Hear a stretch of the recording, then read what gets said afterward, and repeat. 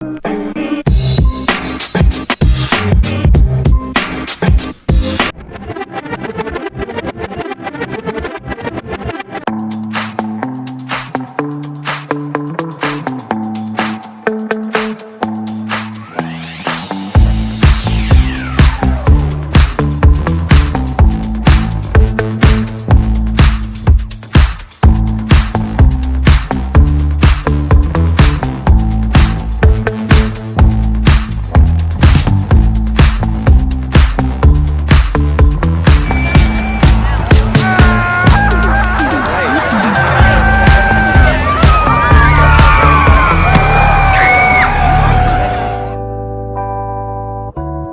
superpowers get neutralized, I can only watch in silence. The famous actor we once knew is looking paranoid and now spiraling.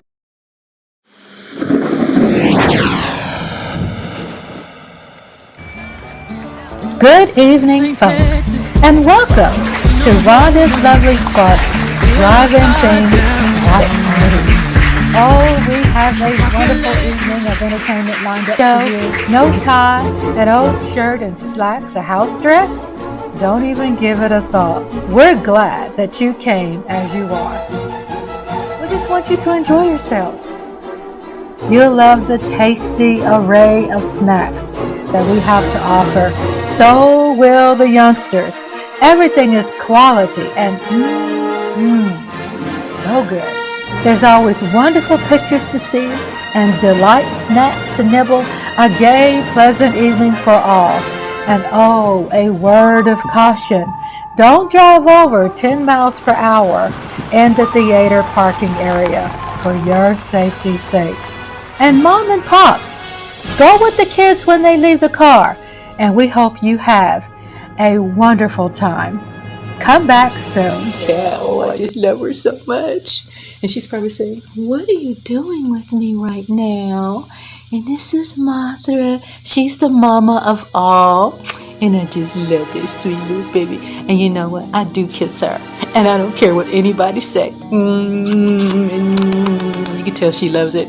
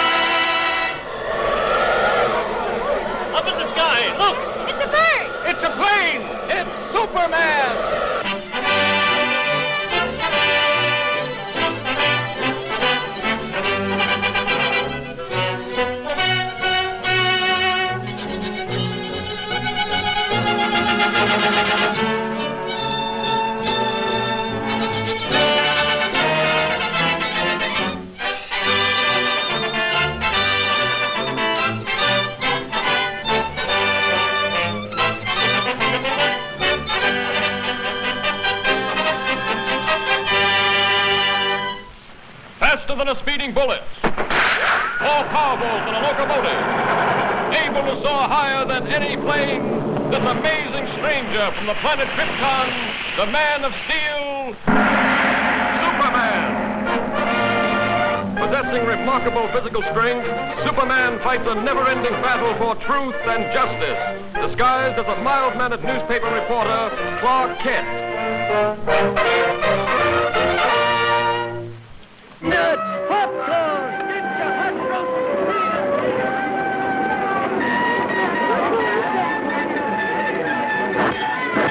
All right, folks, only a dime. 1/10 of a dollar. You're just about to witness the most amazing sample of Texicorian art the world has ever seen. Sorry, old fellow. Fine thing. Ace newspaper woman scares monkey. Ace newspaper woman reviews circus. What an assignment. Yeah, too bad, Lois. Looks like a great night for a murder or fire or something. Hurry, hurry! hurry! Step right up and That's get your cue, ticket, Lord. folks. The See you show's later, about the to officer. start. Only a few minutes before the performance begins. So hurry!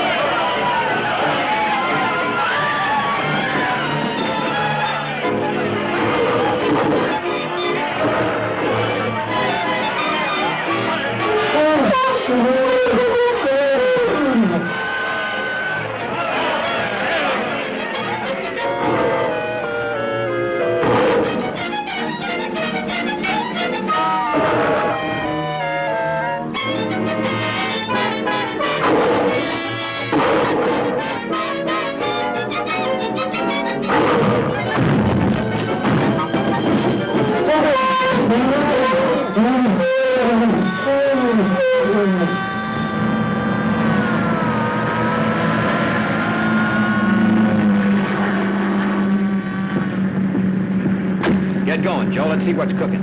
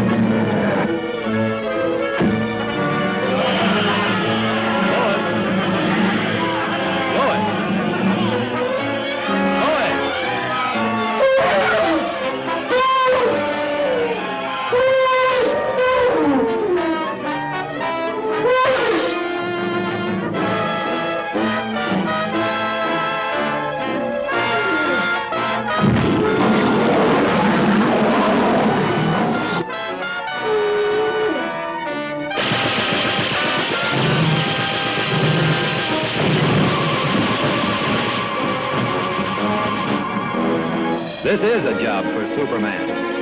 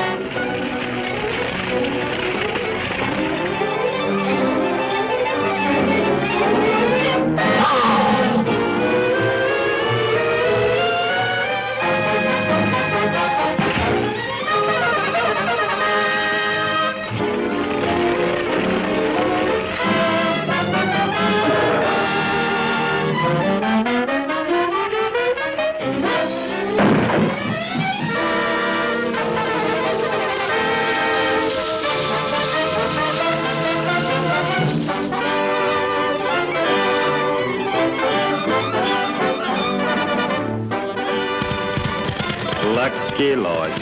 Always gets her story. And luckily, she lives to ride it. Thanks to Superman.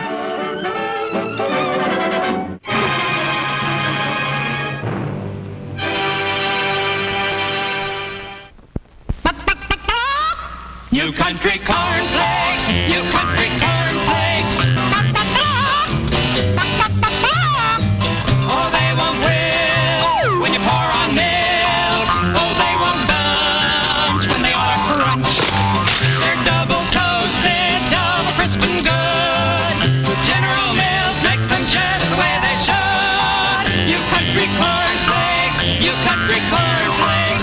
Some fields of corn, so majestically waving that they won't will when you pour on milk. Double toasted cornflakes made with rice. So buy our cornflakes, you country cornflakes, you country cornflakes. Please buy our cornflakes, you country cornflakes, you country cornflakes, you country cornflakes. They're made from corn.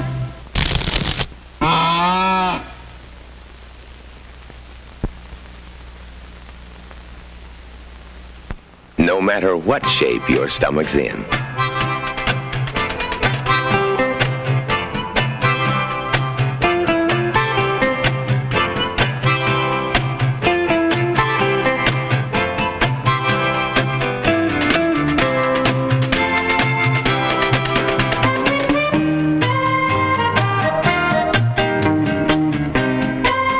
No matter what shape your stomach's in, when it gets out of shape, take Alka-Seltzer. Alka-Seltzer relieves the flutters, calms the nervous feeling, relieves heartburn, relieves the stuffy feeling, and relieves a headache. Better than any other antacid. Better than anything you can get without a prescription. Anything. Alka-Seltzer. It's the best. On any stomach.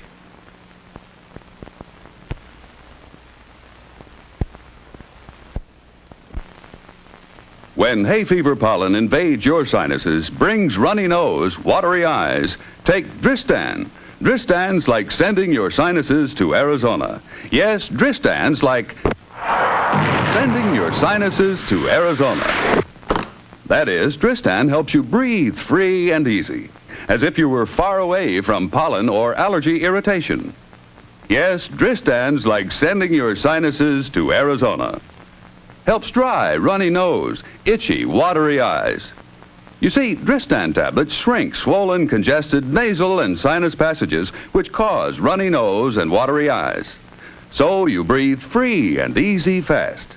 So when pollen invades your sinuses causing hay fever miseries, don't wish you could be in sunny, dry Arizona. Just remember, Dristan's like sending your sinuses to Arizona. Get Dristan decongestant tablets.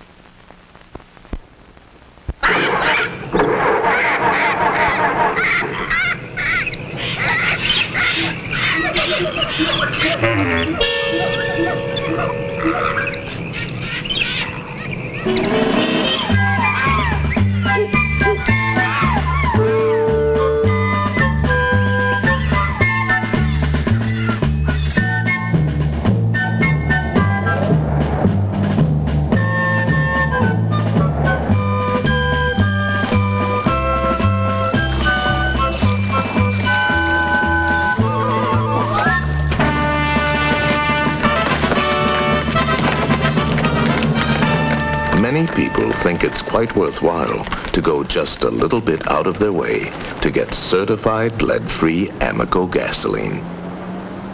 You expect more from American, and you get it. The American Oil Company.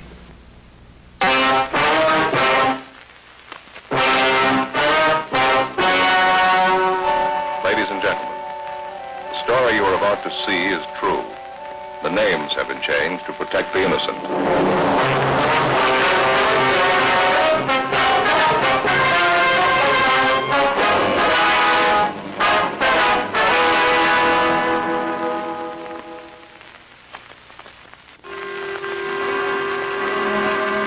This is the city. Steel, wood, and stone. It's a big animal with a big appetite. It takes a lot to keep it going. You waste a lot, you use a lot. 600,000 kilowatt hours every day. It's carried in over high voltage lines from Boulder Dam, 400 miles away. They pipe in the water from the high Sierras. The city swallows up 500,000 gallons every 24 hours. And there's the business of transportation. Some of it's handled this way. Streetcars and buses carry 1 million paying customers every day. In my job, the customers ride for nothing. I'm a cop. It was Thursday, November 28th. It was raining in Los Angeles. We were working the night watch out of homicide. My partner's Ed Jacobs. The boss is Captain Lorman. My name's Friday. It was 11:35 p.m. when we got to 1640 Norwich Avenue. The call had come in from the superintendent of nurses, Mercy Hospital. According to her, nobody seemed to know how it happened. The hospital nursery was left unattended for 90 seconds. In those 90 seconds, a newly born baby was taken from his crib. Why he'd been taken, we didn't know. Who'd taken him, we didn't know. There was only one question in our minds. How long could a 3-day-old baby survive in the hands of a kidnapper?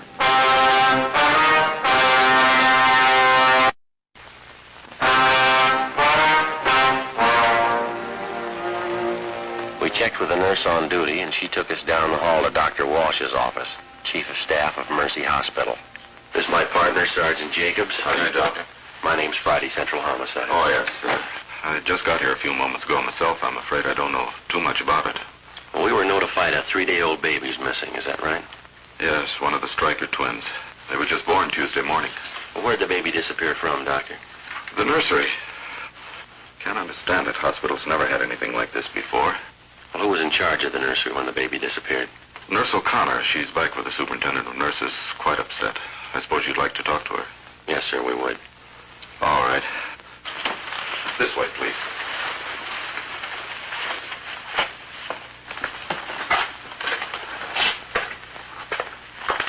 I just can't understand it. I've never heard of such a thing. How could a baby disappear like that? Have the parents been notified? The father's on his way in now. We haven't told the mother yet.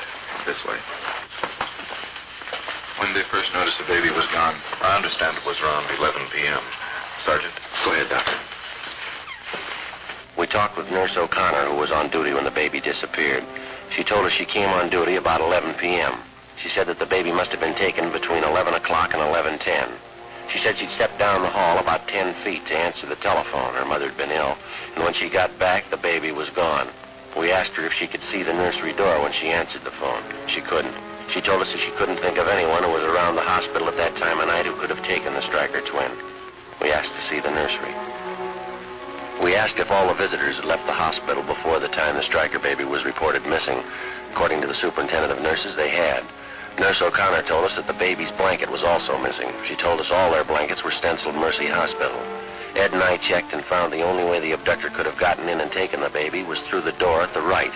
Dr. Walsh told us that after 10 p.m., only the main entrance to the hospital remained open, and that there was a nurse on duty there at all times. Midnight. A 3-day-old baby was missing from his crib in the hospital nursery. That's all we knew. How did it happen? Why did it happen? We counted the possibilities. The baby could have been taken for ransom. Somebody wanted revenge on the Stryker family and decided on the baby as the best means. Maybe somebody just wanted a child. Somebody mentally unsound, a maniac, a deviant, maybe an accident at the hospital. Somebody wanted to cover up. Possibly one of the parents or their families had a motive. Maybe somebody just wanted the child dead. We checked the office, got an APB on the Stryker baby and a description of the blanket and clothing. Details were alerted at the bus depots, railroad terminals, the airports, all public transportation facilities. Steps were taken to notify doctors, hospitals, sanitariums, anybody and any place where a 3-day-old baby might be taken. The entire area around Mercy Hospital was canvassed. No further information. The baby's crib was dusted for prints. No leads, no physical evidence. The investigation continued. When George Stryker, the father of the missing baby, arrived, Ed and I talked to him in Dr. Walsh's office. We asked him if any member of his family or one of his friends could have had any reason to remove one of his twins from the hospital. He told us no. He gave us his assurance that in case anybody should contact him regarding money for the return of his baby, he would notify us immediately. Hi. Want to have a look back here? I think we got something. What's that? Gil and I were the night watchman out and back. The side of the hospital faces on Stacy Avenue. There's 2 doors there. They both face on the street. Yeah. One of them's open. Come on. Together with Ivers and his partner, Gil Encinas, we went back and examined the side door which faced on Stacy Avenue. The latch was obviously faulty. It took only a slight pressure to open it. We traced an imaginary path from the open door to the nursery. Well, there wasn't much doubt about it. It could have been possible for an abductor to enter the hospital, make his way to the nursery, take the baby from its crib in the absence of the nurse, and leave by the same door without having been seen.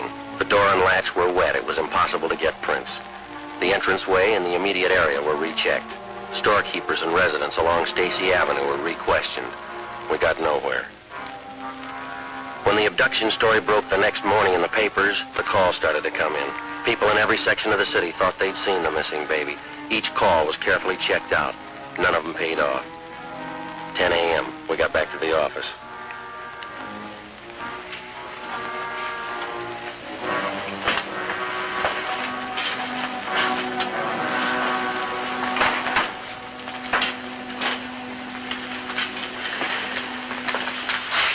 Must be getting old, Joe. I can't seem to take those all-night sessions like I used to. Yeah, I'm pretty tired, too. I don't know, I think I drank too much coffee again. Me too. Sour stomach. Hi, fellas. Hi. Hi. The stats office come up with that run for us yet? No, they're still working on it. It's starting to rain again outside. Guess Ed and I just missed it, huh? Yeah. How about that San Berdue call? Oh, they called back. They picked up the woman when she got off the bus. He checked her and the baby out. She lives in San Berdue, and the baby belongs to her. Nothing else, huh? No, all checked out. See you later, huh? Come on, Gil. We'll see.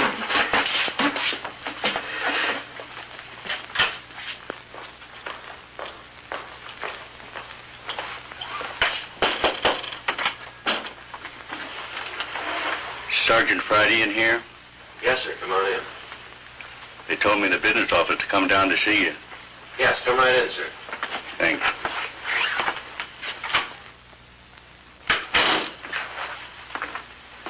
My name's Wallace. I'm a desk clerk down at the hotel on 11th Street, Bluebird Hotel. Yes, sir. I got some information that I'd like to talk to you. All right, sir. This is my partner, Sergeant Jacobs. How do you do? What's the information about, Wallace? Well, I got hold of a paper this morning, read about that baby missing. I imagine those people are pretty worried about the kid. Guess they'd like to get all the information they can. Yes, sir, they would. Looks like that hospital's in a jam, wouldn't you say? What's the information about, Wallace? I guess those parents could sue the hospital if they wanted to, I suppose. Well, now, all we're interested in is finding the baby. Can you help us there? I don't know for sure. What are you trying to tell us? Have you seen the baby? Well, I may have. Do you happen to know if they're offering any reward for information? Well, I don't know where it'd come from. The father's a working man. Oh, now, don't get me wrong, Sergeant. I don't expect anything for any information I give, but, well, I don't make too much at the hotel, you know. And if they wanted to show their gratitude in some way, just thought I'd mention it, they might want to thank me in some way. Yeah, well, they'll thank you, Wallace. Don't worry about that. Now, what's the information? Well, you know I didn't mean anything by that. Anybody'd be glad to help out in a case like this. What I come to tell you was a woman and a young baby checked in the hotel last night when I was on duty. What time did they check in? I think it was about midnight. Woman didn't have any baggage or anything. One little blanket around the kid. When I saw that story in the paper this morning, I got suspicious. Is the woman still registered at the hotel? She was when I left. That was about an hour ago. What name did she register under, you remember? No, I don't, but it's in the register. You can check if you want it. Where is the hotel? 11th and Charleston, right on the corner. I'm sure it must be the kid you're looking for. Say, I hope you haven't got me wrong. How do you mean? Oh, about the reward, you know. I don't expect anything. You have to be a heel to take money for this. Hope you haven't got me wrong, huh? No, sir, we haven't got you wrong. 10:35 a.m. Together with the desk clerk, Wallace, we drove to the Bluebird Hotel on 11th Street.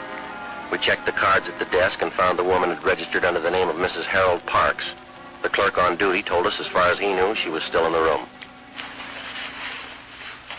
It's a great place to bring a 3-day-old baby, isn't it? Well, at least it's dry out of the rain. This way, Sergeant. This is it.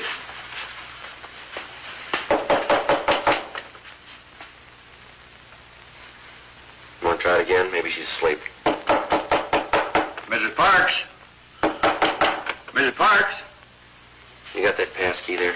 Yes. All right.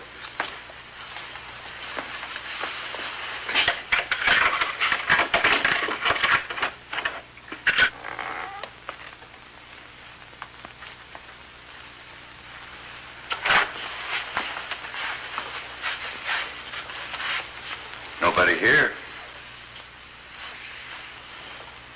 Ed, you want to check in there? All right.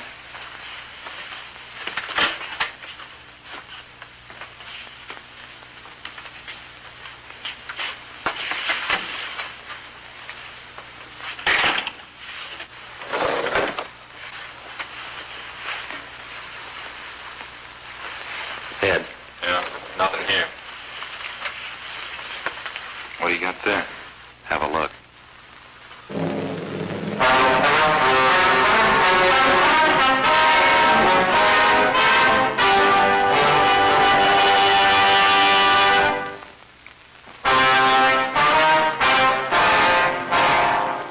Friday, November 29th, 11 a.m.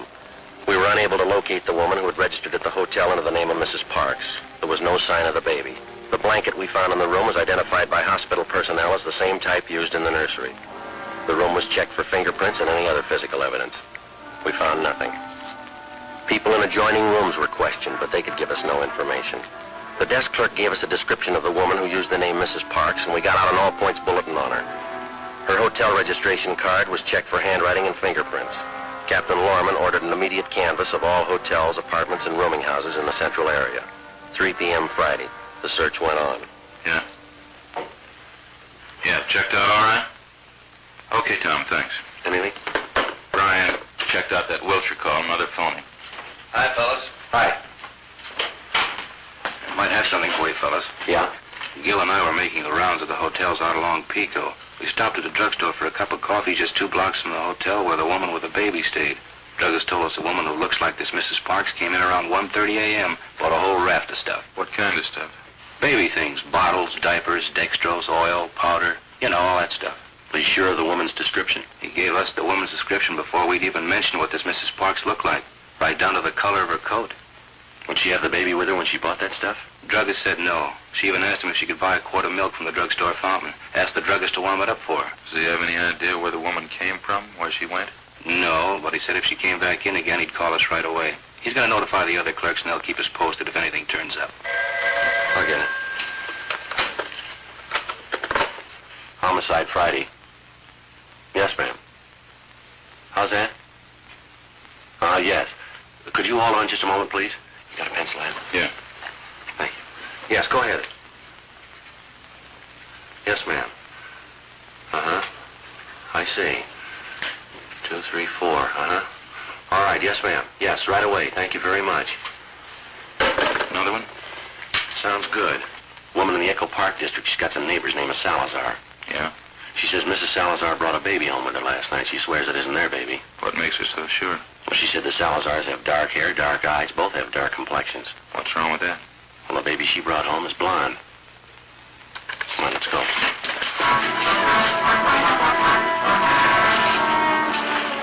Ed and I got in the car and drove to the Echo Park district. This could be the real thing, or it could be like 100 other calls we'd received in the last 12 hours. When Ed and I arrived at the Salazar home on Wonderland Avenue, we noticed several other cars parked in front of the house.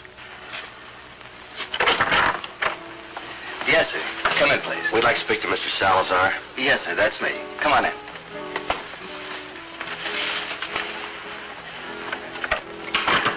Come on inside. Let me fix you a drink. You're late, huh? Can I take a hat? No, thank you. We're police officers, Mr. Salazar. I'd like to ask you a few questions. Oh, what's the matter? We making too much noise for the neighbors? No, it's not that, sir. I'd just like to ask you a few questions. Is there someplace where we can talk? Well, I have to take care of the guests. You know, we have this party here. My son was baptized today, my first son. That's why we're having a party. Well, we're sorry to interrupt, Mr. Salazar. This is pretty important. Won't take very long. Well, all right, I guess I can get along for a few minutes. Back in the kitchen, probably the quietest place. This way. Papá, ¿dónde vas? Ven aquí. Te echamos mucho de menos. I miss you, too. You go ahead and have a good time. I'll be there in a minute. Muy bien, papá. Muy bien, papá. We're having a very nice party. You sure you won't have a drink? No, sir, no thanks.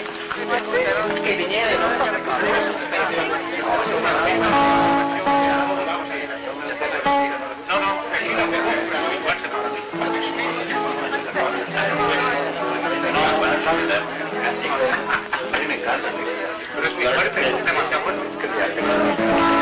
Sabe que la vida es muy corta y de calidad es muy larga. Beber para estar contento, ¿no? Naturalmente.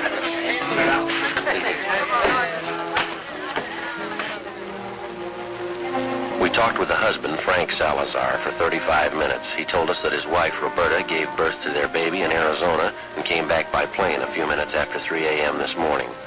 We asked to talk to Mrs. Salazar, and he said she was taking a nap and would be down shortly. We asked to see the baby.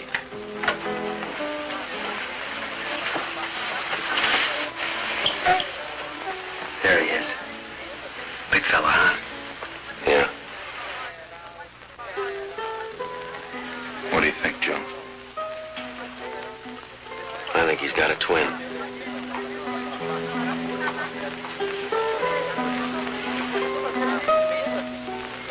At 5 p.m., Harlan Stahl of Leighton Prince arrived at the Salazar home.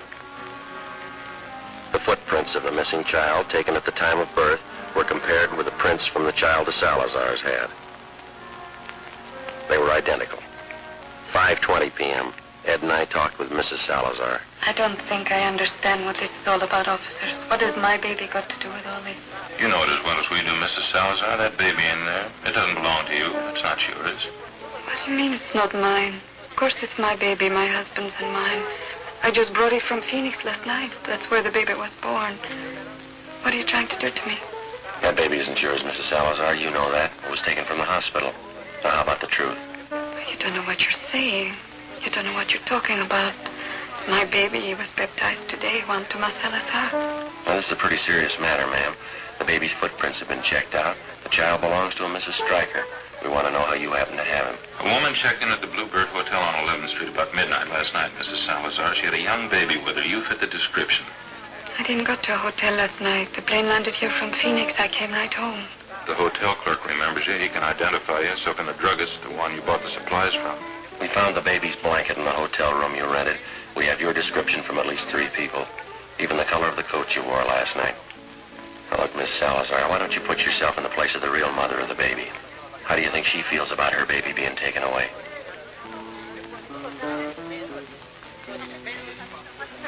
Mrs. Salazar?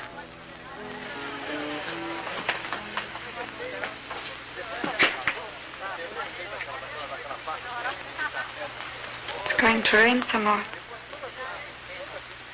Rain is nice, isn't it, officers? We thought it might spoil the party, but it didn't.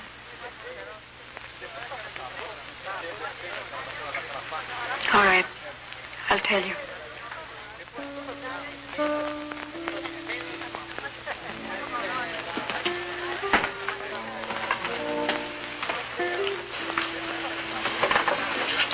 I'm tired. I know you'll understand. Yes, ma'am. 11 years next month, Frank and I were married. I don't have to tell you, we want a baby. Frank always wanted a baby, but no more than I did. It's what we live for. Baby of our own. Yes, ma'am. Boy or girl, we didn't care. But we didn't have one. For 11 years, we didn't have one. Then last February, the doctor told me, he said I was going to have a baby. I was going to have a baby. Frank was so happy he didn't know what to do. It's like that, you know, Sergeant, when you look for something for so long. Yes, ma'am, I understand. A month before the baby was born, we thought it would be better if I went to my friend's place in Phoenix, Arizona for the winter. It's warmer there, you know. Frank thought it would be nicer for me and the baby. A week ago from today, that's when my baby was born. Frank's baby and mine. Your husband was still in Los Angeles? Yes. He tried to come to Phoenix, but he had to work. So I had my baby alone. It was a boy. My friend was with me. She'll tell you it was a boy. Yes, ma'am. I remember waking up and calling for them. I kept calling for them to bring my baby. It was a long time and I kept calling. I wanted to see my baby. I don't know how long it was, but the room was dark all the time and I kept calling. Then they finally came, and the doctor too. And he's the one that told me. The room was dark, I remember. The shades were down. He said my baby was dead. He just said the baby was dead and he just didn't know why. The baby was dead. Yes, ma'am. He looked just like his father, I know that. But they told me he was dead. I don't remember much after that. I got out of the hospital, then I took the plane and came back here. It was dark and it was raining, but I walked around. I walked up and down. I was thinking what I could tell Frank. What was there I could tell him? The baby was dead, that's all I could say. Then I walked past the hospital. I walked into the little courtyard, and I could look up and see the babies in the nursery through the big window. That was Mercy Hospital, ma'am? Yes, and it was raining. And I could see all the babies inside, warm and in their cribs. And I wanted just one of them. Just one. I went in the side door and I found the nursery. When the nurse was gone, I took him and left. My baby. I went to the hotel to keep him out of the rain, and when it cleared a little, I took him home. I took him home to Frank. I took my baby home. That's why you want my baby, isn't it? Because I took him. Because my baby died, and I took him. Everything will be all right, Mrs. Salazar. I think we can straighten it out.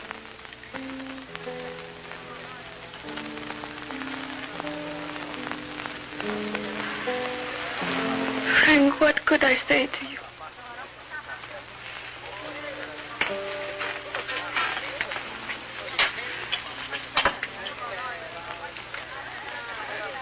Be all right, won't it? Won't it be all right? Yes, I think we can straighten it out. What was there I could say to you, Frank? It'll be all right, honey. It'll be all right.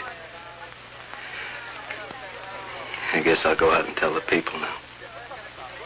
And what can you say to them? What can you tell them? A mistake. The party's over.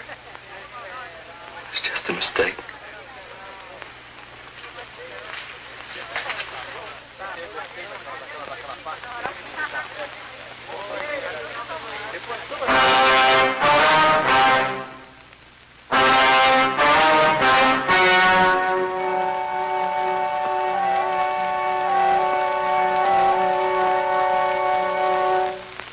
On April 9th, trial was held in Superior Court, Department 89, City and County of Los Angeles, State of California. In a moment, the results of that trial. The suspect was examined by 5 different psychiatrists appointed by the court and found to be under an acute mental strain.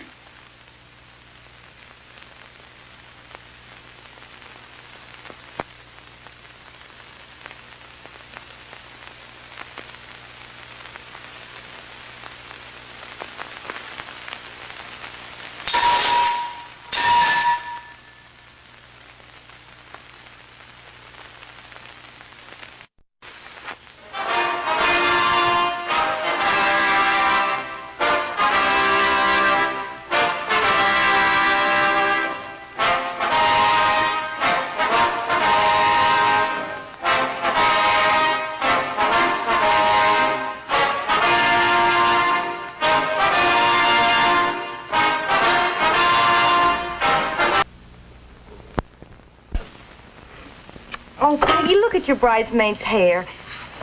And if I shampoo with this, it'll wash the body out. Silly, don't wash out body. Cream in body with Luster Cream Cream Shampoo. Really? Luster Cream Cream's in body. It's got more body-building ingredients than any leading shampoo. Creamy lather. Dreamy body. Looks like you're next. Luster Cream, you've done it again.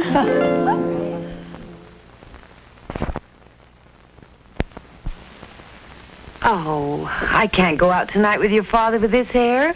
And my shampoo washes the body out. Don't wash out body, Mom. Cream in body with Luster Cream Cream Shampoo. Really? Luster Cream creams in body. It has more body-building ingredients than any leading shampoo. Creamy lather. Beautiful body. New hairdresser, dear. No, new Luster Cream Shampoo.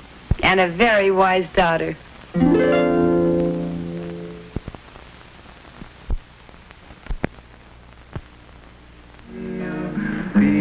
B-I-N-G-O, B-I-N-G-O, and Bingo was his name. There was a farmer had a dog, and Bingo was his name. Oh, B-I-N-G-O,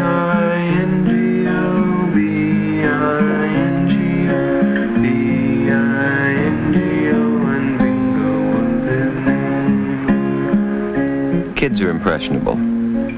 That's why here at this station, we watch the programs and commercials your child watches carefully. He may see bad guys, but not in the role of heroes. And he'll learn that crime doesn't pay. Because your child's welfare is our concern, too. That's part of our code. The code of the National Association of Broadcasters for television and the greater public interest.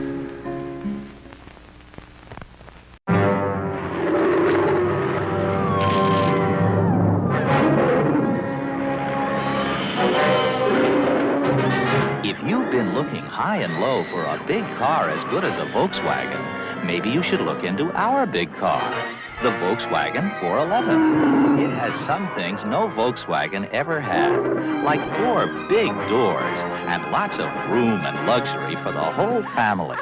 It has some advanced things most cars don't have, like electronic fuel injection, an automatic preheating system, and a big trunk up front. But you don't have to be a genius to drive the 411 because it comes with an automatic transmission also as standard equipment. So now, there's a Volkswagen big enough for just about everyone. The Volkswagen 411 4-door sedan.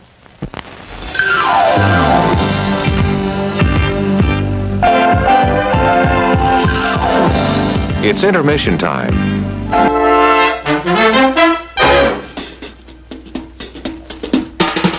Oh, the time is now, the time is here. Now's the time for a bite of cheer. A tasty delight where the price is right. Well, look here, you'll dig this sight.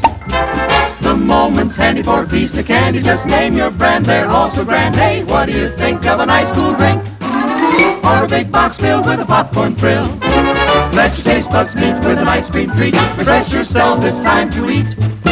So come on, folks, let's join the band as we all head for the refreshment stand. The next show will start in 9 minutes.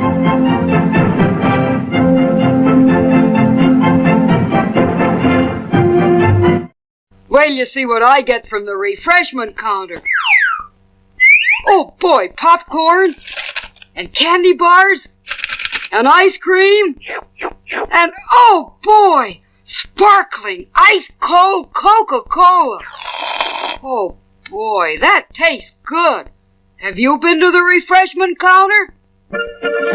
Remember, your favorite snack will taste especially good with world-famous ice-cold Coca-Cola. Savory barbecue beef. Go ahead, fix a sandwich for yourself. Just look at that pure prime beef simmering in that special tangy barbecue sauce. Make a big one, like you do for the customers. Customers? Uh-oh. Well, somebody got it. Have to fix yourself another. Savory barbecued beef. There's still plenty for you at the Refreshment Center. The next show will start in 8 minutes.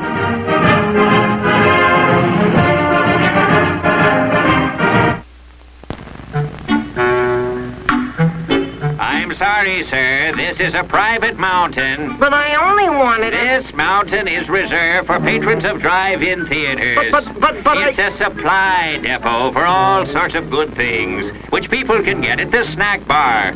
Like soft drinks, hot dogs, good hot coffee, candy bars of all kinds, delicious popcorn, and refreshing ice cream treats. But I am a patron of this drive-in. Well, why didn't you say so? Be our guest.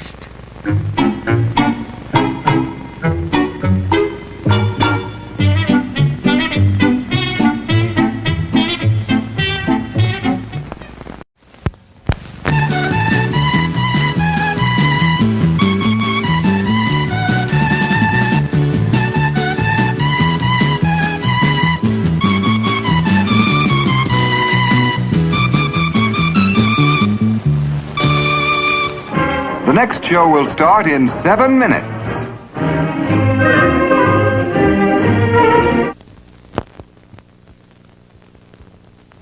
It's time to stretch and fetch.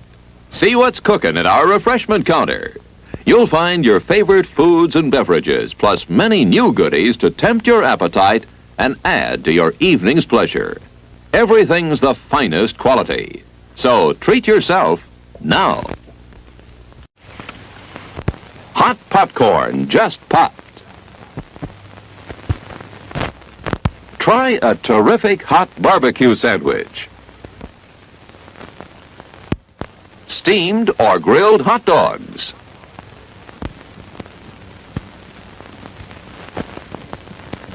Sparkling soft drinks.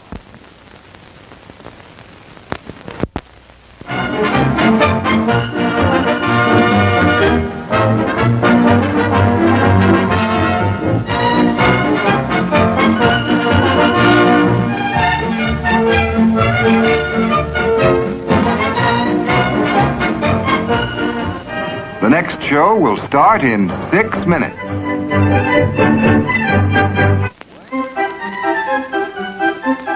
Hurry, hurry, step right this way, folks, for the most extravagant array of refreshment goodies ever assembled under one roof. Enjoy breathtaking, taste-tempting candies of finest quality. Enjoy popcorn, exploded into tender, delicious, crispy bites of crunchy goodness. Enjoy the tops in cool, refreshing soft drinks. If you want to enjoy some refreshments, this is your opportunity. There will now be a short intermission. One of the best treatments we know is a frosty, fresh, bubbling, cold drink, such as you can find at this theater's refreshment center. And we have all of your family's favorite flavors. So for the dry, parched area in the back of your throat, visit your refreshment center for an ice-cold drink. At the sound of the tone, it will be just 5 minutes to showtime. There's still plenty of time to visit the refreshment stand.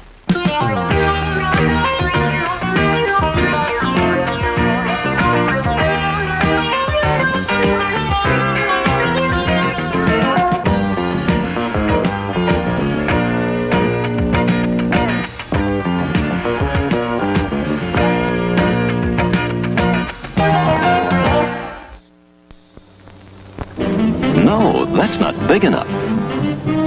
No, that's not big enough either.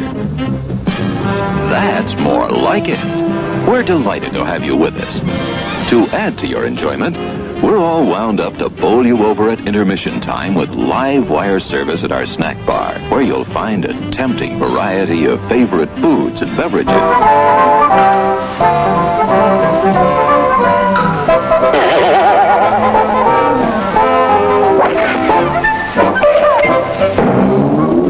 4 minutes to go to showtime. And now, intermission. Refreshment time. The potato chips are extra good. Have some. Steaming hot coffee.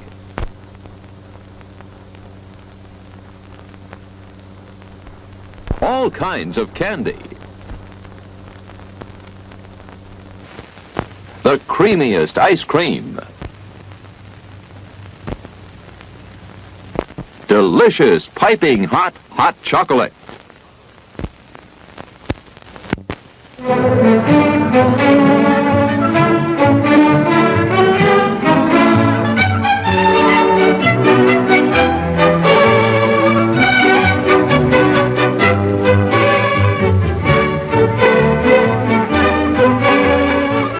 When you hear the tone, it will be just 3 minutes to showtime. Still time to visit the refreshment stand before the next feature starts.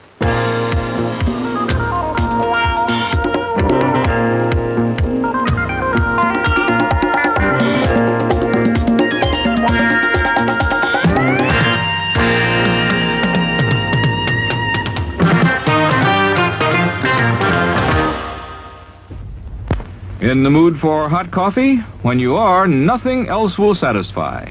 Coffee has a flavor, an aroma, a deep-down satisfying goodness all its own. And our coffee has something extra, the care with which we brew and serve it. You'll enjoy the show more while you're enjoying steaming hot coffee. Come and get yours now.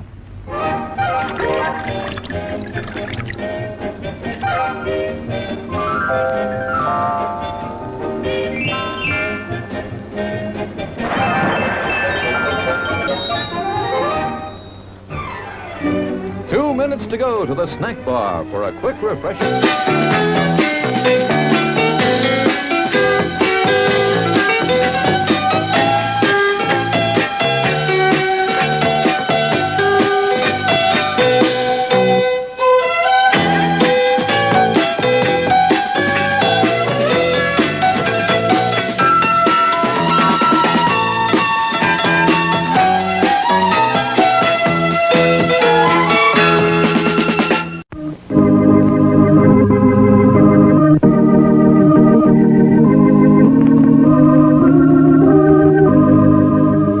Observe the laws of your city, state, and nation. They exist to protect the rights and freedoms of everyone.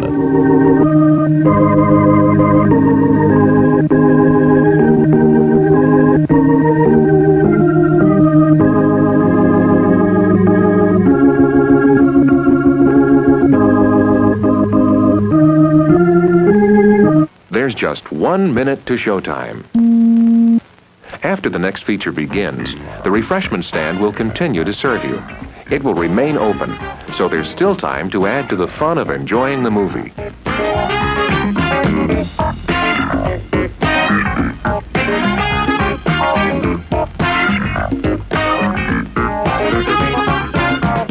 When the show is over, please remember to place the speaker back on its stand. If the speaker is accidentally broken, please let someone at the refreshment stand know about it. We appreciate your coming out to the drive-in tonight. When you leave, please drive carefully. We hope you'll come back again soon.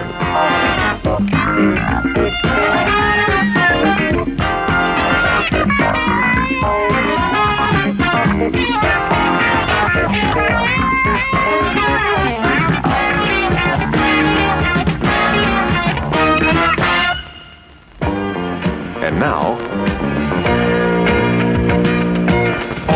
showtime. Hello, everyone. It's great to see you all. I hope you all are enjoying my new format, which will consist of what you saw earlier, more of me being a part of my the things that I'm doing, my live and my videos and my movie watch parties, and also incorporating also something educational, and me putting my my twist on it. And that's what's important about the content is making me in the position where I'm actually taking ownership. The movies that I do are public domain, and I'm adding my commentary. So guess what, everybody? Movie night, let's scream! Slumber party over there, we're gonna party. Come on, baby, get on it. Live chat. I post trivia, polls, fun facts about the movie, about the actors and actresses, and found out there's just some whole lot of juicy stuff going on. But also, everybody, go ahead and subscribe to this channel. And I also post, probably during or after every movie, I post vintage car trivia. So the cars, if that information is accessible, then I will post vintage car trivia You know, I'm excited. Aren't y'all excited about movie night? Oh my gosh. Oh my gosh. I just love it. Let me share some information with you that I'm just chilling right now and have my legs crossed, relaxed. I have my husband's flowers that he bought me and just have the lights dimmed. Martha is sitting right over there and got my Cowboy Nation hat out. Oh yeah. So let me get down to the movie. We are tonight is movie night.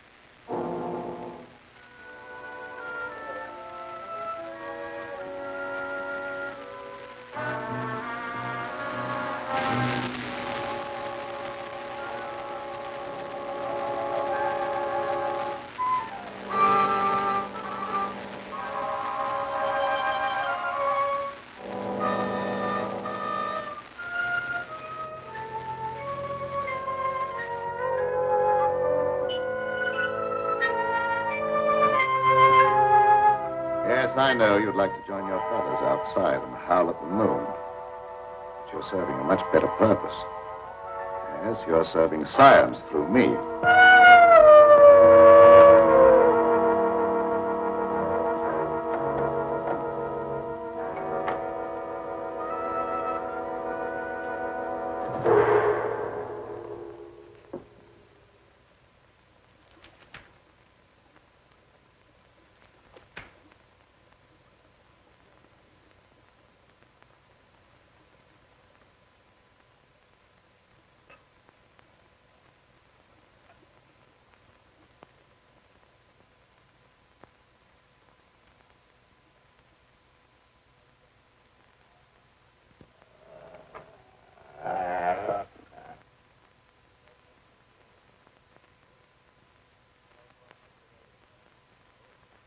Are you quite comfortable, Petra? Sure, Doctor. You're not afraid? I ain't got no reason to be afraid. Yeah, that's right, Petra. There's nothing to be afraid of. Nothing at all.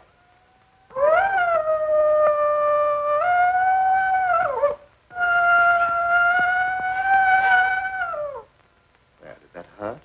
No, that was just like a pin sticking me. How come I have to have these straps on, Doc? Well, you see, Petra, I'm trying a new formula. I wouldn't want you to make a sudden move and fall off the couch. Now, don't worry. It'll only be for a little while.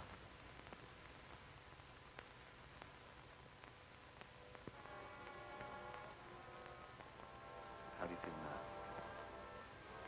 I feel just like I always did when you stick me with that thing. I'm kind of sleepy. I want to sleep now.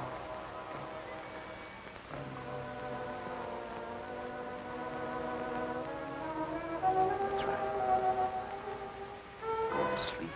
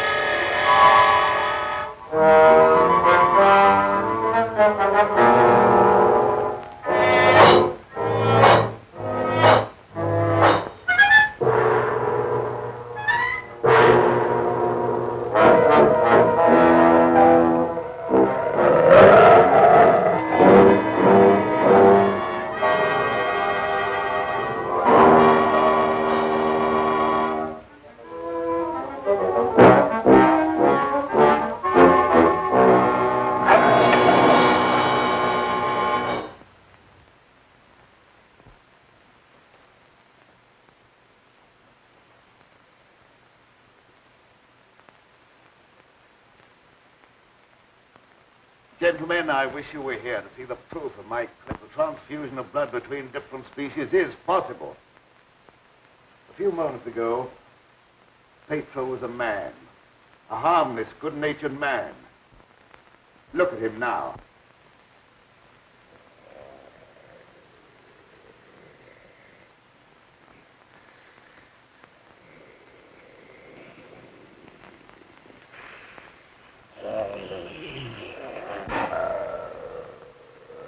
He's no longer human.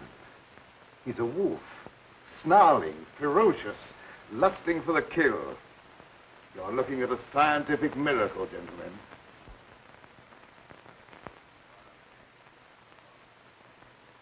You're a madman, Cameron. Your claim is ridiculous. That's exactly what you said in the newspapers, isn't it, Professor Blaine? That I was a madman, not fit to occupy a science chair at the university. Perhaps you'll change your mind one day, soon, when Pedro tears at your throat. Poppycock. You may laugh if you want to. But look!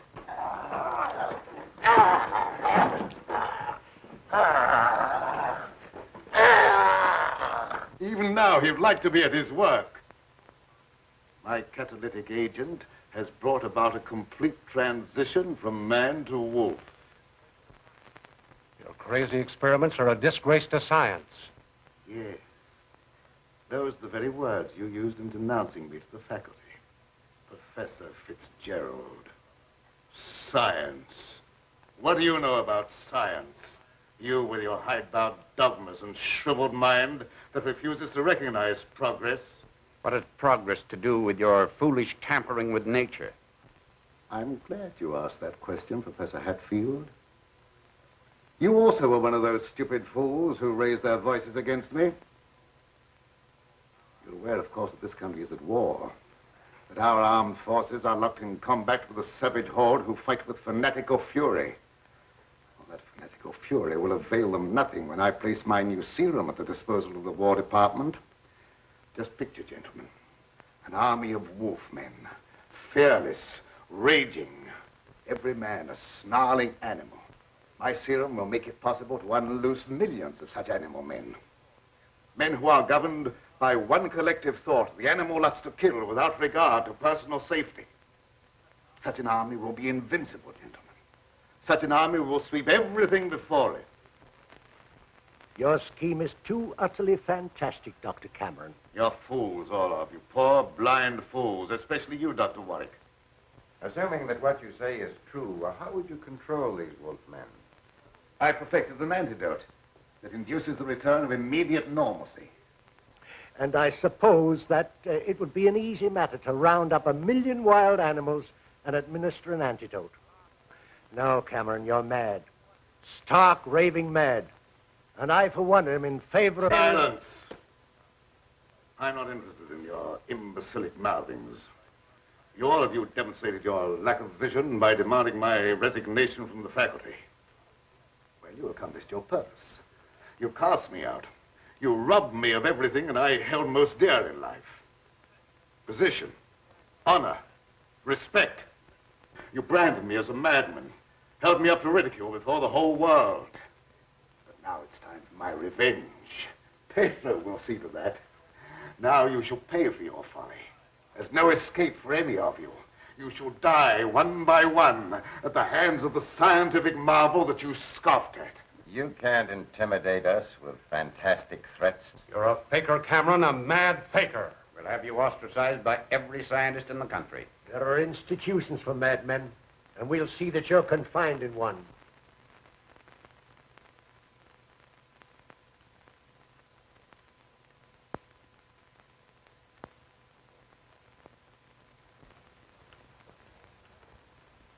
You will see, gentlemen. You will see.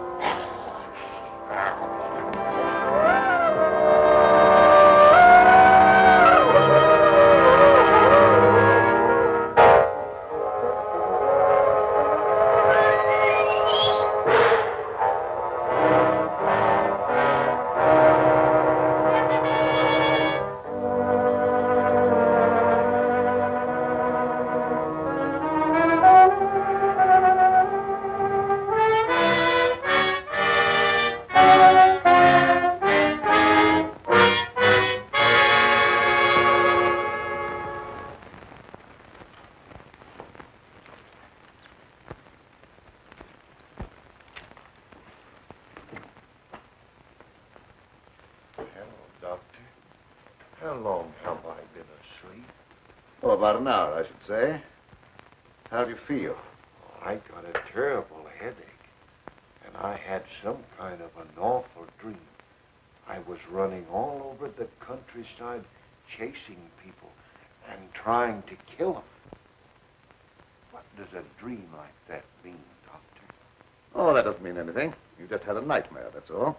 But why should I be trying to kill people, even in my dreams? I ain't got nothing against nobody. Well, let's not talk about it anymore. Go to bed. Our work's done for tonight. All right.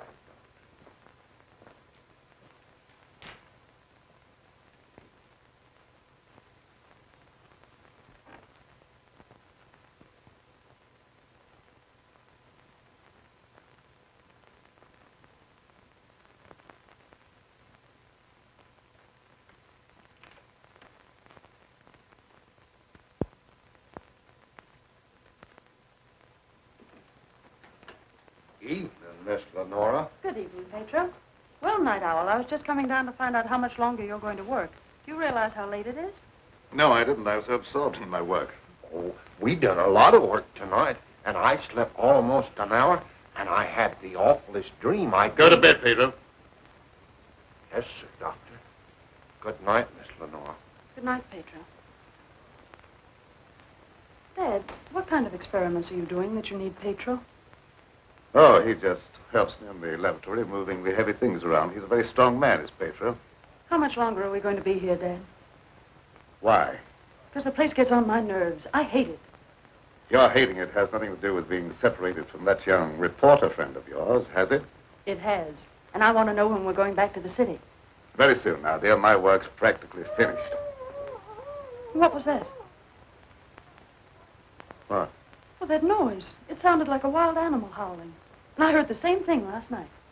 Oh, that's probably some dog in the neighborhood. Dogs do howl, you know. You mustn't let things like that upset you. Now, come along, dear. Even a scientist needs sound sleep. I shall sleep very soundly tonight.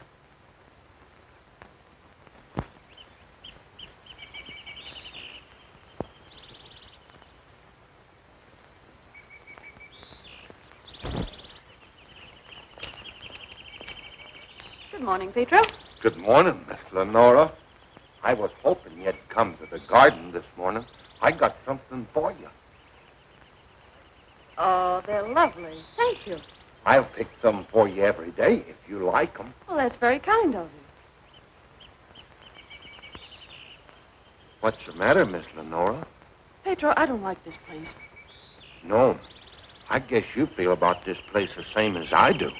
I'm afeard of it. Especially at night when the mist comes up out of the swamp. Of course, it's all right when the sun's shining like it is this morning. Are there any wild animals around here? Oh, yes, there's lots of them. How come you ask? Oh, I was just curious. Say, Pedro, what do you do when you work with Dad in the laboratory? Well, I don't rightly know. Besides, I ain't supposed to tell nothing. Your pop made me promise. Oh, well, you can trust me. I wouldn't tell anybody. Well, No, I ain't saying nothing. Morning, dear. Good morning, Dad. You sleep well? Yes, very well. Well, look at the flowers that Pedro gathered for me. Very pretty. I'm afraid you'll have to give up your gardening for the time being, Pedro. I want you in the laboratory. But, Doc, if I don't keep at this stuff, how am I ever going to make it look pretty? And I like pretty things. We shall leave this place long before you're able to beautify it. Gardening really isn't very important. Come along with me.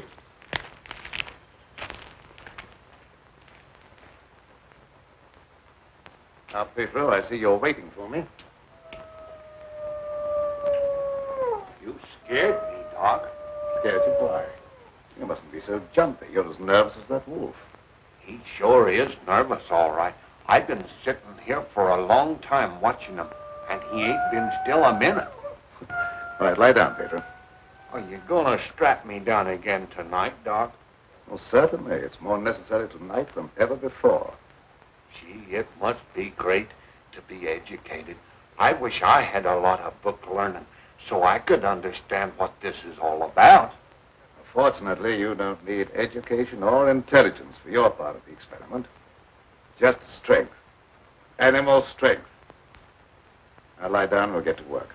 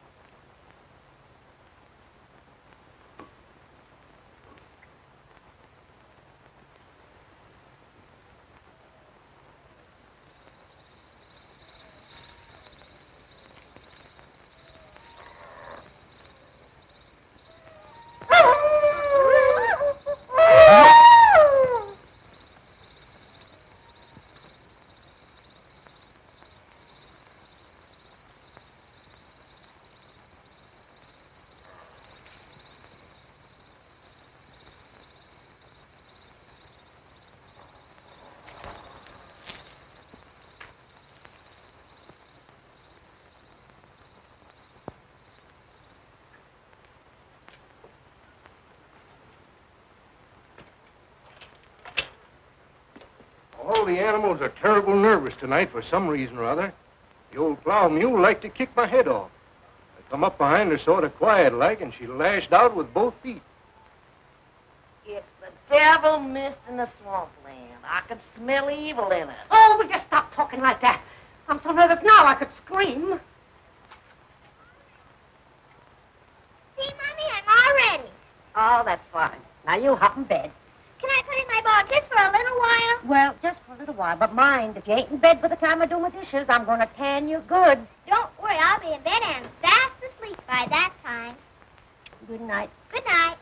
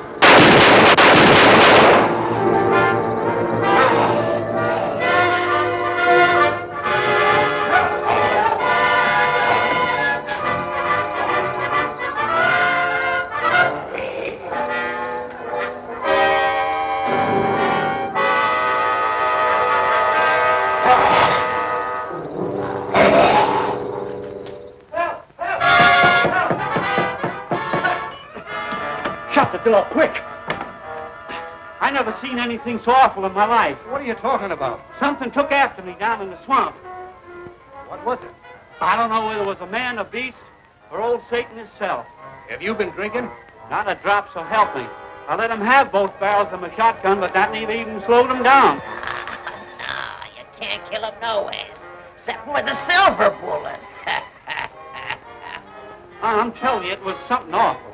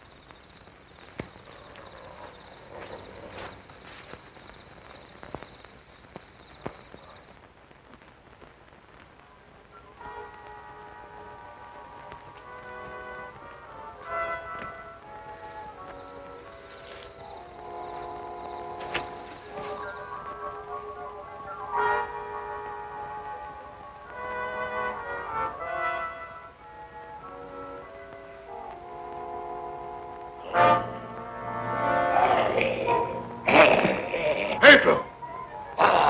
Lie down on that couch. Lie down!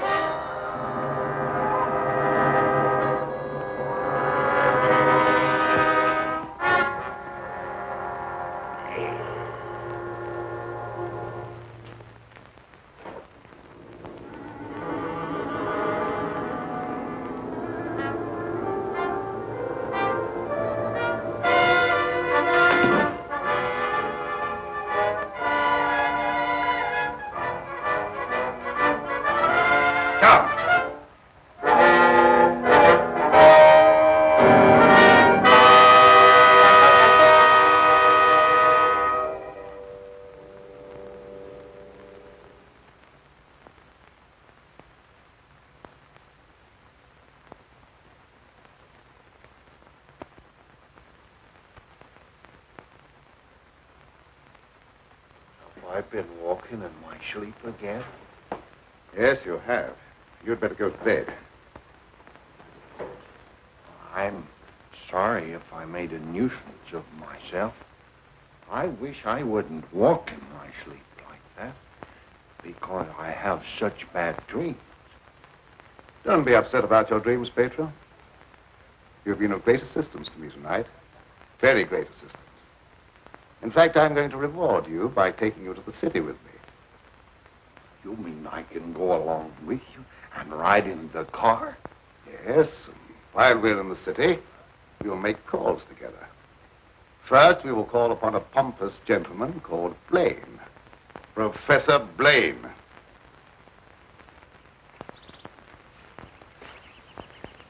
Good morning, Pedro. Good morning, Miss Lenora. Will you do me a favor? You know I'd do anything for you. Well, I want you to mail this letter for me when you go into the village, and it's already stamped. Yes, ma'am. I'll take that letter. Dad. Give me that letter. So you couldn't wait till my work was finished. You felt you had to write to your reporter. Well, I just wanted to tell him that I was safe. If you remember, you made me go away without even saying goodbye. There was a reason for that, my dear, a very good reason. See anything of him? No. Not much use looking now. It's daylight, and he only prowls at night. Maybe he's seen something. Yeah, thanks for that. Good morning. Why all the armament? We're looking for a wild varmint what killed a little child. Been looking all night. You mean someone was killed by a wild animal? Yeah, my little girl. Oh, how terrible. How did it happen? It come in through the window. My wife said the window was closed, but she must have been mistaken. Didn't try to take the baby away or nothing. It just seemed to kill just for the love of killing. Did anyone see the animal? Jed Harper did. He said it walked on its hind legs like a man, but that don't make sense. I don't care whether it makes sense or not. I know what I seen. Come on, man, we got work to do.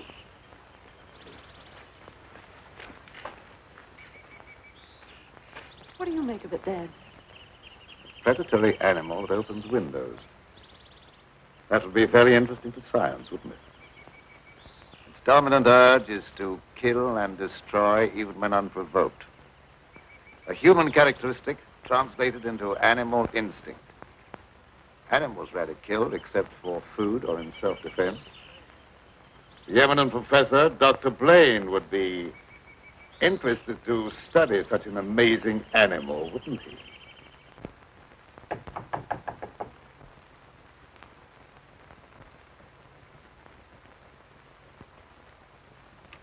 Well, come on in, Tom. Glad to see you. Good evening, Dr. Blaine. I came in through the garden so as not to disturb your housekeeper. Sit down. Even if Martha has dozed off, which I think she has, a full alarm of fire wouldn't disturb her. I have a faint suspicion that there is something besides my housekeeper's welfare on your mind. What is it? Well, I'm after a story. Well, quite a novel pursuit for a newspaperman. An AP dispatch from Ashton down in the swamp country tells about a child being killed by a wild animal. Well, that's a tragic thing. Yes, a neighboring farmer saw the brute and swears that it traveled at a terrific speed on its two hind legs. I understand they make a very potent corn liquor in that district. Oh, no, it's nothing like that. I've a hunch there's more to this story than just a jug full of corn liquor. I hope that you could give me an angle I could work into a Sunday feature. I don't know what you mean by an angle. The possibility of the survival in the depths of the swamp of some of those overgrown lizards that used to be headmen on Earth. I understand they traveled around on their hind legs and made our present-day public enemies look like horticultural specimens. No, I'm sorry, Tom. I can't lend myself to that sort of sensationalism. True science, the search for knowledge, is on a far higher plane than that. It is worthy of being treated with dignity. And I feel that I owe an obligation to the people who respect my opinion. Your angle, as you call it, on prehistoric lizards is utterly fantastic. I'm sorry. I didn't know I was getting into such deep water. Well, I'll hang my head in shame and slink away. No, no harm's done. Don't take it so to heart. Put your feet up on the desk and stay for a while. Well, I can't now. I've got to get back to the office. But I'll drop around again. Thanks very much for the information. I didn't give you very much. See you again, boy.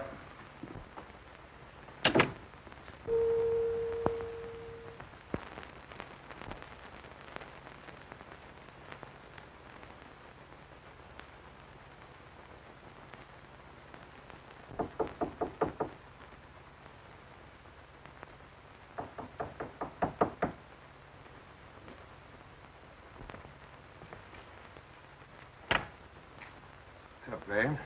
Surprised to see me? Yes, I confess I am. Come in. Sit down. Thank you.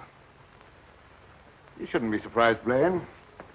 I told you that I'd come back when I could prove my theory to your complete satisfaction. You say you've proven that wild theory? Well, I'm here. You don't think I enjoyed your comments so much that I came back merely to hear you repeat them? Any comments I made were an expression of honest opinion. I will retract any statement proven to be untrue. Do you think that will cancel your obligation?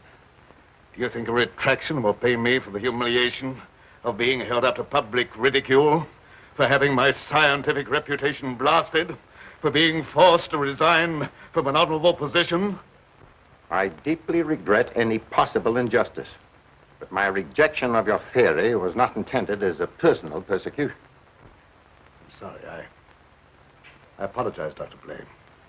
I suppose we're all prone at times to lose sight of the true perspective. Well, let's say no more about it.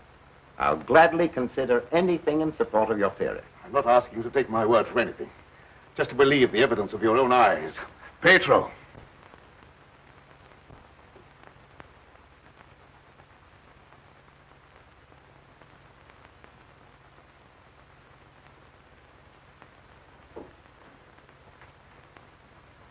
Pedro, you sit here. This is my guinea pig.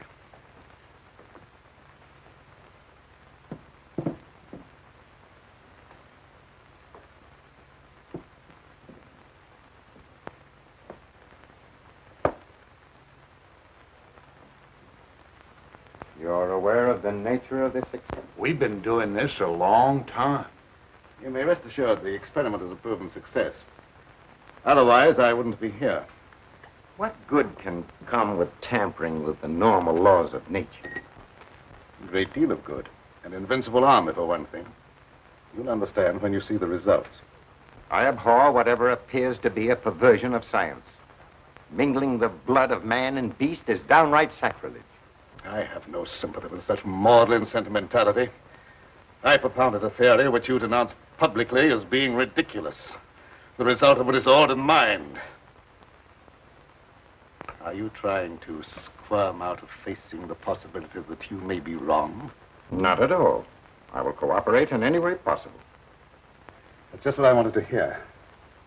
I've given him one injection to prepare his blood for the transfusion. He'll need another in exactly 20 minutes.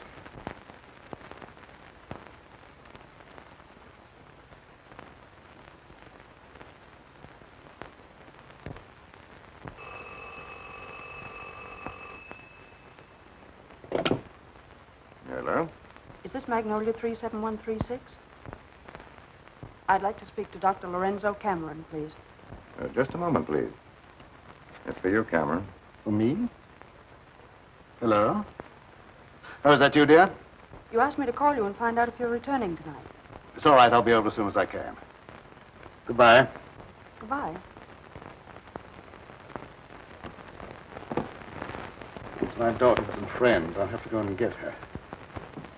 I shan't be long. What about the second injection? You said it had to be given in 20 minutes. Oh, yes, the injection. I may be able to make it. If not, I wonder, Doctor, whether you'd do it for me. Why, yes, I guess so. That's very, very kind of you. Pedro, you stay here and don't bother Dr. Blaine. No, sir, I won't bother. Of course, it's quite possible, Doctor, if I don't get back, that you could ensure the failure of this demonstration by forgetting the injection. I'll have to take that chance. Don't worry. Even if I lacked a sense of honor, pride would hardly allow me to stoop to such a level.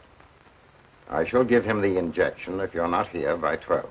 At 12, precisely.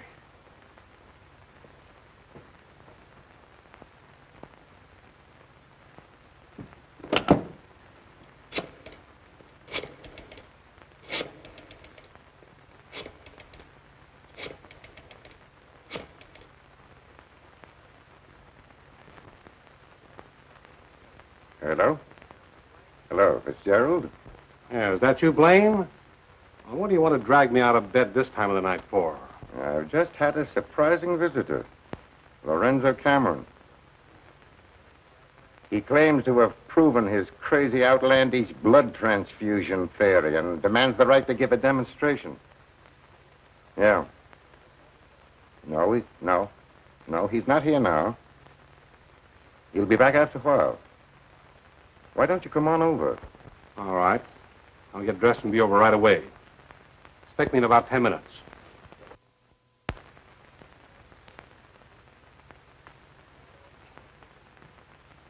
Are you at all familiar with the work Dr. Cameron is doing? Oh, no, sir. I'm just handyman around the place. Nobody, not even Miss Lenora, knows what he does. Oh, his daughter is still with him? Oh, yes, sir. She's with him. But I think she's lonesome. She seems to be grieving about something. Oh, that's an outrage. Cameron has no right to accept such a sacrifice from her. Oh, I don't like being a busybody, but she's such a fine girl, and a certain young man is just the tonic she needs to make her happy. Where do they live? Dr. Cameron rented the old Danfield homestead house about 4 or 5 miles from Ashton. It was a fine place, but ain't been nobody lived there for a long time, and the weeds kept growing closer to the house till they about swallowed up everything.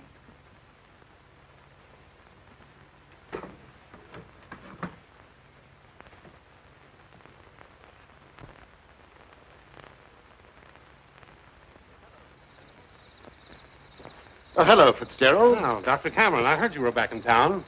Blaine just told me that you wanted to demonstrate the proof of your blood transfusion theory. He exaggerated when he mentioned demonstration. I told him I could prove my claim. But I don't think Professor Blaine is in a cooperative frame of mind. That's why I came to you. What do you want me to do? I'd like you to be present when I talk to him. All right. I'll take a walk over with you. You know,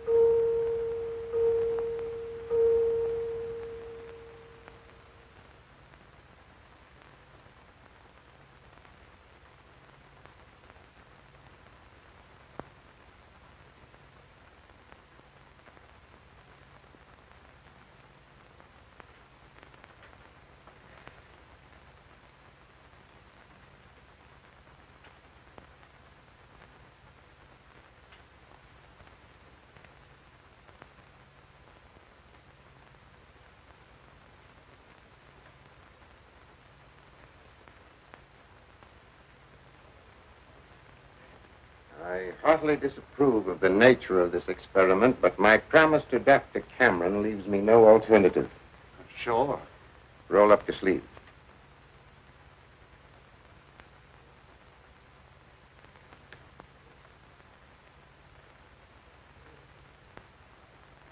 How do you feel? Just like I always do.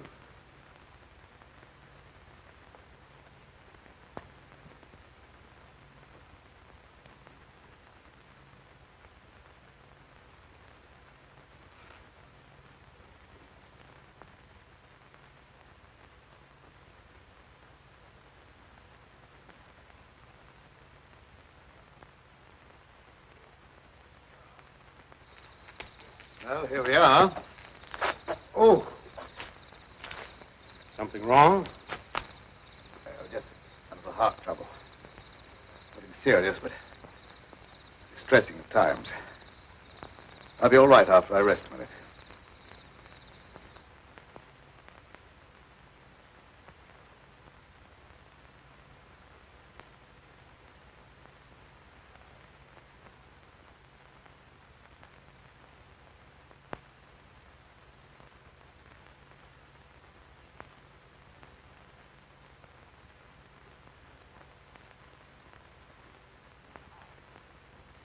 Maybe we better go in the house.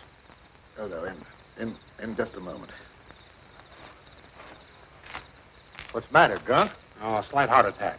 Want me to call an ambulance? No, I don't want an ambulance. I'll be all right in a minute. Oh, just trying to help.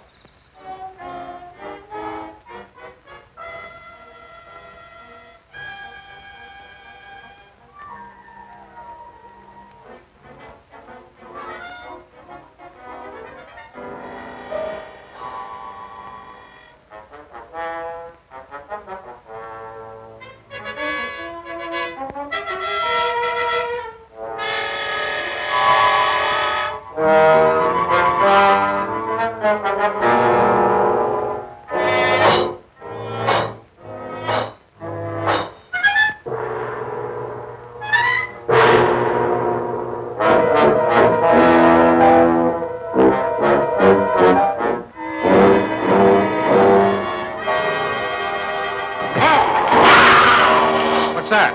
Sounded like come from the house.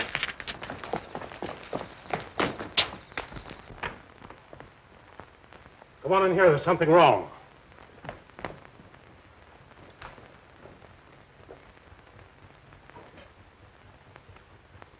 I'll say there's something wrong. Give me police headquarters and make it fast. Hello, Sarge. This is Dugan. I got a murder on my beat. Right away.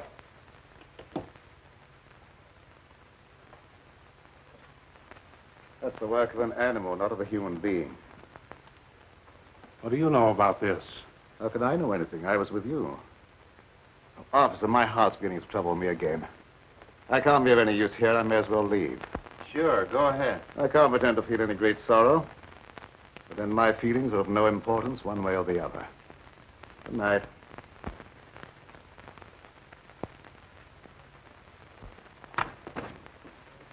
Howdy, Lieutenant. Hi. I've seen a lot of murders in my day, but never as messy as this one.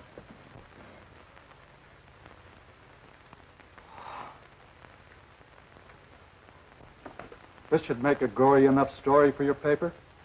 This is more than just a story to me. He was my friend. There was a couple of college professors arguing outside and using a lot of big words. They followed me in here, and I heard one of them say that some kind of a dangerous animal done this killing. Well, how could a dangerous animal be roaming around the city? Well, I don't know. But you got away from a zoo or a circus or something. I'll check on that angle.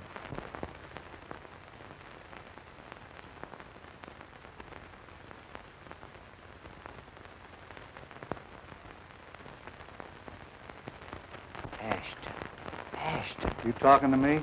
No, I was just trying to remember something. Ashton. I got it. An AP story came in from Ashton the other day about a child being killed by a weird animal from the swampland. What do you mean, weird animal? A farmer swore it wasn't human, but that it traveled on 2 legs like a man. Oh, he was crazy or drunk. There ain't no such animal. Anyway, how could he get way up here? I wish I knew.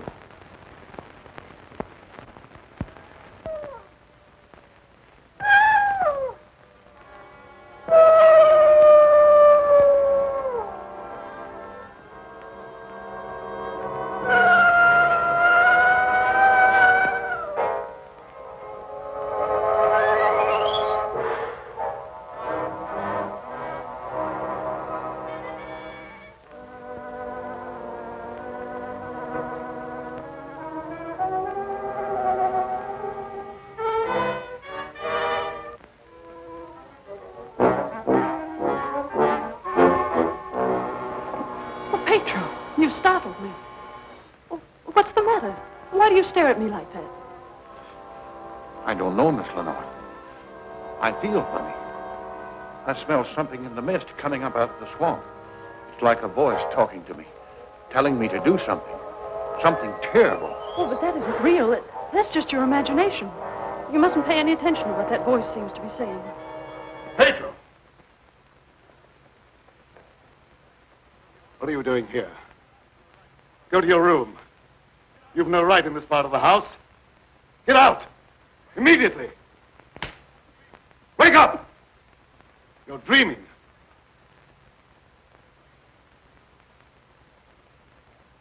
I don't know what's come over me. I must have a touch of swamp fever. That's very likely. Now go to bed. I'll get something for you. Yes, sir. I'm sorry if I made a nuisance of myself.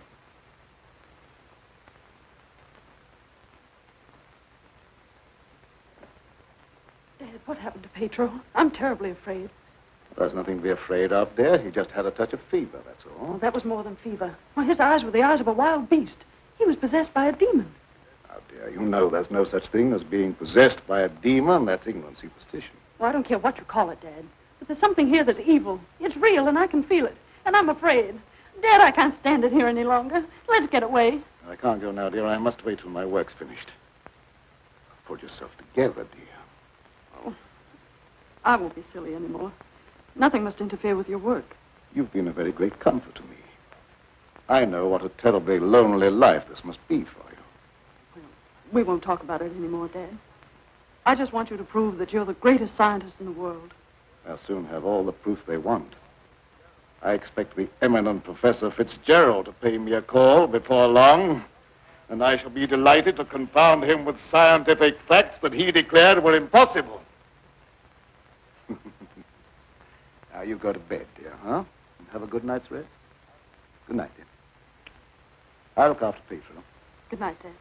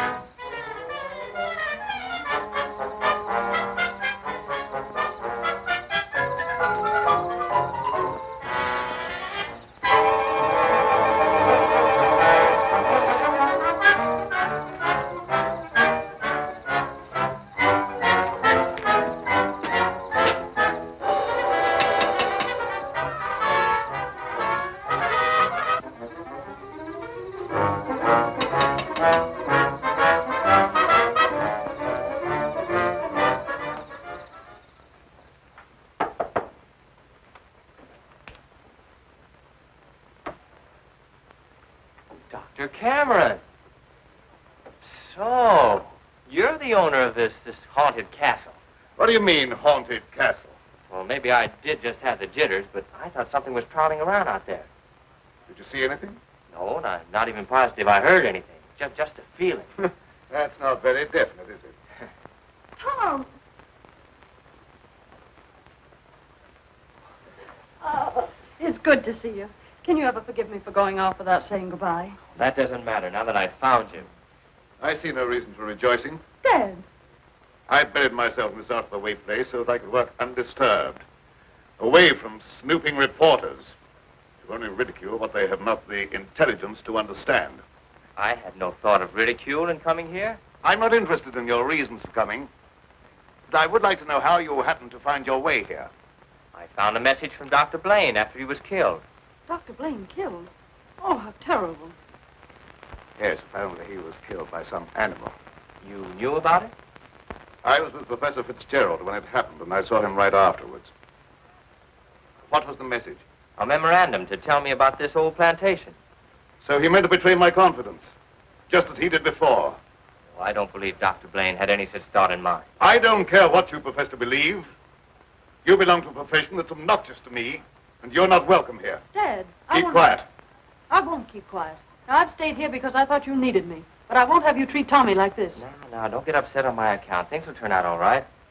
I suppose you have a right to your own opinion. Good night. Tom, wait. Don't go now. Wait till daylight. Why? I'm afraid. Afraid of what?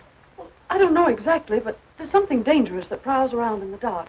And I wish you wouldn't take this trip alone. Don't worry about me. If I meet anything I can't whip, I can do a swell job of running. I'll be around tomorrow whistling at your front gate, if you have a front gate. Good night. I wish you'd wait till morning. I'm sorry, I can't do that. Good night. Good night.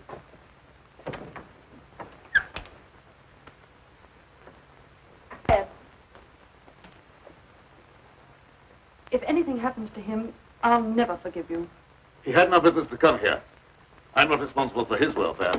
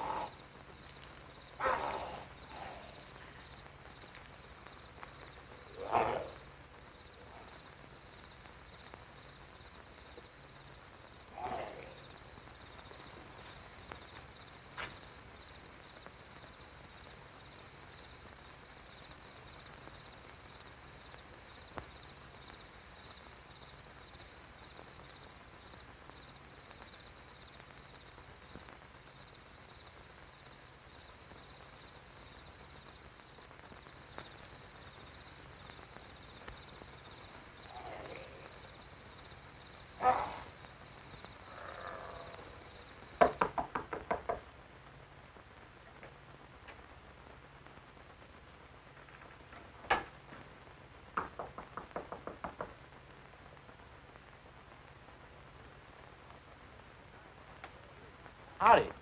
Sorry to bother you this time of night, but I've lost my way. Come on in. Sit down. You're a fool to be traveling around by yourself at night like this when the mist comes up from the swampland. Oh, you mean the mysterious night prowler that's got everyone's imagination working overtime? That ain't imagination with me, mister. That thing killed my little girl. Sorry, I wouldn't have joked if I'd known. It scared Jed Harper so bad, he went and got religion. Well, say, can you give me some facts about this killer? What does it look like? No one can tell you that for sure, mister. Because it never prowls only on nights like this when the mist is thick and nothing can be seen very plain. Jed Harper said it traveled on 2 legs.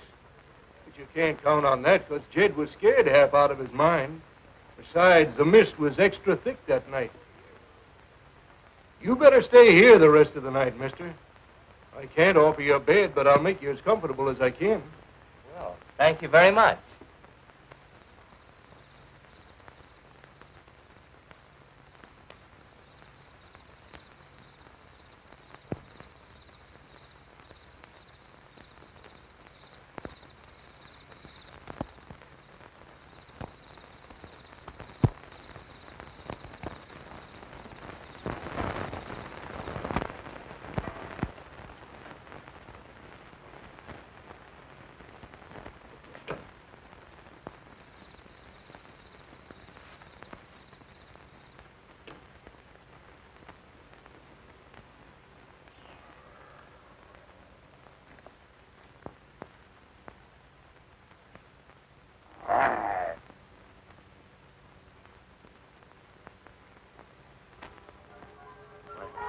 cage, you're of no further use to me. If you revert without my knowledge, you become dangerous.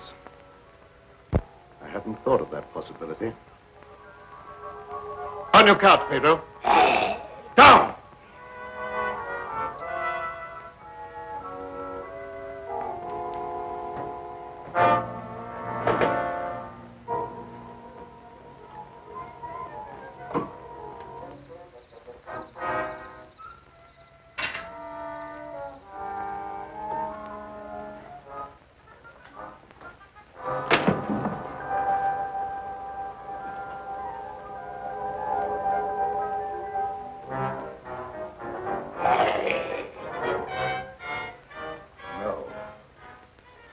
I couldn't disappoint Professor Fitzgerald.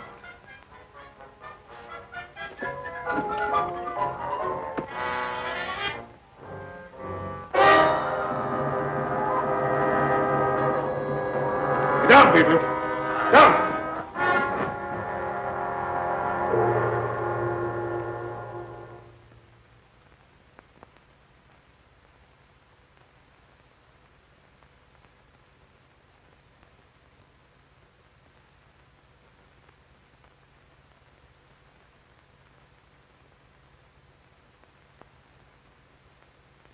Did I walk in my sleep again? Yes. Doctor, ain't there some way you could cure me from doing that? I'm afraid not. It may be necessary to lock you up at night after this. Oh, it don't seem fair to lock a man up just like he was an animal.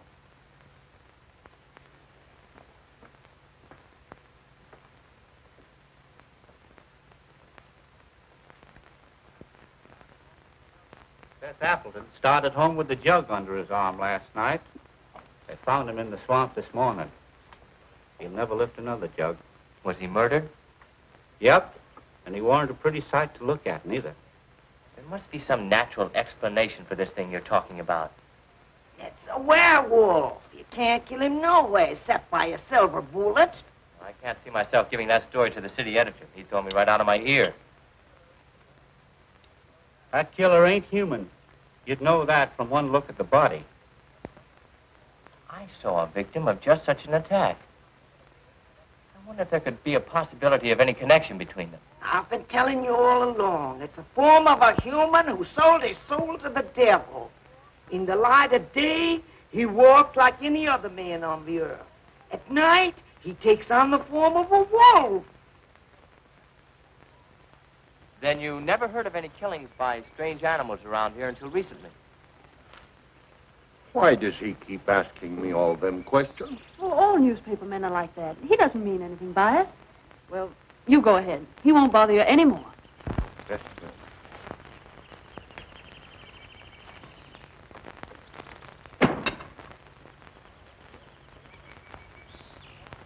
Lenora, you must give some thought to your own safety and peace of mind. There's no normal reason for Dr. Cameron to hide away in a place like this unless... Unless what? Oh, nothing, forget it. But don't avoid the question. What were you going to say? Lenora, I believe your father knows something about that creature responsible for the horrible killings in this vicinity. And I think the same creature killed Professor Blaine. Well, that's a terrible thing for you to say. I didn't expect you to join the chorus against him. Oh, I hope I'm wrong, but I'll do everything I can to learn the truth, no matter where it leads. Good morning, young man. I'm very glad to see you. I want to apologize for the way I talked to you last night. Oh, well, that's all right. I can understand how you must feel about the newspapers. They didn't, what do you call, hang on to their punches. Pull their punches. I know, they gave you quite a ride. But I didn't write any of that stuff. Oh, I know. That's why I'm so sorry the way I received you. If you're interested in scientific research, I'd be glad sometime to show you what I've accomplished. Well, thanks, Doc. That's very nice. Now, if you'll pardon me, I'll leave Lenora to entertain you. Okay. That doesn't sound as if he has a secret to hide, does it? Why, no. And I never before was so glad to be wrong.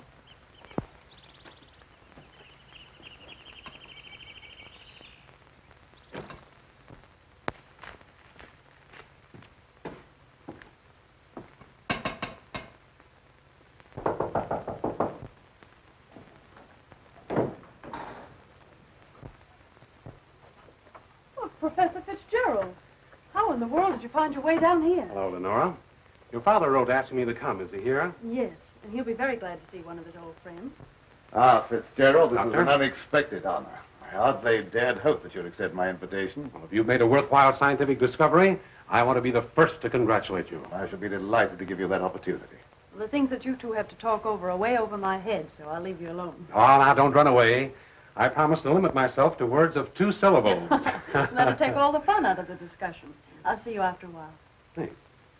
Shall we go into the lab? You wish? You're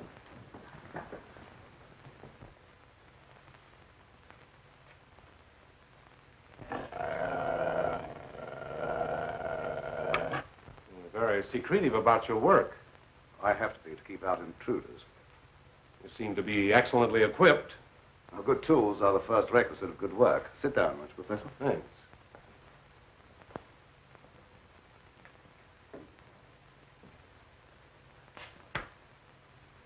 I've discovered that certain extremely volatile elements in the blood, little more than particles of electrical energy, are the source of all physical growth and mentality by exciting the various glands and brain cells. I've learned how to extract and concentrate these elements from the blood of various animals. I can control evolution. I've discovered the source of life. You're crazy.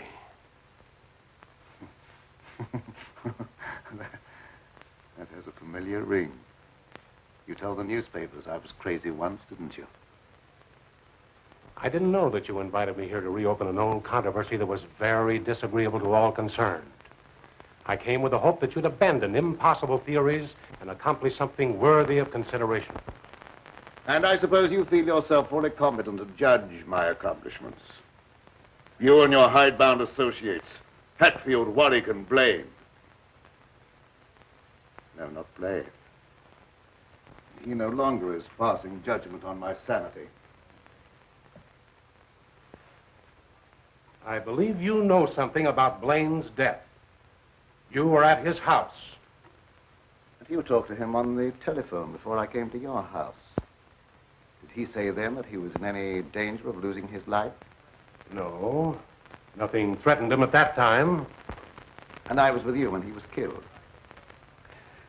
You pride yourself on not indulging in fantastic theories. What proof have you that I was in any way implicated in Blaine's death? I have no definite proof.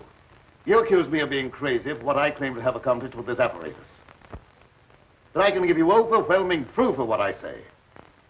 I can inject into your veins a substance that will give you the strength of 10 men. Or, following the line of evolution, how would you like a pair of donkey's ears? That'd go well with your type of mentality. I certainly will not be the subject for any of your experiments. And I'm afraid it's useless for us to continue this discussion any further. You're not leaving, are you? I see no reason for staying. Open that secret panel. So you don't care to stay and be convinced that you were wrong? I don't care to be ridiculed by a charlatan. Ah, ridicule. That isn't pleasant, is it? I know from experience. I had nothing to do with that. It wasn't my fault if the public treated your crazy theories with the ridicule they deserved.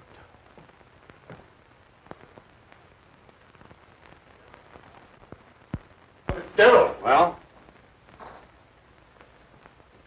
Would you do me a favor? What is it? I have to send my hired man into town. Would you mind taking him with you? All right. I can do that without any trouble. Oh, thank you so much. If you'll wait at the car, I'll send him out to you in a few minutes.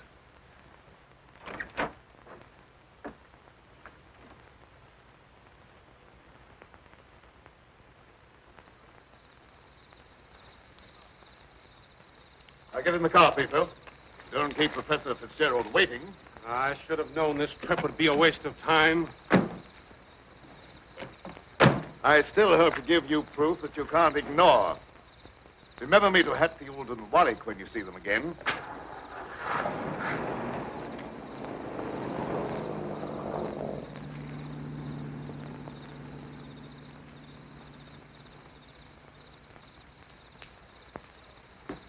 Why did Professor Fitzgerald leave so soon? He wasn't impressed by the possibilities of my line of research. Oh, well, don't be disappointed. There's no credit to his intelligence. You're a great scientist, and someday you're going to startle the world. You're right, dear. I'll startle the world.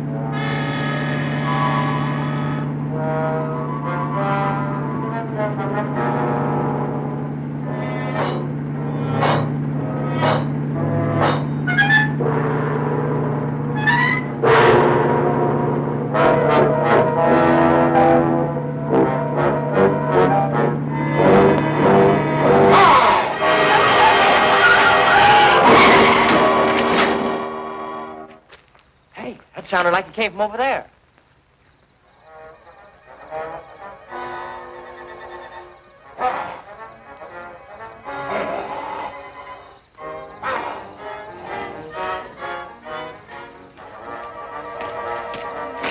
I didn't see a thing.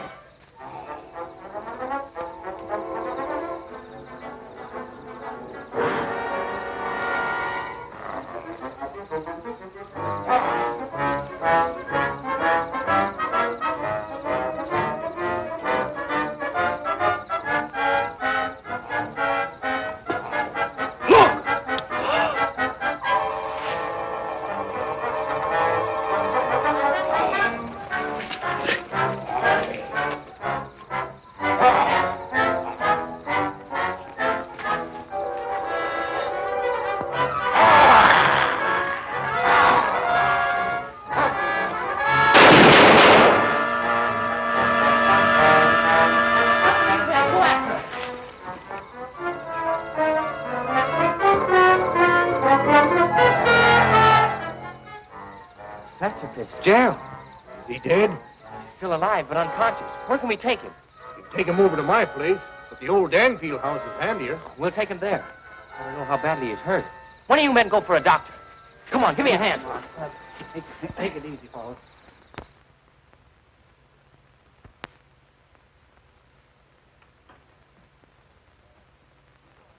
Dad, please come to dinner. You know I don't like to eat alone. No, I'm not very hungry. You go ahead with your meal. Are you feeling discouraged because Professor Fitzgerald was unsympathetic? Fitzgerald's opinion is of very little value. I'll answer the door.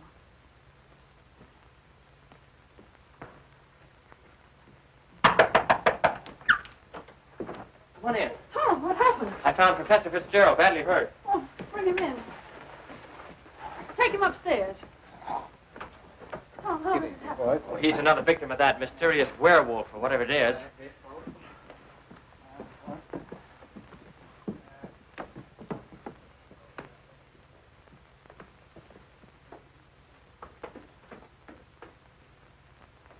In here.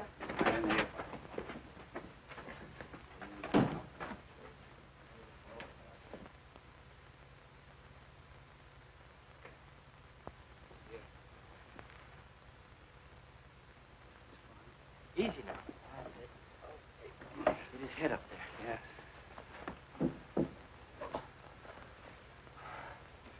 One of the men went after a doctor. He should be here before long.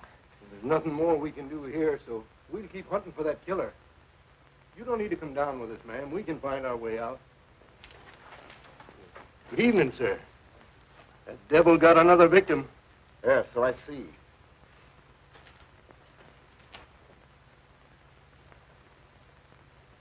I was surprised to see Professor Fitzgerald in this neighborhood. He came to see me. How badly is he hurt?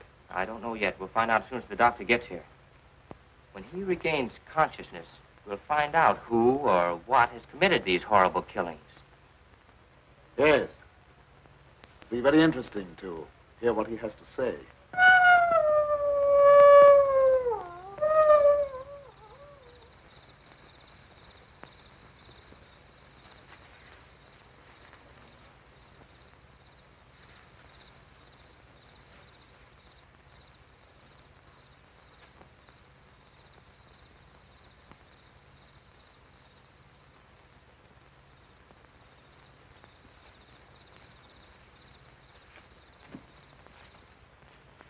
Since this awful thing happened to him, I can't feel any resentment over the way he treated you.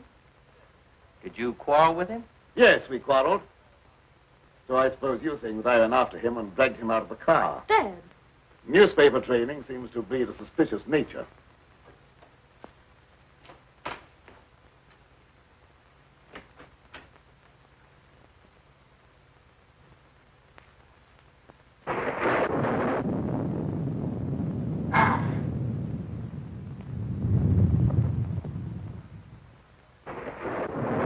Try to antagonize him. I wasn't trying to antagonize him. He didn't give me a chance to finish. I was just going to ask him if anyone was with Fitzgerald when he left here. Well, I can answer that. Pietro was with him. Pietro?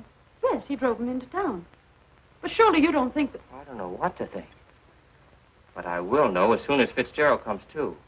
I'm inclined to agree with Dad about your imagination. It's fantastic. Maybe so. But didn't it strike you funny that we didn't find Pietro around when we found Fitzgerald?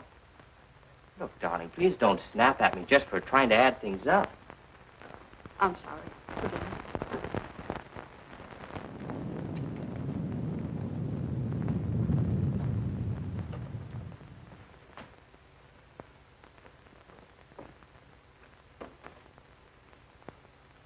He's still unconscious. Oh, he must regain consciousness, even if only for a few minutes. So much depends upon it. That must be the doctor. Oh, I'll go down with you.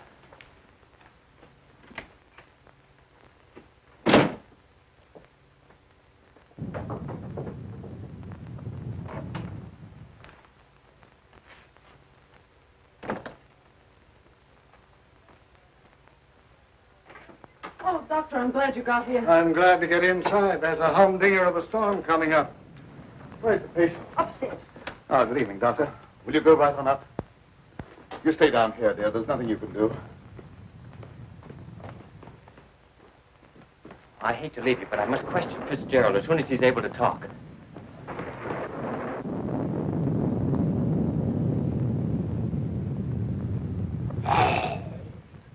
Reckon it's a little late for me to help. The man's dead. Dead? Yes, that's too bad. We were hoping he'd throw some light on a matter of great importance. Well, I'll be getting back to town before this storm gets worse. I'll send the coroner out.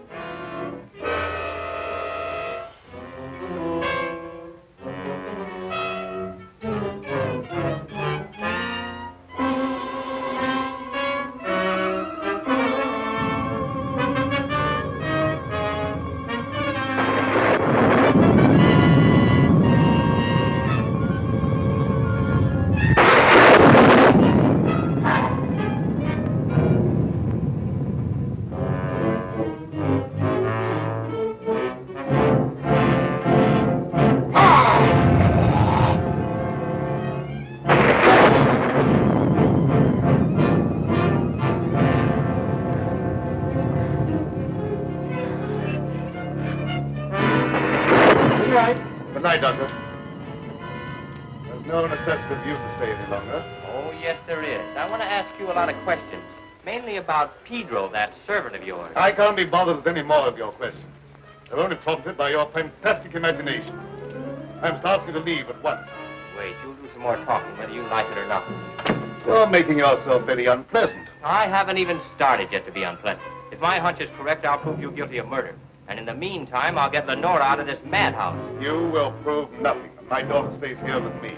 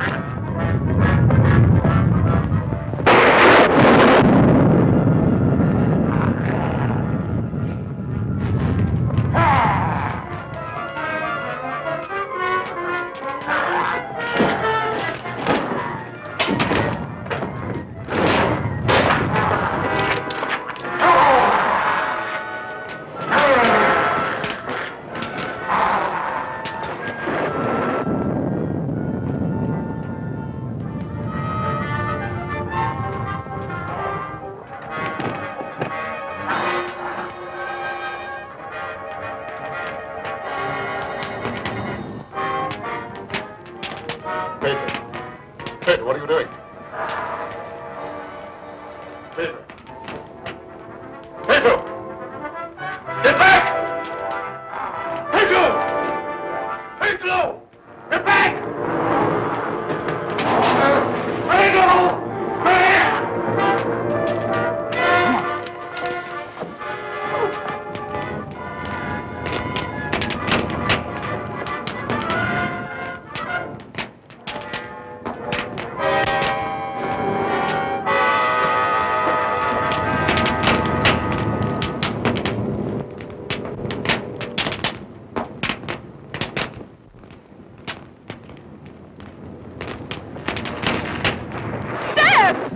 You wait here. I'll go get him.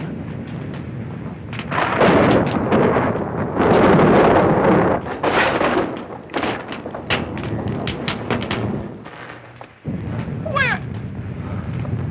Oh, no.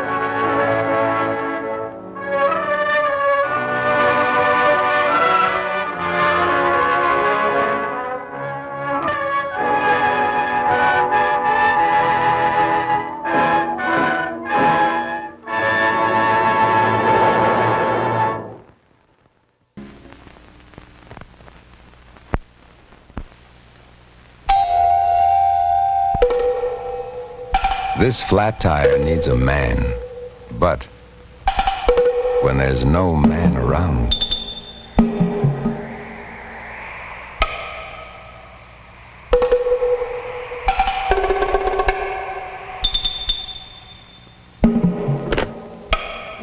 when there's no man around, Goodyear should be. Why? Watch this. New Goodyear Double Eagle carries its own spare inside. Lifeguard safety spare. A tire in a tire. Keeps on going. Next time, give her a second chance.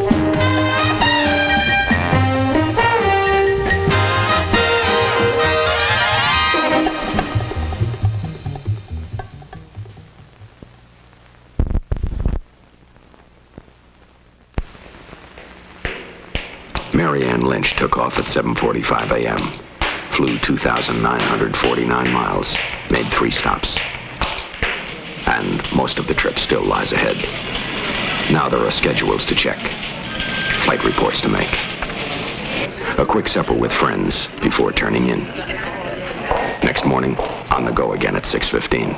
Then St. Louis, Cincinnati, finally New York. Glamour job, Mary Ann has made dozens of runs like this, served hundreds of hot meals, greeted thousands of new people.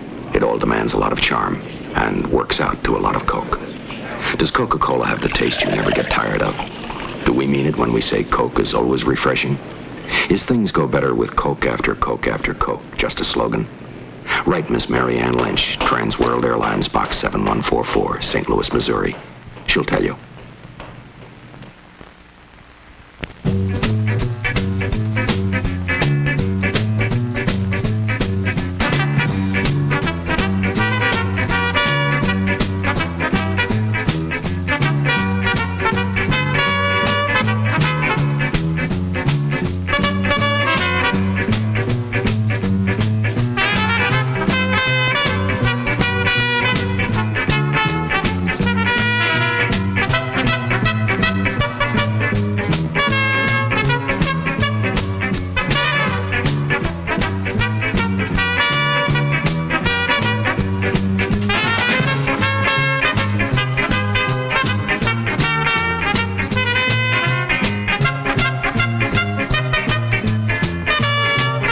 Coca-Cola has the taste you never get tired of.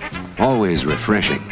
That's why things go better with Coke after Coke after Coke.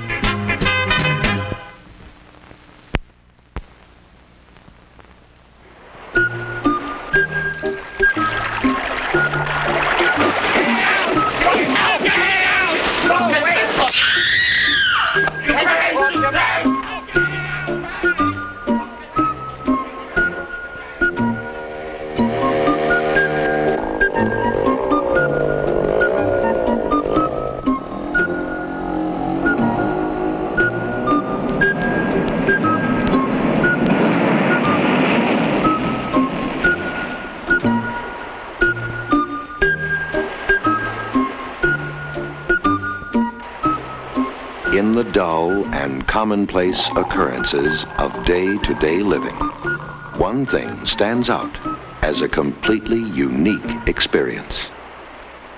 Colt 45 malt liquor.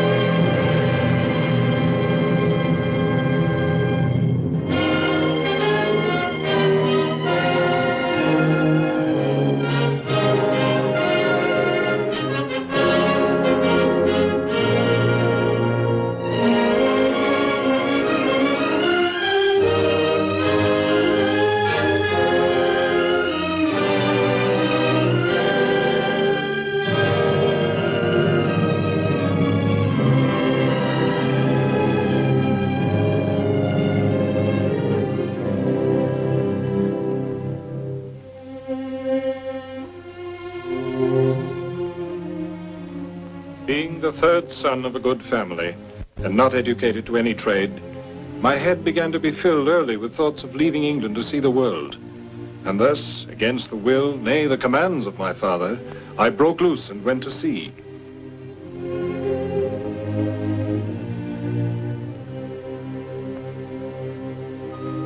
How true my father's prophecy of disaster. For not long after, being in the latitude of 12 degrees 18 minutes, bound for Africa to buy Negro slaves for my fellow planters in the Brazils, a violent tornado came upon us, which carried us westward, far out of the way of all human commerce.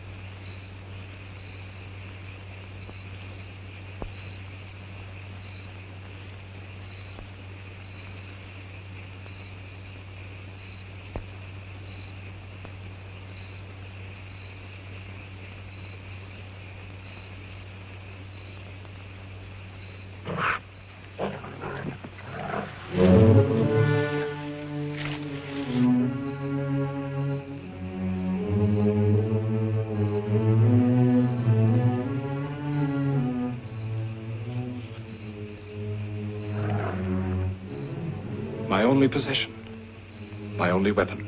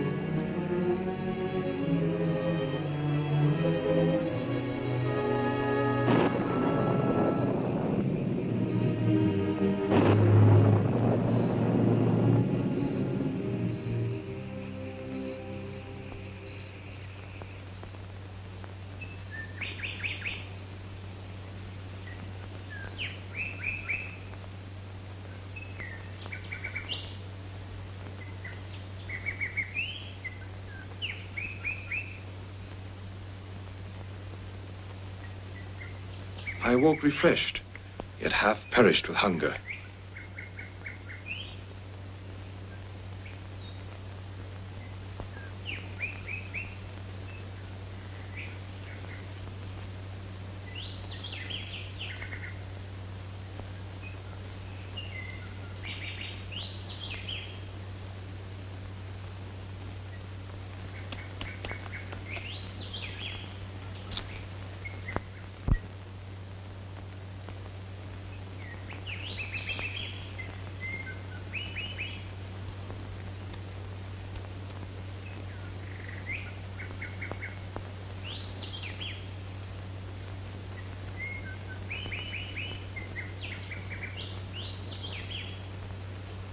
Thirsty, Without provisions, with little hope of survival, I set out to survey my fate.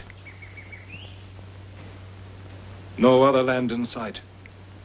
I was on an island, environed by the sea.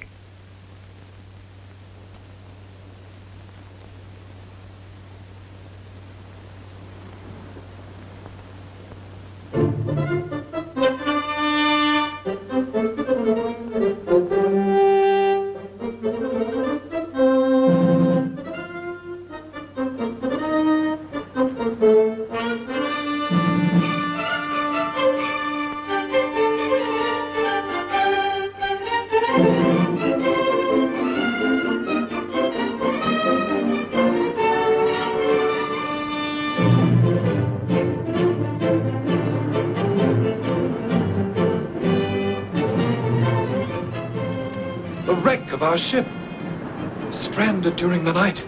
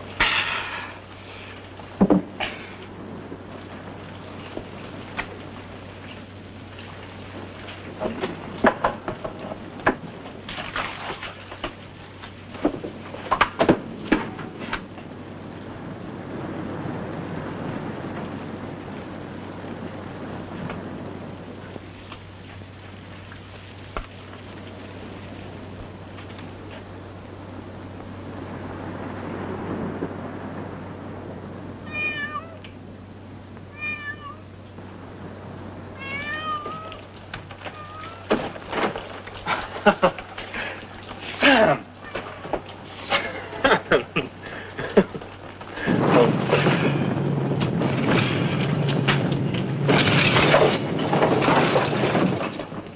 She might slip from the rock. I must contrive a raft and try to save her precious supplies. I plundered from the wreck many chests with all manner of clothes, tallow, rum, gunpowder, the carpenter's tools, and scores of other most useful articles. Not to forget that fellow survivor, Sam.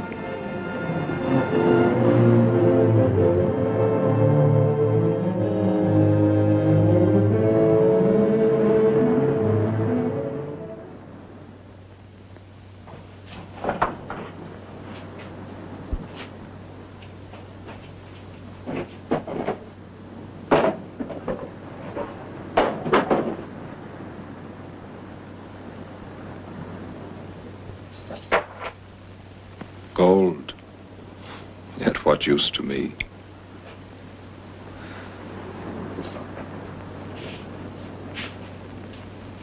However, on second thoughts,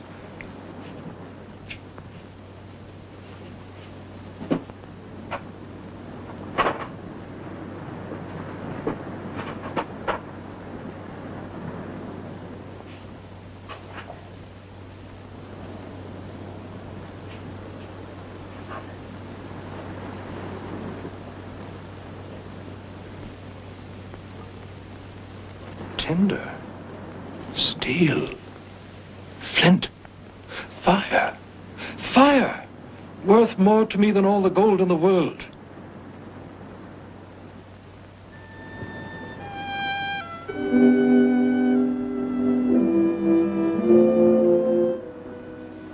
How often I'd seen my servants do this, yet I, a master to servants, couldn't even build my own fire.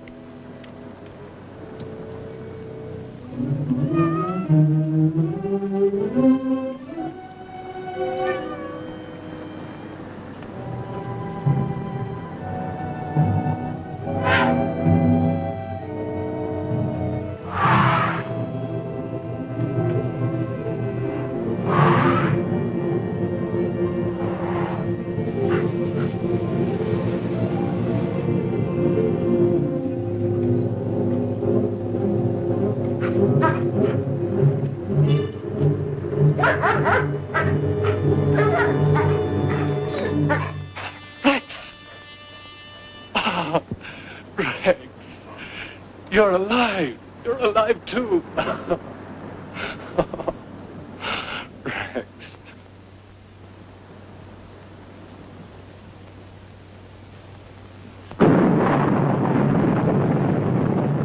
What was that, Rex?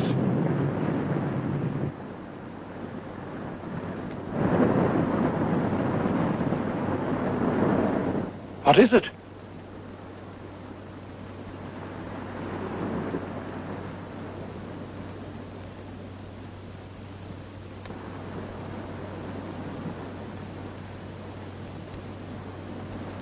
She was gone.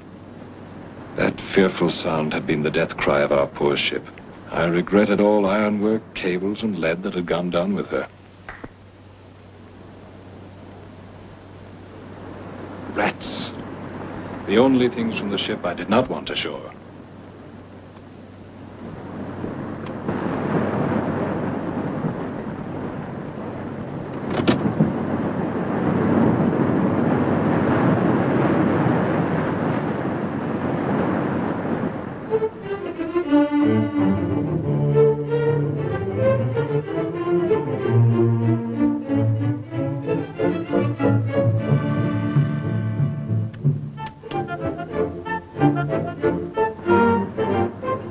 No ship would sail by without my knowledge.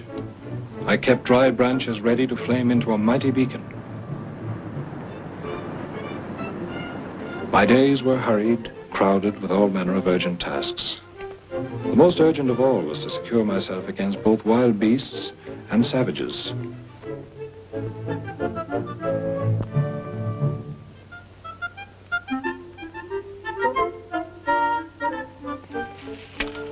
Meanwhile, the rains approached, and needing a storeroom for all my supplies, I found a place where the earth was easiest and started to dig a cave. As I had never before so much as handled an axe, or for that matter any other kind of tool, I was but a very sorry workman, and all this cost me a great deal of time.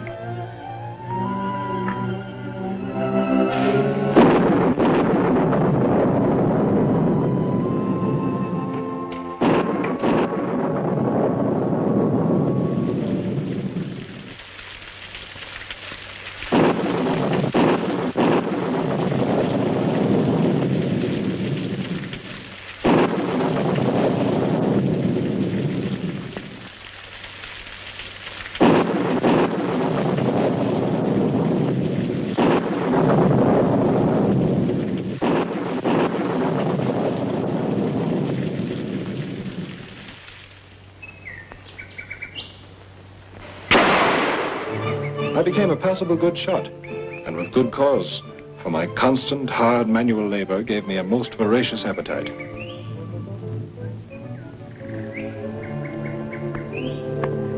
green coconut and its milk I found to be most wholesome, cool, and refreshing. My 11th month. Days passed in hunting wildfowl, preparing food, trips to my lookout hill to search for sight of ships. One day, much like another, uneventful and... I'm sick. Chills. Fever, getting worse.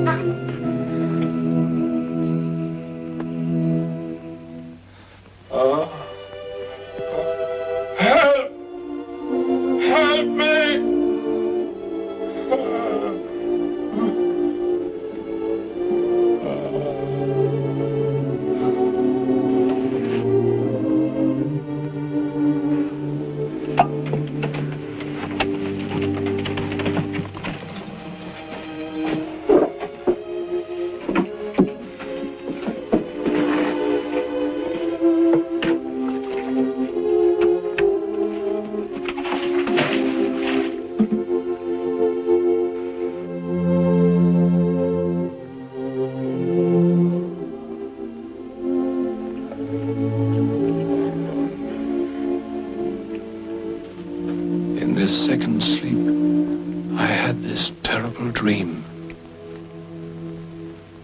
You here, Father? Yes, here. Here. Not there, but here. Where else would I be? Are you not here? Yeah? How did you get here? My boy, you should not leave your native country. At my house, with your dear mother and me, you have the very best of all possible worlds. Yes, I remember all you told me. You're right. Give me water. At home you are well off, save the miseries, labor, and hardships of mankind's lower estate, nor yet embarrassed by the pride, envy, luxury, and ambition of its upper state. Water. Give me water. Ours is the middle station of life, my boy, the middle station. Even kings would have envied you. Admit that now. Admit it.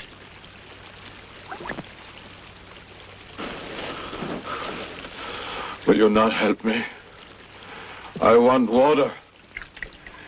Why did you fling yourself into this stupid adventure? Did you not know that your mother and I were praying that God would not separate us from you?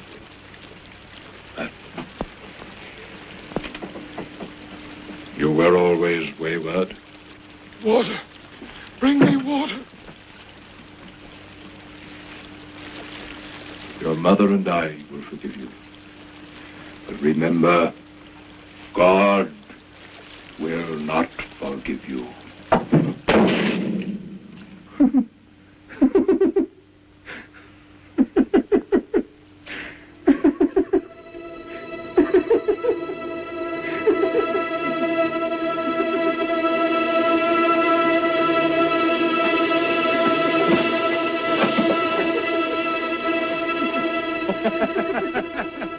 He will not forgive you. You will die like a dog. You will die. I will die. I will die.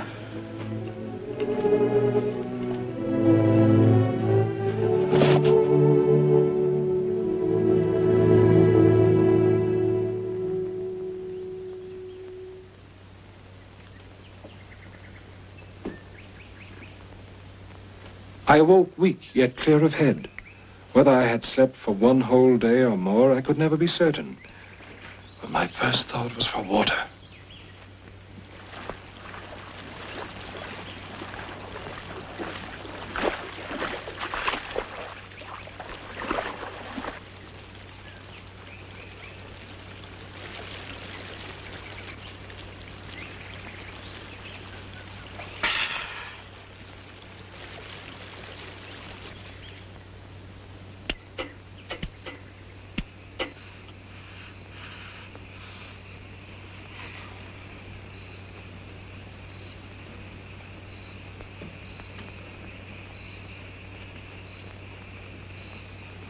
Did not the Brazilians have some physic to prevent recurrence of fevers?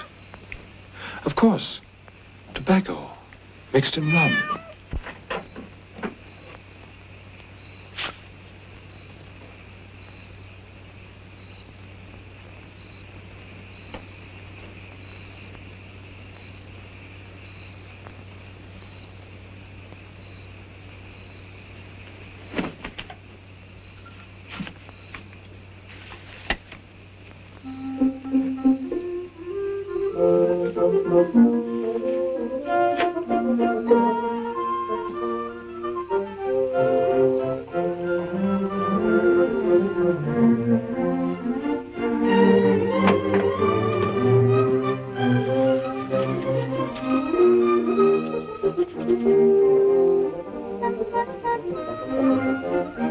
In that chest, I found a cure for both body and soul.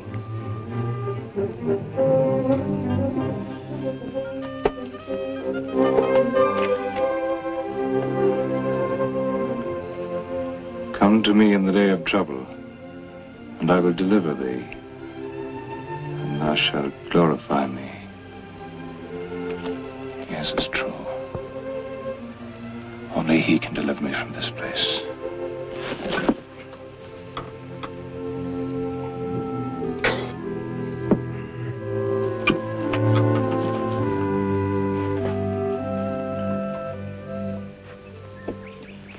I now respect the Sabbath, and so mark that day differently from all others.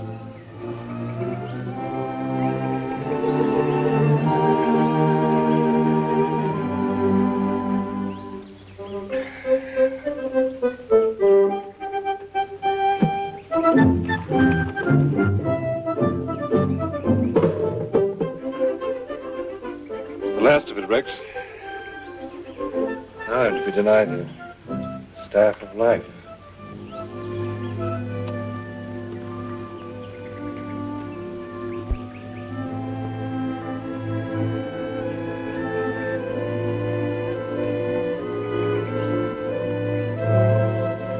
I recalled a grass I had observed to sprout and start to grow. Grain. That which in England we call corn, and in the New World they call wheat. Some few seeds must have come ashore with me from the ship. With the Lord's help, I could try to raise a crop. Meanwhile, I set out to make a more perfect discovery of my domain.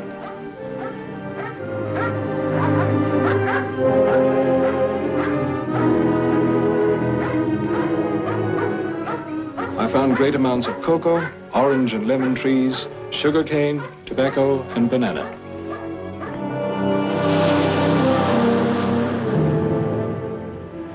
I discovered the turtle, which furnishes in abundance its savory flesh, great quantities of most useful shell,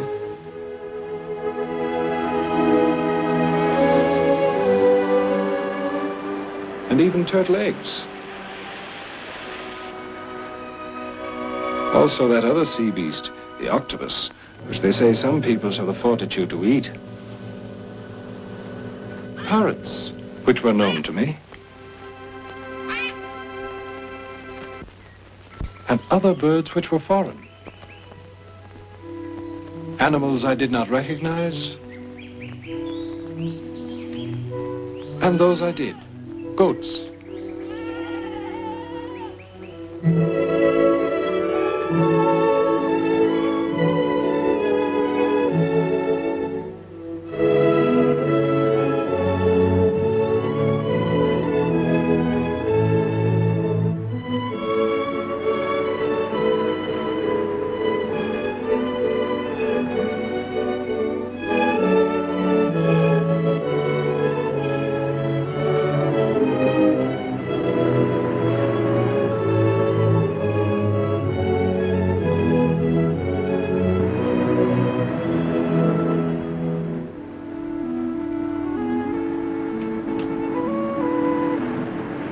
was a most unusually clear day.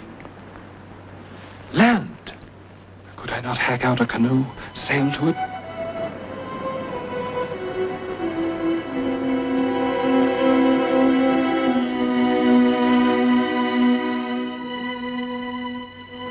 I hewed out a tiny sailing canoe, was swept out to sea by some great current. Thanks only to a sudden gale of wind was I even fortunate enough to get back on shore. In other ventures, I was more successful.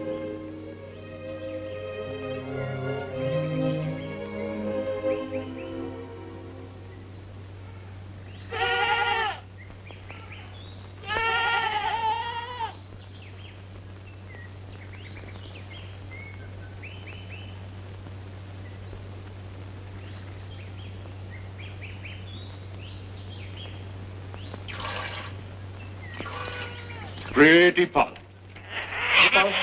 Paul. On my finger, Paul. Ah. Call Rex, Paul. Here, Rex. Come here, Rex. Call.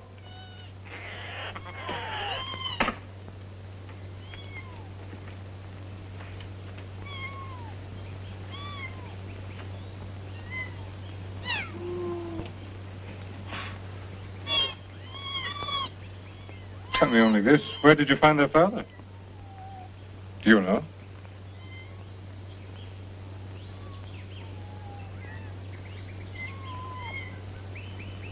The one mystery of the island I never solved. Due to sowing during dry season, first half of seed complete loss. Second half now in ground. Hope for best. Yet just as it seemed the best would come to pass and I might finally triumph over the sun, the rain, I was threatened by a new enemy. The birds. They came down on my field like a plague, a ruthless, devouring army. I fought for the wheat as though it were my life, used every weapon to frighten and kill.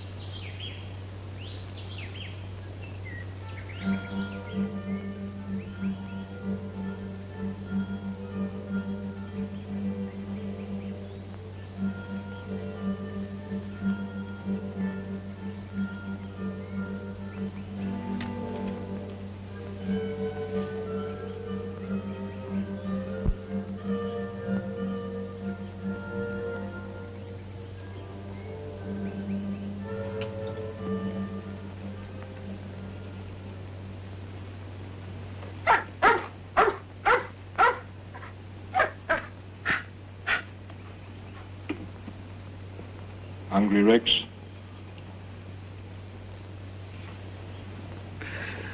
You can wag your tail, but you cannot talk to me.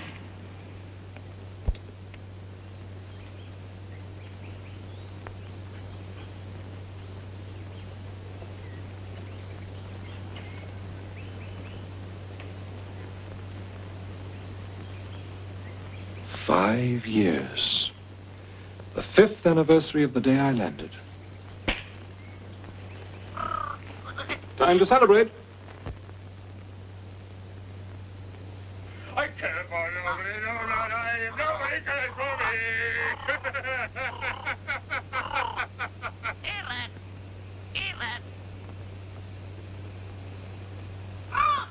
Do you? Good on? I do. I did. This is a day. What a day this is. I have nothing further to say.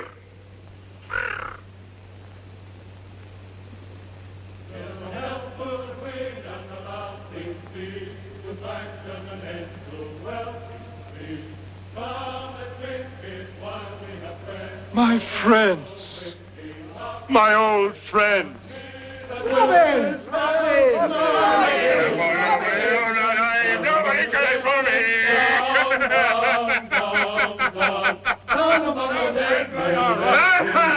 Best friend we have.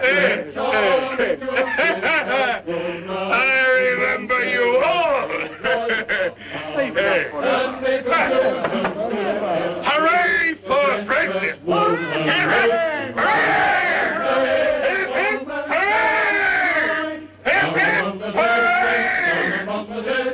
From here, they'll only take us dead. They'll keep us together, stuck, one to another, until the resurrection.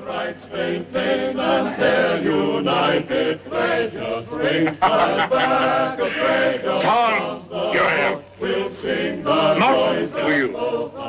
You, Campbell.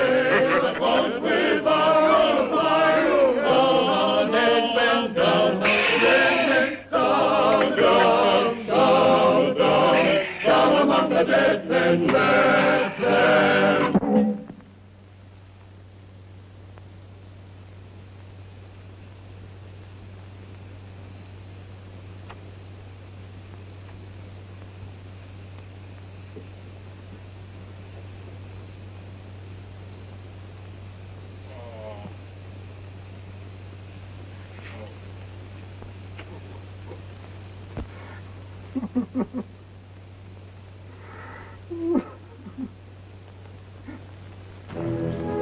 At last, a full harvest.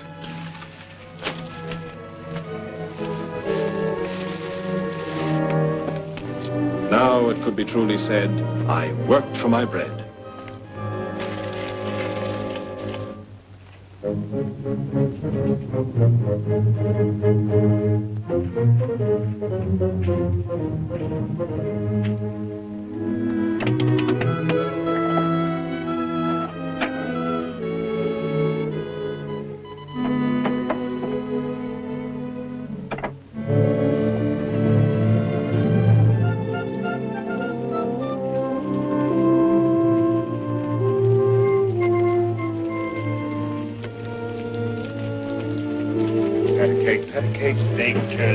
Bakers, man.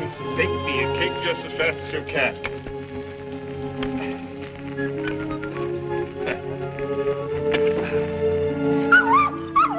Be patient, Rex.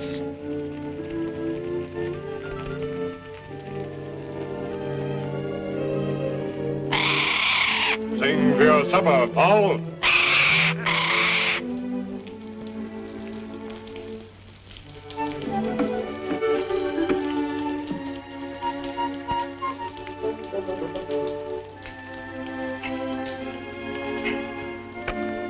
Unleavened, coarse, burned, the most delicious meal of my life. I built a bower, so that I fancied now I was lord of the whole manor and had my country house and my seacoast house too. I perfected myself in old tasks and was forced to learn new ones.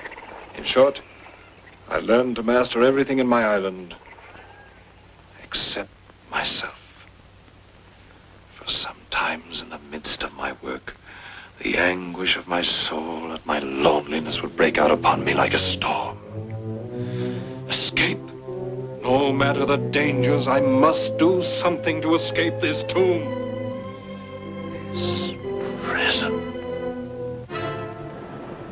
My heart died within me. Alone. Alone.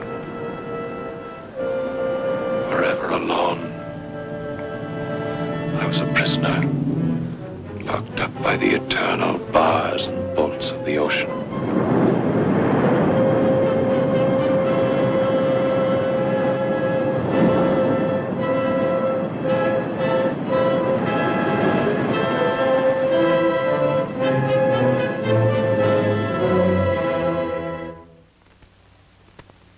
Days became weeks, weeks became months, months became years. I quite gave up looking to sea for ships. In time, my linen clothes rotted, My cats all ran wild. My faithful dog, weakened by age, could no longer keep up with the hunt he so dearly loved. Rex! Rex!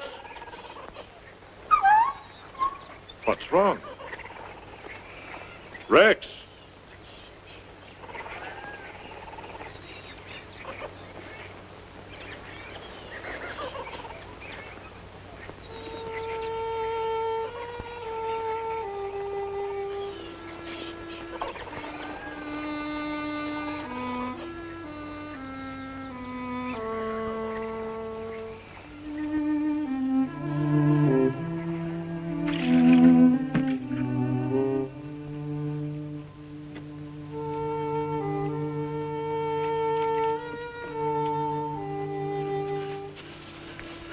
Come on, boy. Eat, Rex. Eat. Poor Rex. Poor boy.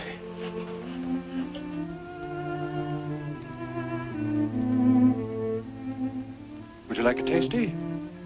A dove? A pigeon's egg, huh? Now, you just wait there for me.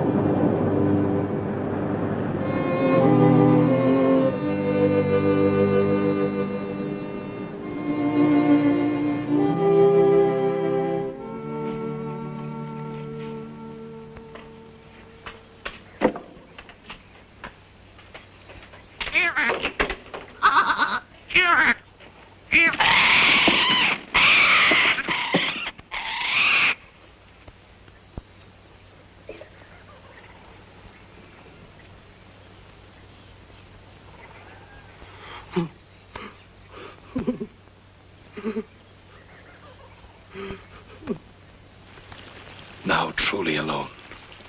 Starved for the sound of another voice, any voice, I would rush to my valley of the echo.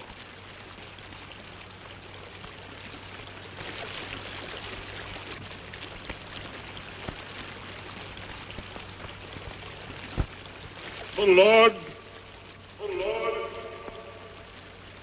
is my shepherd.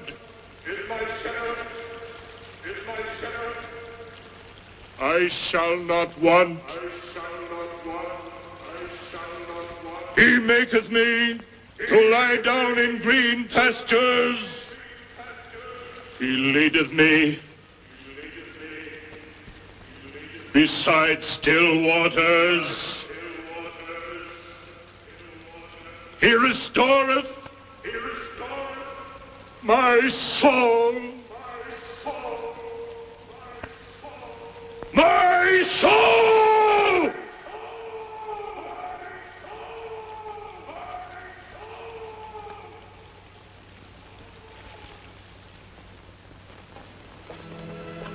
Dreadful fancies possessed my mind. I fought to save my sanity.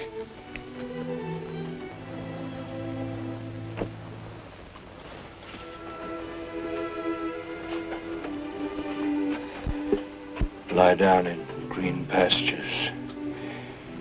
He leadeth me beside still waters. He restoreth my soul.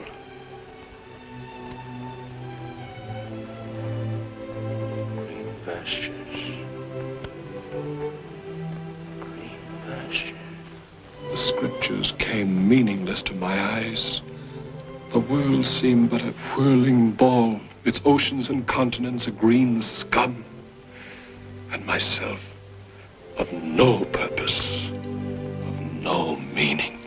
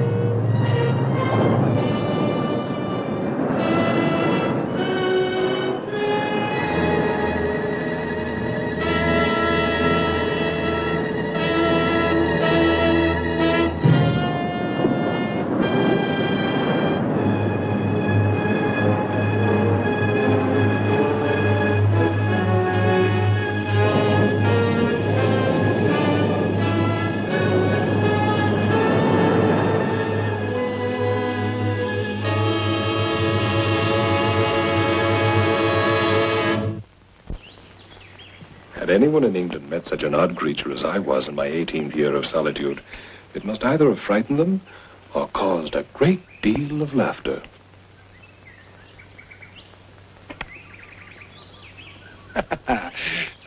My little friends. Yes. I don't know what to call you, but you are my little friends, aren't you? Eh?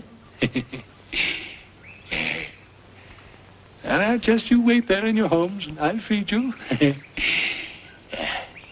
You're hungry too, aren't you? Yeah. Yes.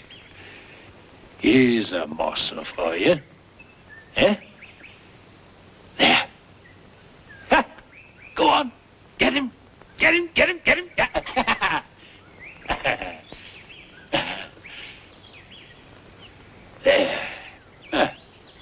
There. Well, goodbye. Goodbye.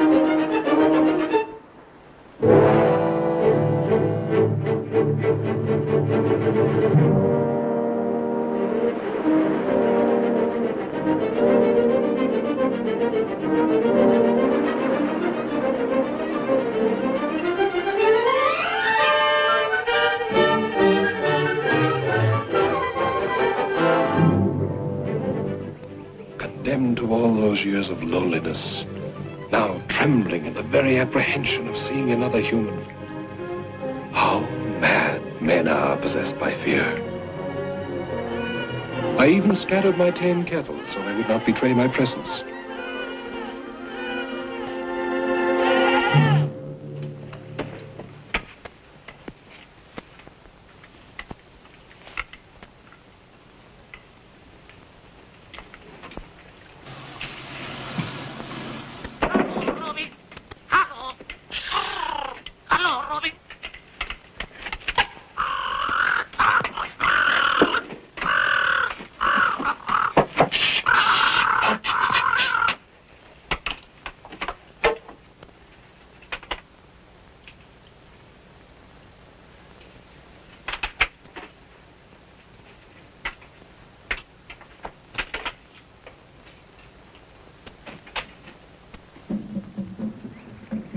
Men-eaters.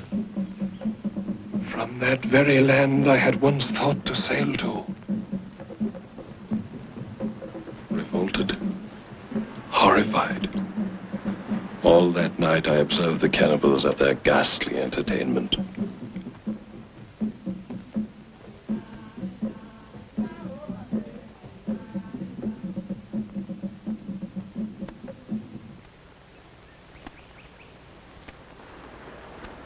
They left on the morning tide, but how soon a tide would bring them back?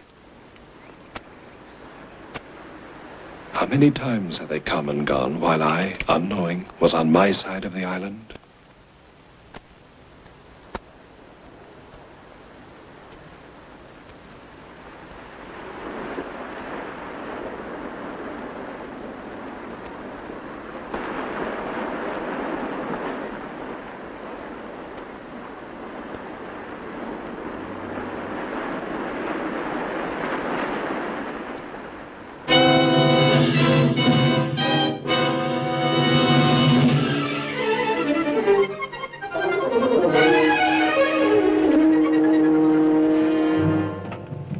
was in a murdering humor.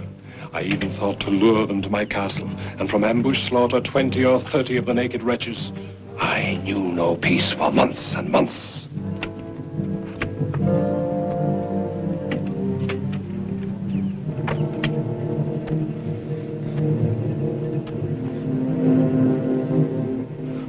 A 100 times I was just about to let fly at them in my sleep.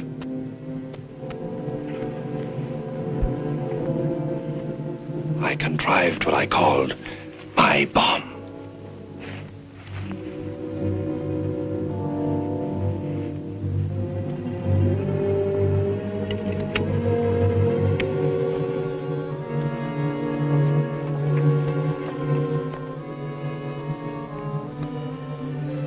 Now I had my bomb. I had a vision. I imagined how easily I might set a trap, and these monsters might be destroyed.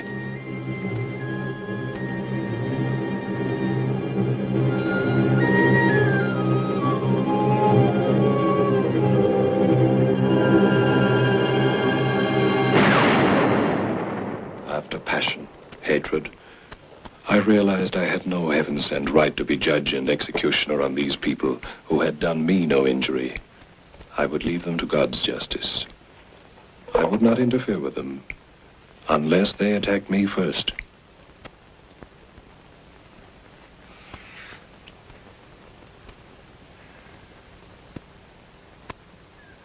I moved about my island with the greatest of caution, never knowing when their attack might come.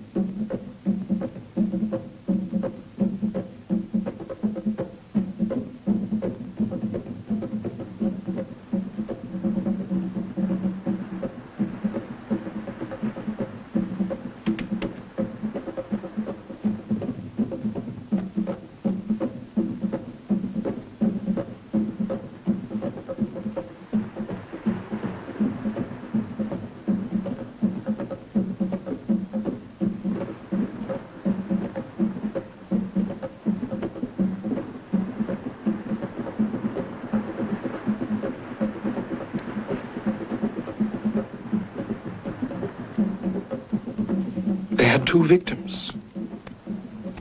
While they strung one up for slaughter, I saw that the second tried to make his escape.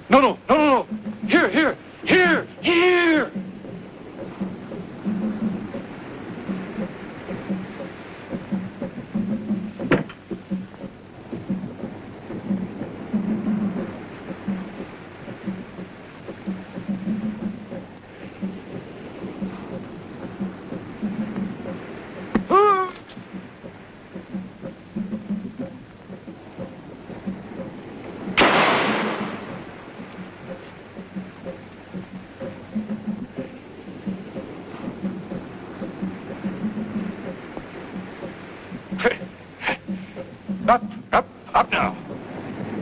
Up. Up. I shall not harm you. Dina! Dina! Dina!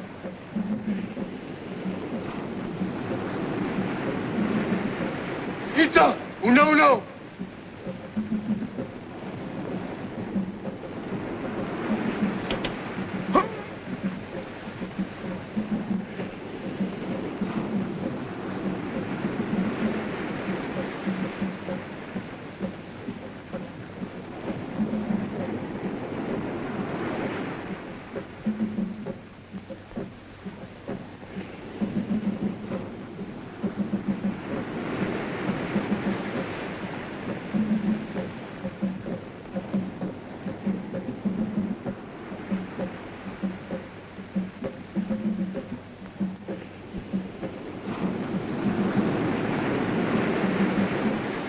Here, up.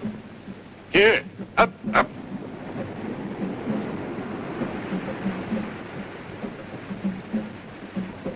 Him. You, underground. Out of sight. Him.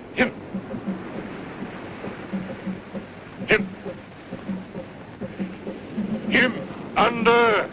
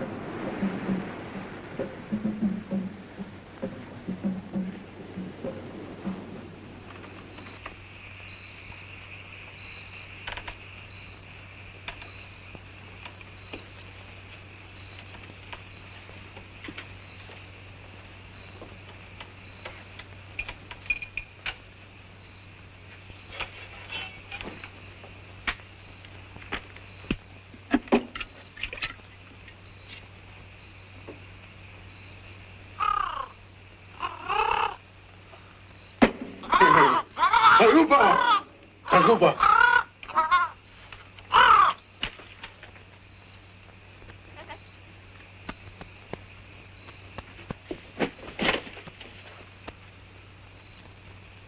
Dila!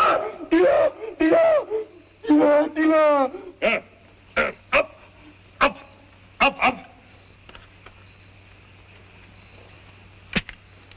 What is your name? What is your name? Your name! Name!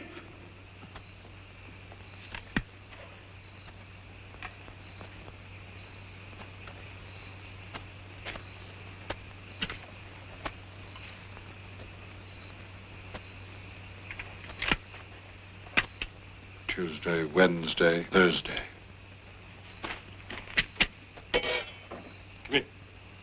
Come here. Come here!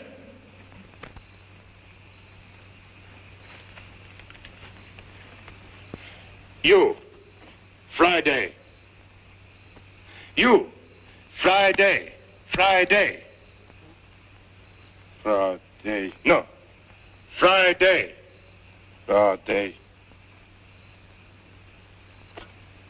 Master.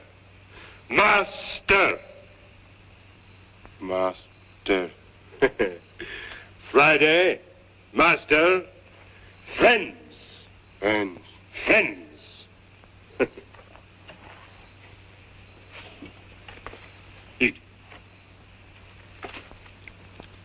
Eat.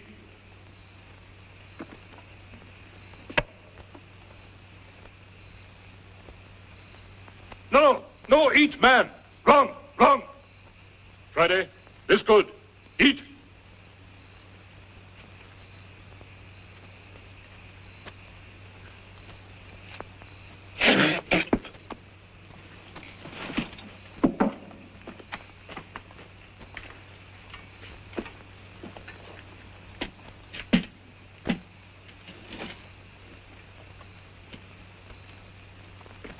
I dare not sleep.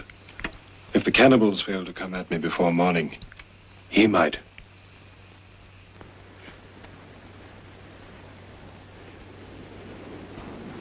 The cannibals had departed, fortunately for me, without so much as a search for their missing companions.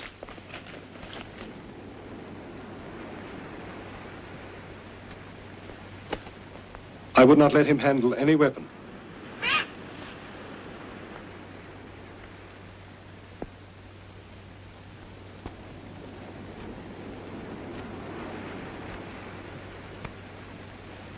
I used my musket to ensure his continued fear and respect of me.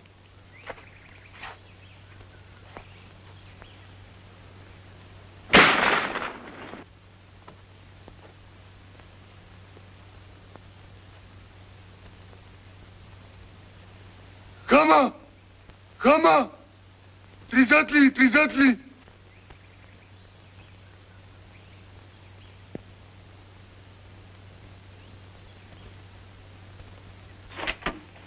I put a strong door to my cave, so he could not take me unawares at night.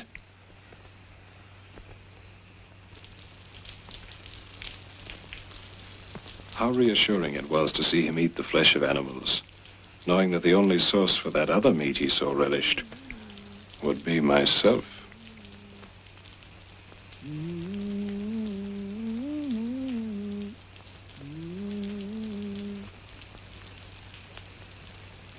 Master! Tila!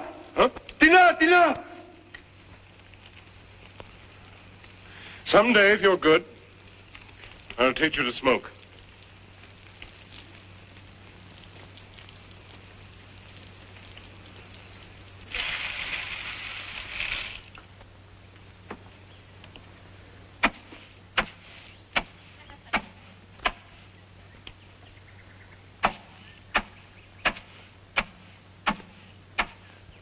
How pleasant it was, once more to have a servant. Friday, what's this? Milk. And this? Bread. No, Friday, use a fork. Friday, what's this? Plate. This Friday? Meat. Good Friday. Very good.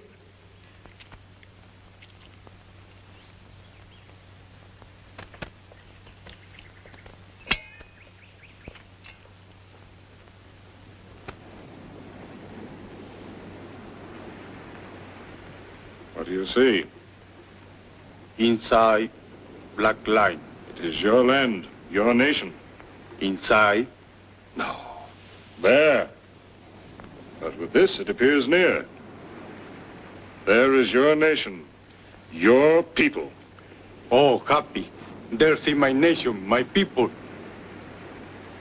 Why do you always come hither, to this island? God says, only good place after kill here. And you would like to go back to your nation? Yes, oh yes, like go back Friday. Friday happy there see my people. I understand.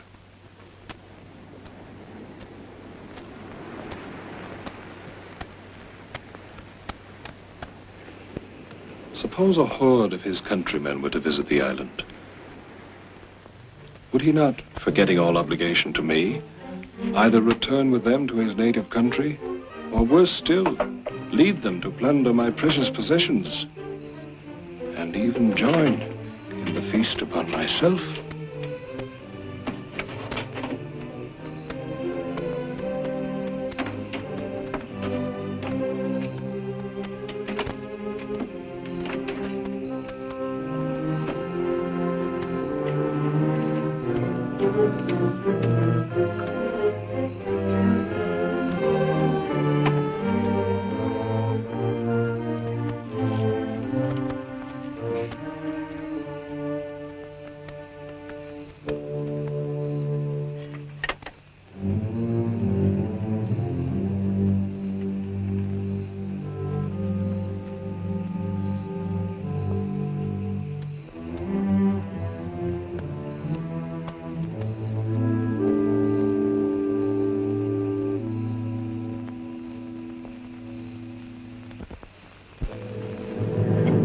Friday!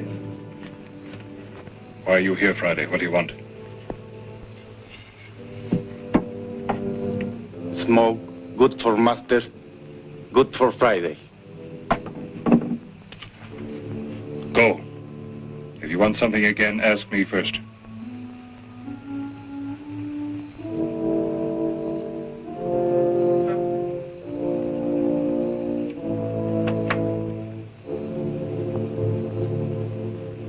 Had he truly remembered my promise that he might smoke?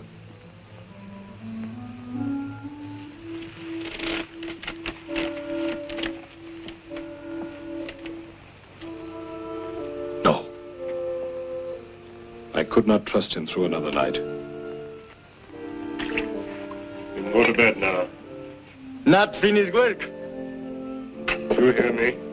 Go to bed!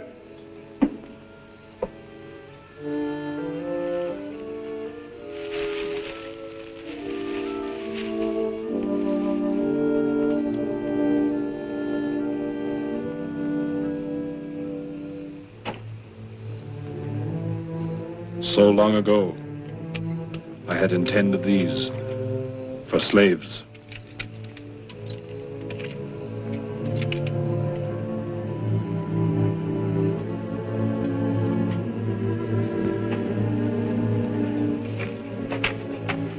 Sit up. Give me your ankles.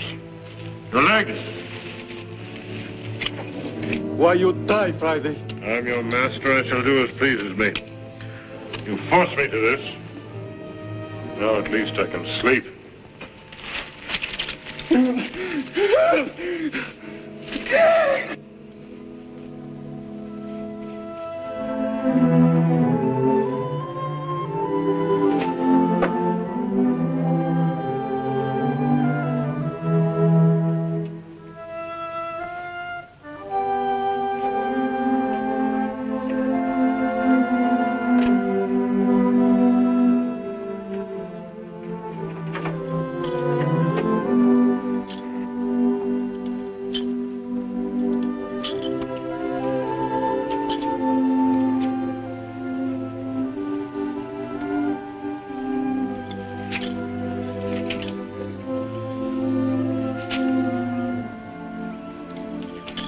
Take off quickly, Friday. Food hurts. You have decided. Did you not tell me the other day you want to go away? Go back to your own nation? That you want to go back to your people? Yes. Go with you. Only with you. They'd kill me. I tell you, save life. You friend. They'd still kill me. No, no, kill. My people obey Friday. Friday, love master. Always.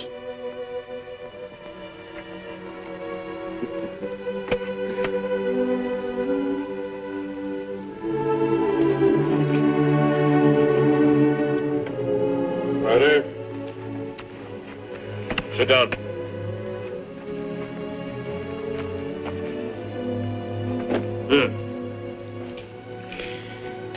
I cannot hold you here by force.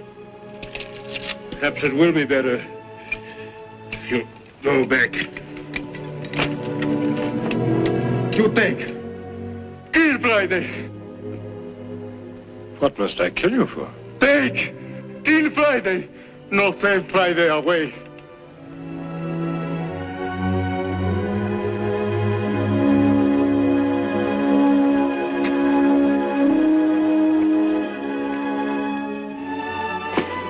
Friday. Friday. Forgive me, Friday. Forgive me. I want you to be my friend. I will never leave here. But if you want to go, do so. Tilly, Sakati.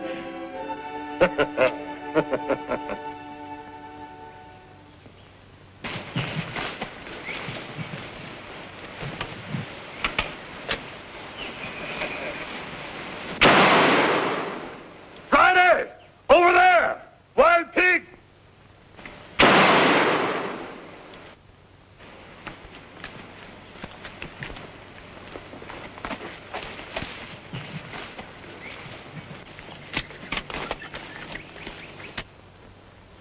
How wrong I had been. Friday was as loyal a friend as ever man could want.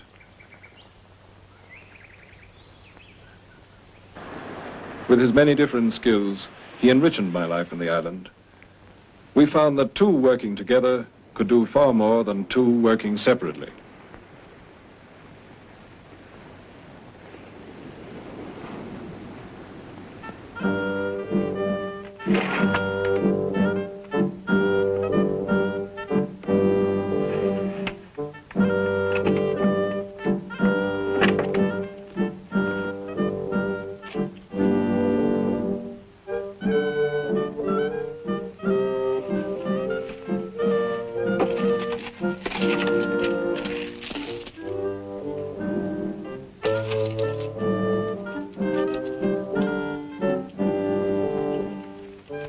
Friday?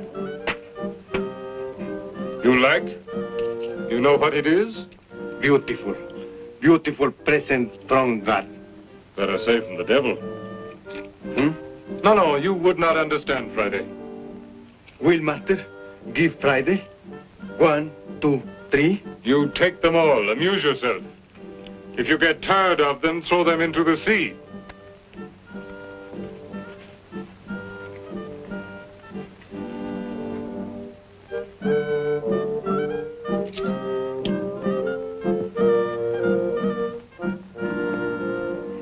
Master! Look at Friday! Beautiful call for war!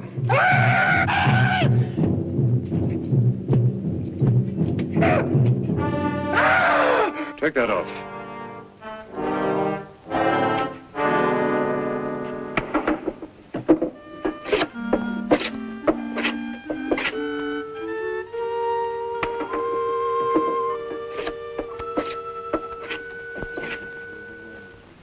These were the happiest years of all the life I led in my island.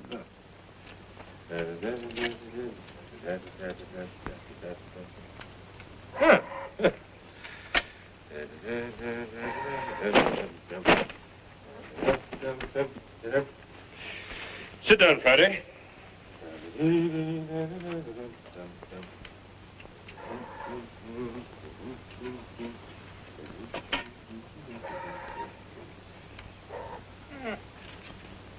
So you understand, Friday? The devil is God's enemy in the hearts of men. He uses all his malice and skill to destroy the kingdom of Christ. But master say, God is so strong, so great. Is he not much more strong as devil? Yes, Friday. God is stronger than the devil. He is above the devil. Therefore we pray to God. But if God is much more strong as devil, why God not kill devil? So make him no more wicked. What say, Friday? What say? If God the most strong, why he not kill devil, kill sin? Well, you see, Friday, without the devil there'll be no temptation and no sin. So the devil must be there for us to have a chance to choose sin or resist it. Is God let devil tempt us? Yes. Then why God mad when we sin?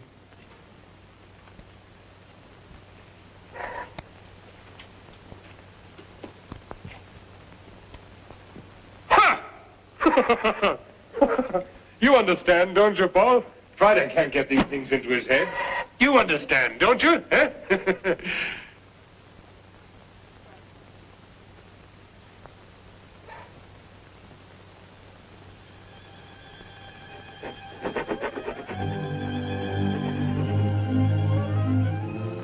28 years on the island. The desire to escape still burned within me.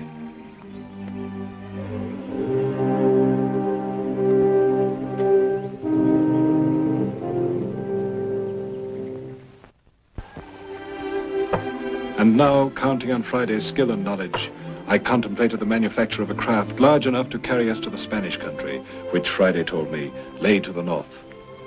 We devoted weeks to selecting a proper tree. This would be my last chance to see my native England before I died.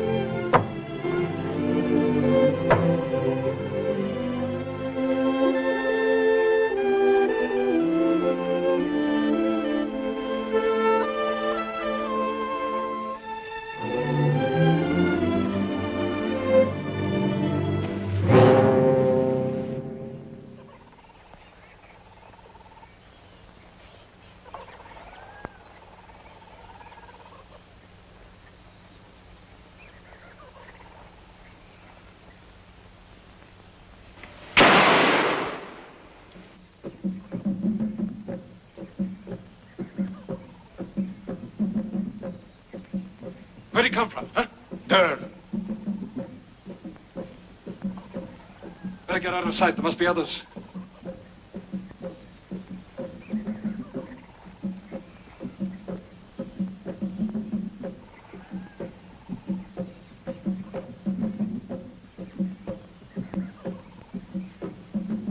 Two? What?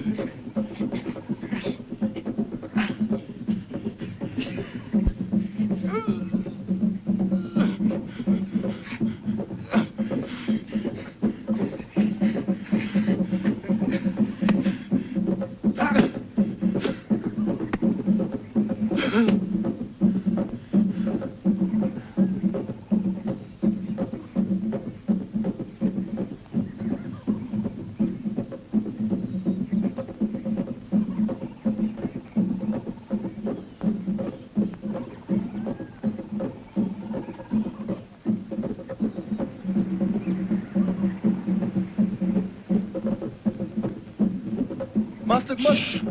Look. Ah, come on.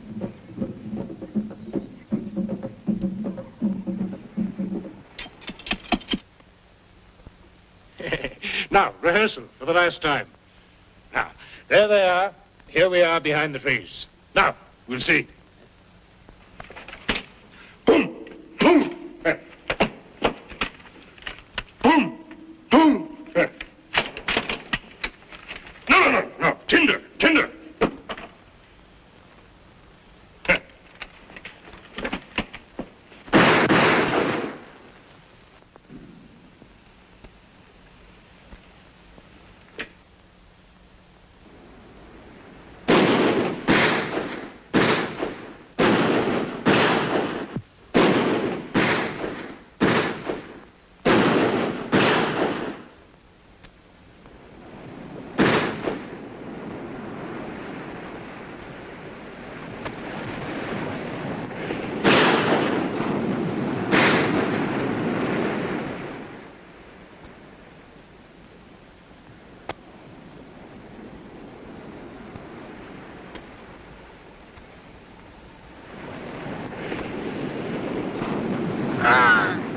White men like Master Prince? Shh. Come on! Move now!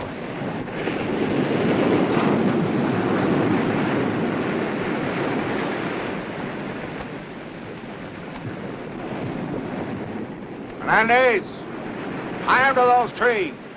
We'll come back for you. We've got water for the ship.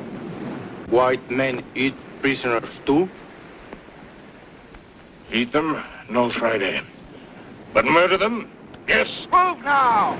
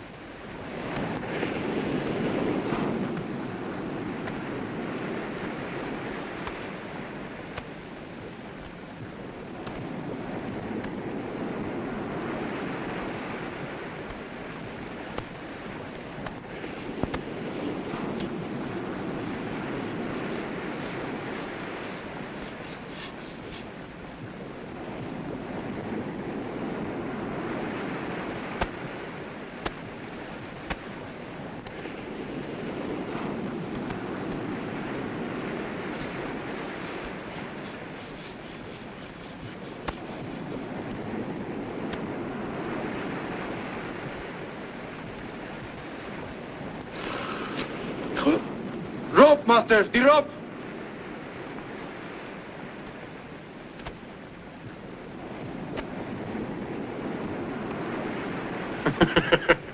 In spite of my appearance, I'm not something that lives in trees. I'm a man.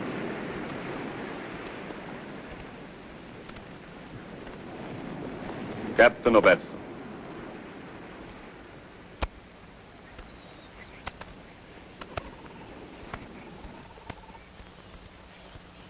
Now we can talk. But to whom do I speak? Who are you? Where have you come from? What is your case? Tell me. Mutiny, sir. Engineered by my mate. Aided by those you saw him lead ashore. My bosun here, and most of those aboard are loyal. It's the mutineers who control the firearms, sir. And your ship? As fine as ever bore sail. Beyond the reef, waiting only for the next tide. They anchored here to take on water and abandon us when they surprised and killed the savages. Should they return to the ship, we are lost. If we prevent their return, think you it possible, armed of course, to reassert your command? Nothing could prevent me. On two conditions, then. Agreed. First, while you're upon this island, you will be governed by my orders. Accepted. Second, if we recover your ship, you will carry me and my man to England, passage free. Were your home in China, India, 3 times around the world.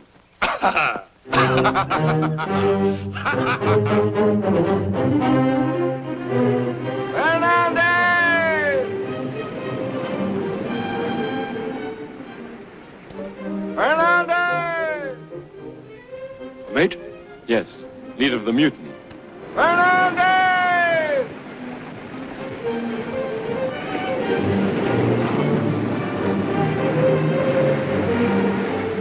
They're going to escape. Unless I've forgotten the ways of civilization, Captain. They'll not be putting back yet.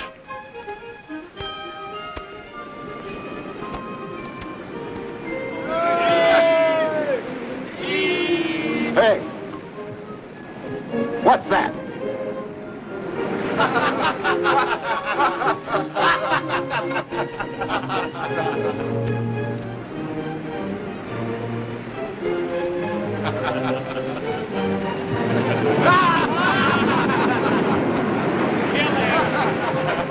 I'll cut his throat. Wait!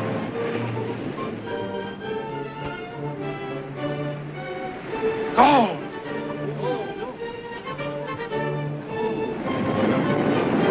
Where did you find this? There? Let's get it. Take your arm. Yeah, come on. Come on. Get out. Come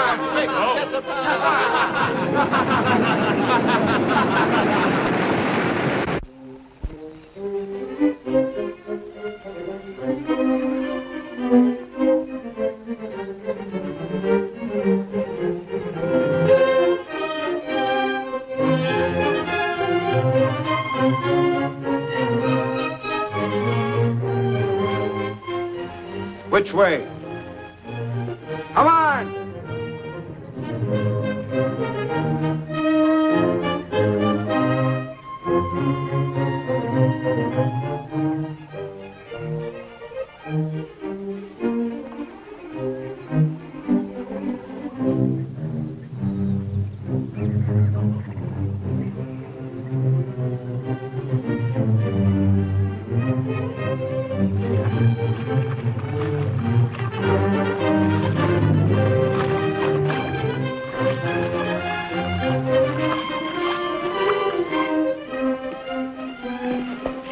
You, take a look. Nobody here. Over we go.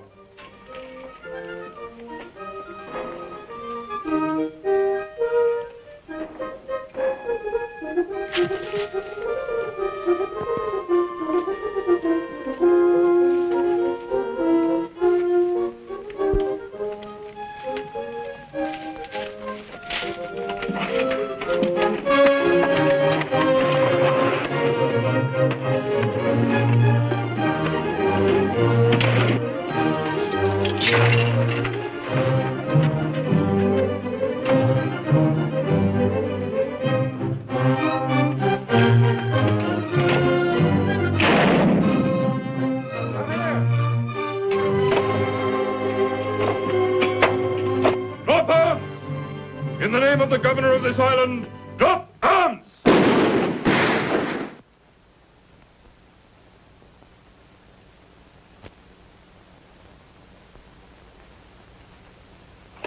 Drop arms or I'll blow your head off.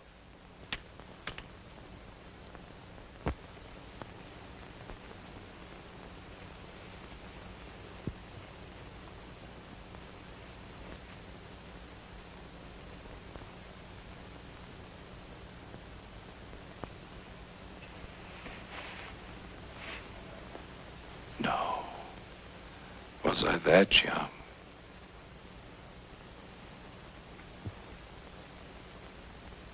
Master, the boat arrived. The captain is waiting. Thank you, Friday. I didn't expect it yet. The proof of the pudding. So that people cannot say that Crusoe's mad. Here's a present for our friends outside.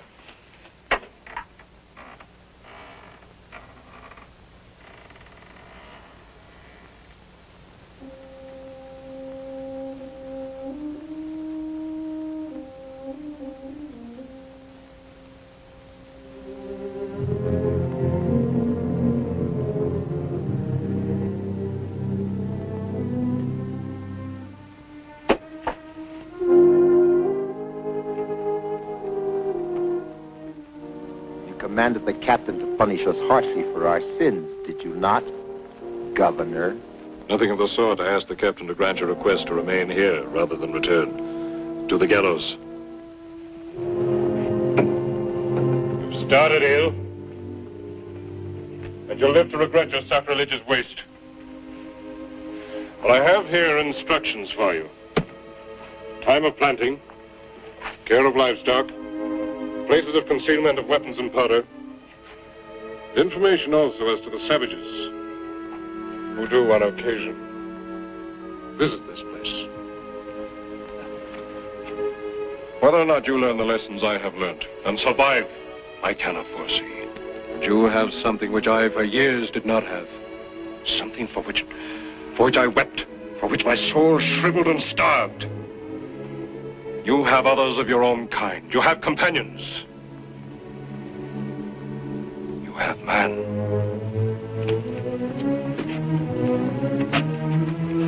You can sever the ropes that bind you. It should cost you an hour of painful work.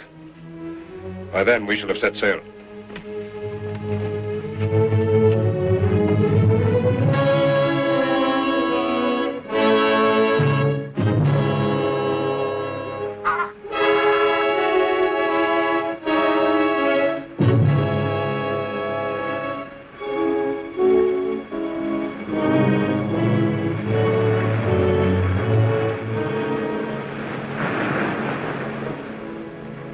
What you saw today, Friday, are you not a little afraid of coming back with me to civilization?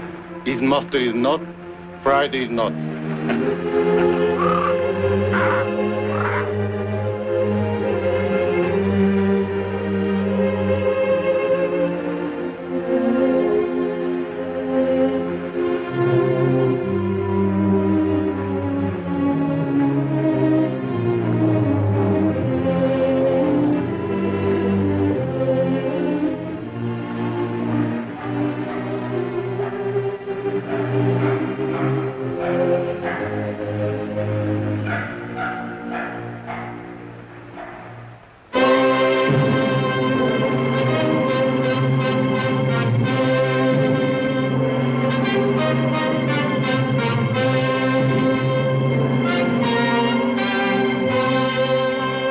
And thus, I left the island after I had been upon it 28 years, 2 months, and 19 days.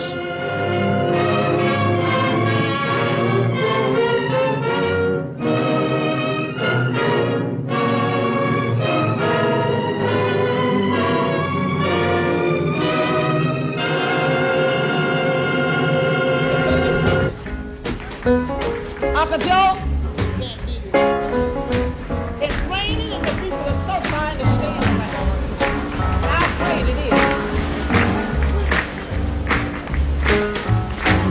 Oh, it makes me feel happy. Oh,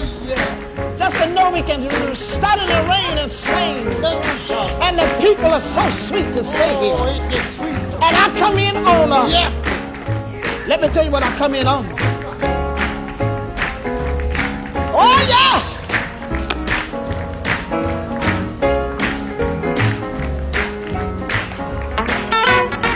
Get it here.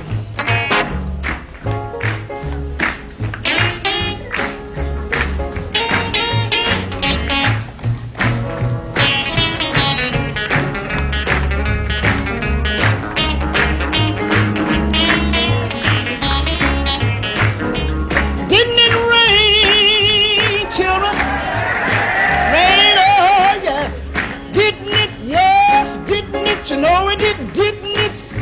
Oh, yes, how it rained. I said it rained, children. Rain, oh, yes, didn't it? Yes, didn't it? You know it did, didn't it? Oh, my Lord, how it rained. You know it rained 40 days, rained 40 nights. To make my garment fit me right. When I get to heaven, gonna put on my robe, walk around in glory, tell the glad news. Look up David in the heat of the day, tune up a harp and begin to play. I know it rained, you know it rained. Oh, how it rained, rain too long, all night long. Rain, rain, rain, rain, rain, rain, rain. Didn't it rain, children? Rain, oh yes. Didn't it, yes, didn't it, you know it did, didn't it? Oh, my Lord, how it rained.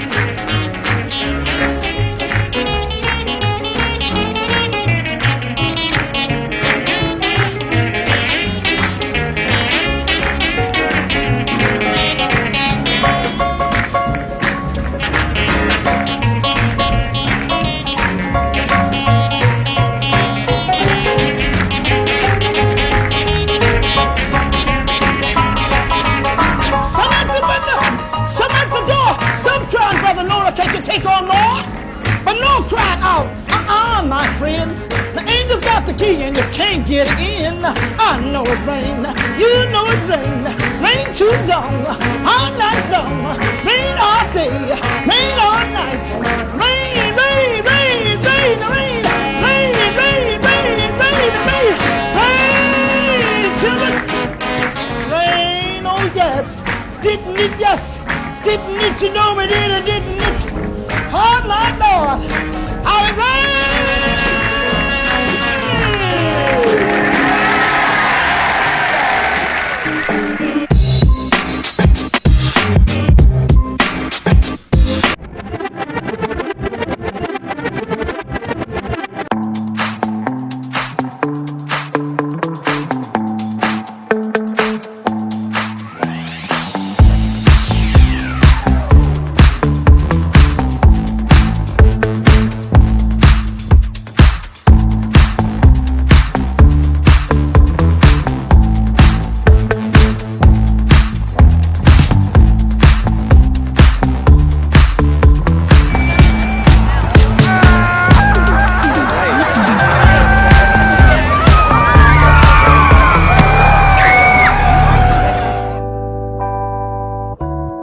Superpowers get neutralized. I can only watch in silence. The famous actor we once knew is looking paranoid and now spiraling.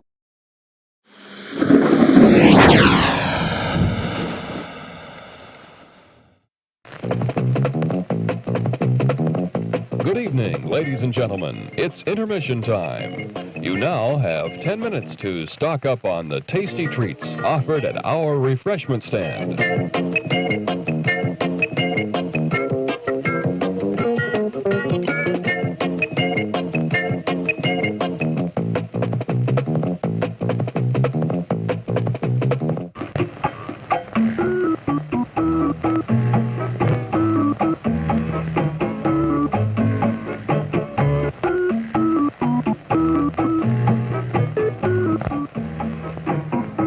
Thanks for coming to our show tonight. We appreciate the opportunity to serve you. We think it's great to be able to enjoy fine entertainment in the comfort and privacy of your own car. The come-as-you-are atmosphere is a pleasant way to relax in the evening. Don't you agree?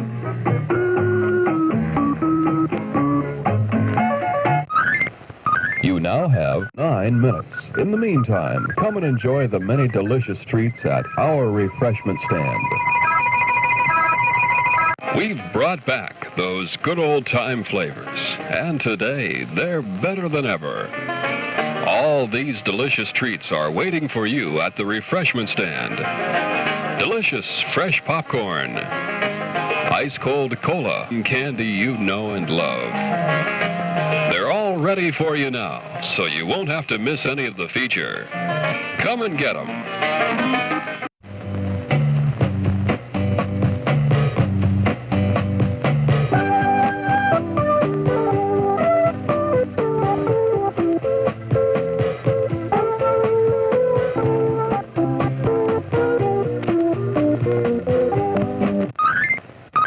Now, only 8 minutes to visit the refreshment stand before the feature starts.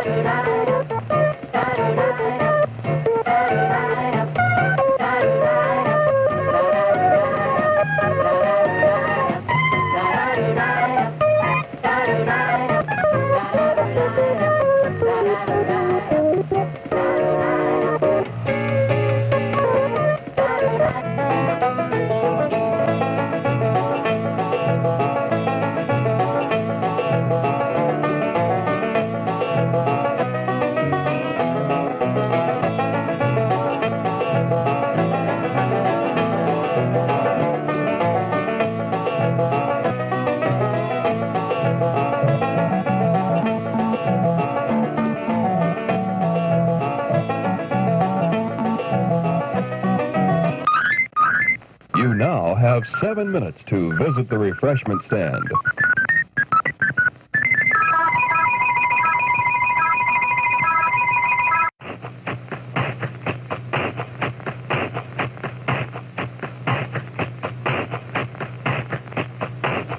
To make your evening of entertainment more enjoyable, our refreshment stand has these delicious favorites: hot and crispy pizzas,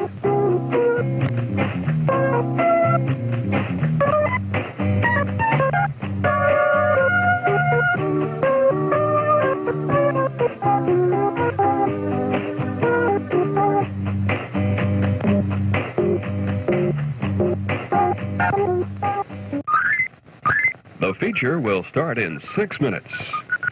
Still plenty of time to visit our refreshment stand.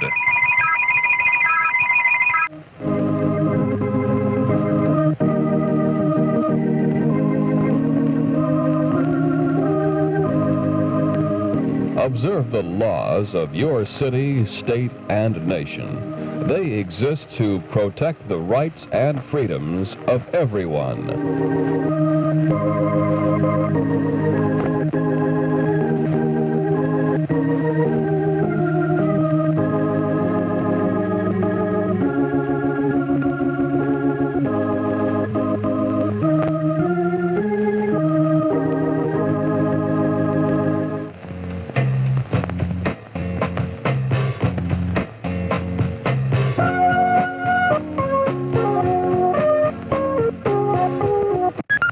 Before the feature starts, you still have 5 minutes to look over the menu before the feature starts.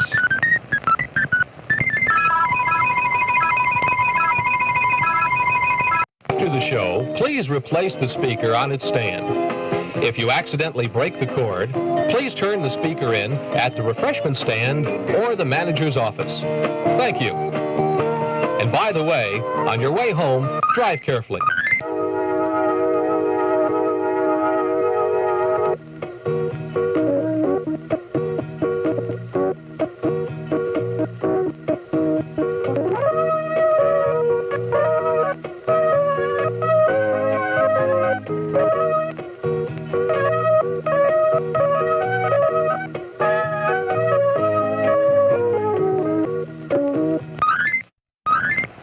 You now have 4 minutes before the feature starts.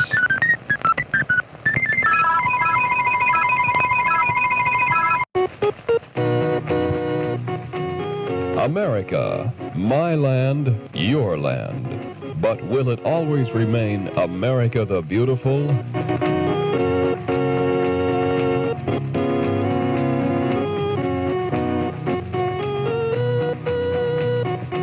Pollution, a threat to life and health, not to mention one of our greatest natural resources, the scenic beauty of our land.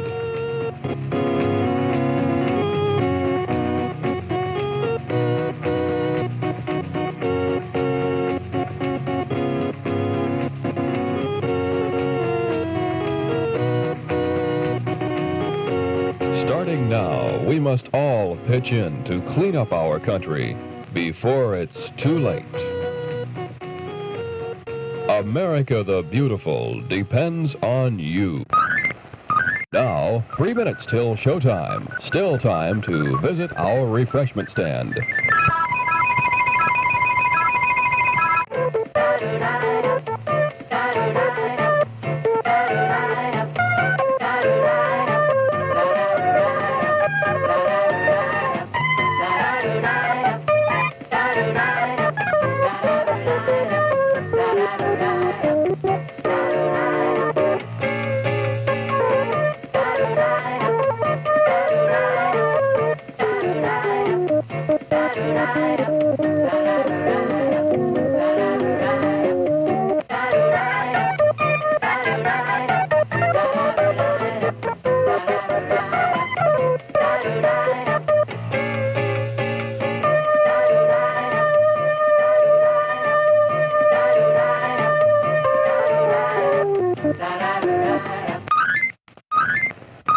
Now, only 2 minutes till showtime.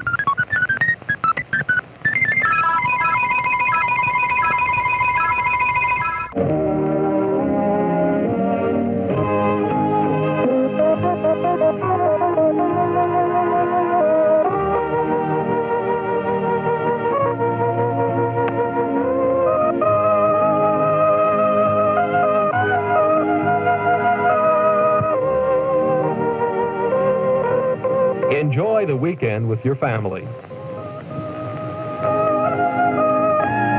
And worship at the church of your choice this weekend.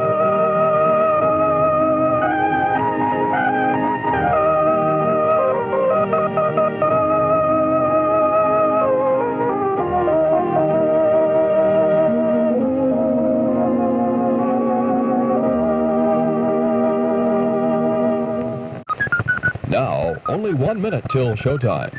For your convenience, the refreshment stand will remain open during the show.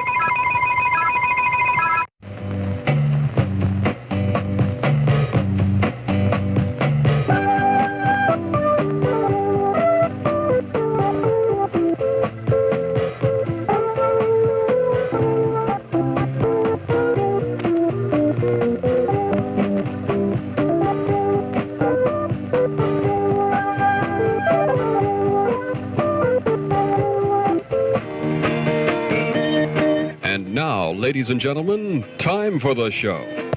Once again, thank you for coming to our theater tonight. Have an enjoyable evening.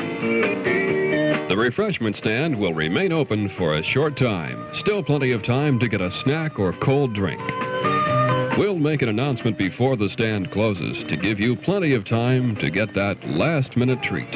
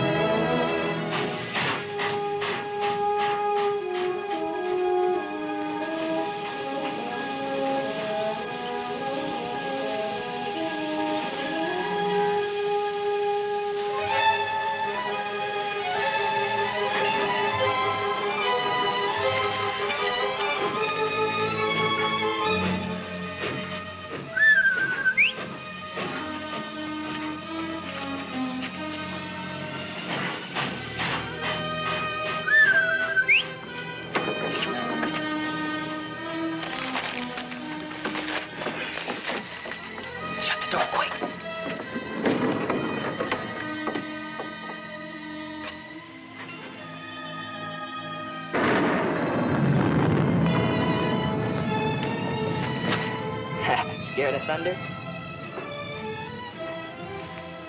No. I like it. That's good, because there's gonna be more of it. I brought you food. For the kitten, too. Did you steal it? No, I bought it. Oh. And if we get caught, don't go making up any stories that I did.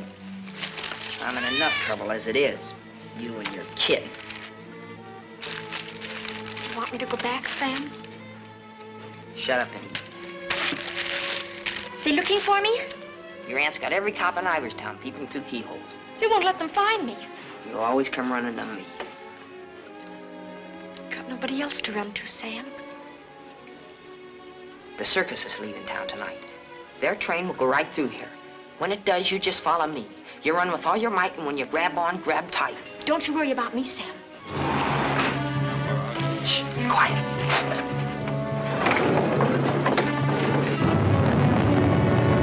There they are. All right, kids. Unless you got wings, you're caught. All right, Martha, let's go.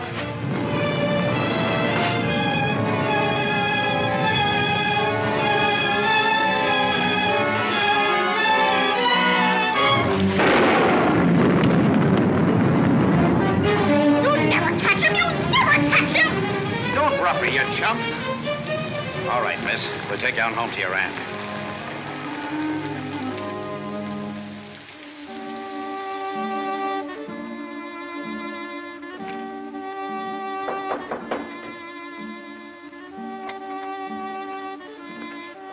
Mr. O'Neill to see you, ma'am. Show him in. Mrs. Ivers will see you now.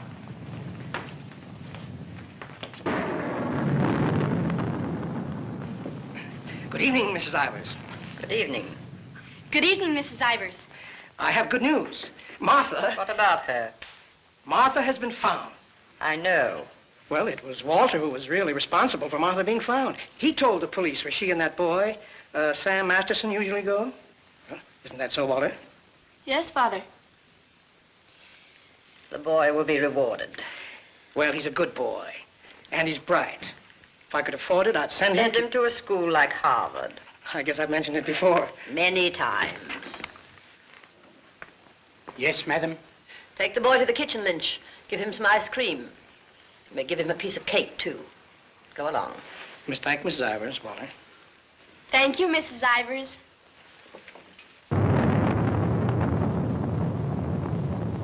You've lost your pupil, Mr. O'Neill. I'm sending her away. I know why you offered to tutor Martha. I know why you made Walter do his daily lessons with her. I know why you want him to live here. A scholarship for Walter, that's why. But I'm not a foundation, Mr. O'Neill. I don't care whether Walter drives a truck or goes to Harvard. Probably be a lot happier driving a truck. You are expected, miss. Oh, just a minute, miss. The name's Londine. You'll tell Mrs. Ivers the name of the detective who caught her is Londine. I'll tell her.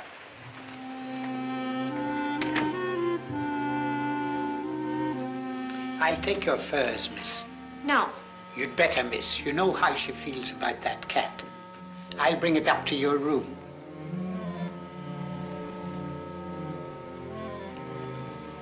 Your aunt is waiting for you.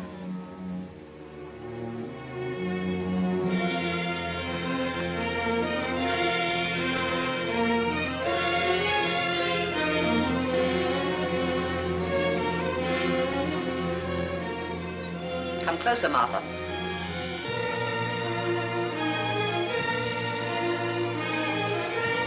Closer, Martha.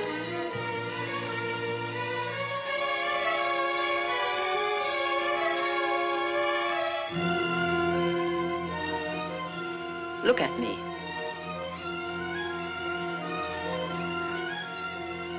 You don't seem very sorry. I am. I'm sorry I was caught. No matter what you do, I won't cry.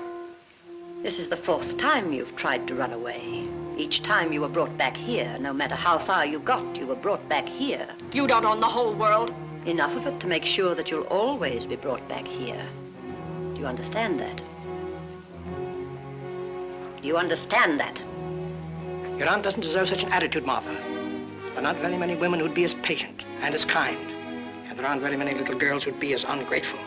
When will you understand that I'm doing all this for you? That I'm trying to wash the dirt and grime off you, make an Ivers out of you again? My name is Smith, the same as my father's was. Your name is Ivers. I've had it changed legally. I don't care what you've done. Your name is Ivers, the same as your mother's was before she was stupid enough to marry Shut that. up! Shut up! How dare you? Shut up!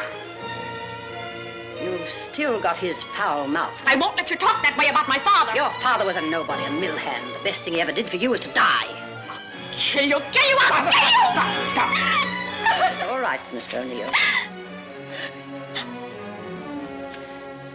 Go up to your room and get into some dry clothes. After you've had dinner, I want to have a talk with you.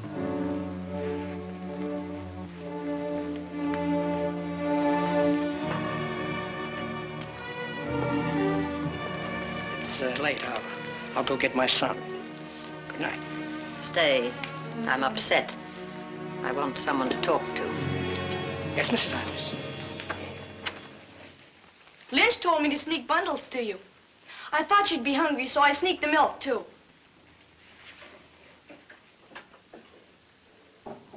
She hates cats. She hates everything I like. A policeman came to my house this morning. He asked me if I had any idea of where you could have gone. My father said it was my duty to tell them. Your father? I didn't say a thing. No matter what my father told your aunt, I didn't say a thing. I'm cold. I've got to change my clothes. I'll leave the door open so I can hear you. My father says you're foolish. My father says that someday you'll have everything in the world. My father says that if we only had one little part of what you'll have, I could go to Harvard. You're what? I could go to Harvard. The lights! What happened to the lights? They went out. I think they went out all over the house. There's a candle and matches on the table near the wall. Oh, you stand still. I'll do it.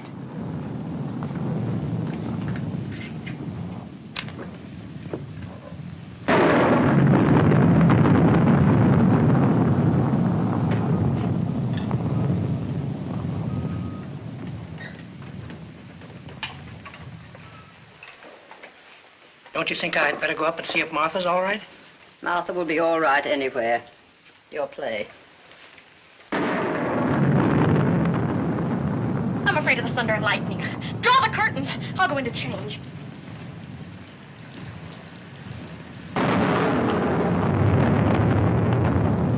Martha!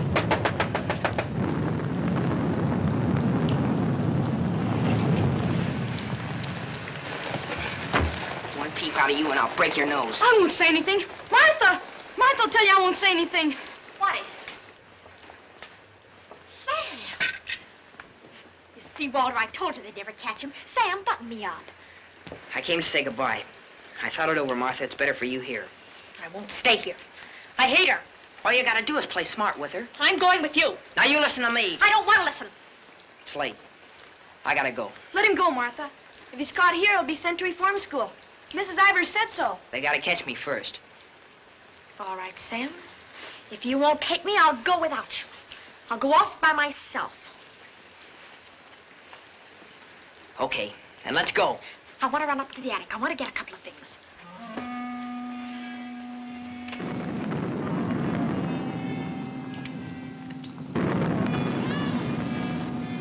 Sam! Quick, Sam! Sam, bundles. She's going downstairs. Sam, my aunt. I'll get her.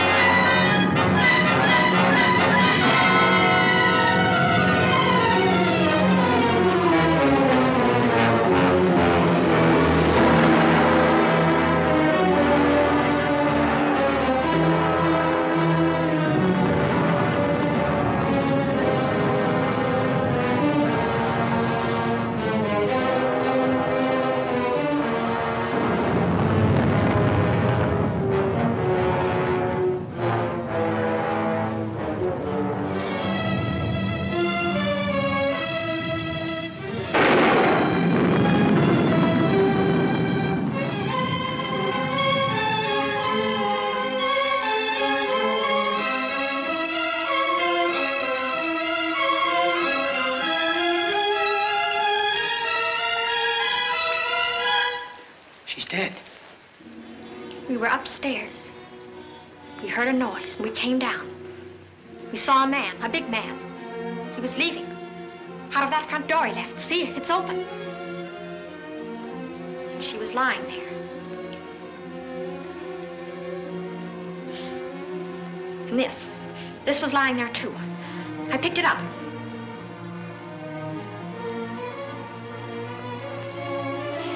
Isn't that true, Walter? Isn't it? Is it, Walter? Yes, Father. It is. Put it down. Put it exactly where you found it.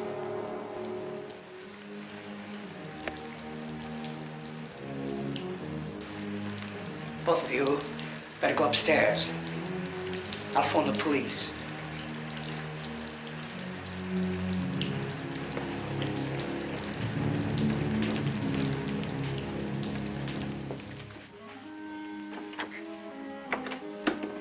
You'll never get away with it, never. Your father believes me. I don't know, I'm not sure. You keep your mouth shut. But Sam, what about Sam? He was in the house, he saw it. Sam will never tell. Yes, he will, he's scared. That's why he ran away after it happened. Sam will never tell. Sam's scared. He ran away, I didn't, I stayed. No, he won't. Not Sam, not Sam.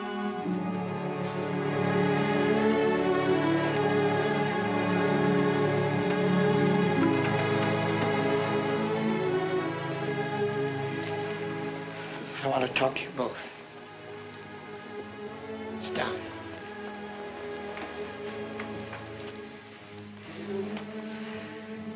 Now, when the police come, you will tell them exactly what you told me. Do you understand, Martha? Yes, Mr. O'Neill. And you too, Walter? Yes, Father.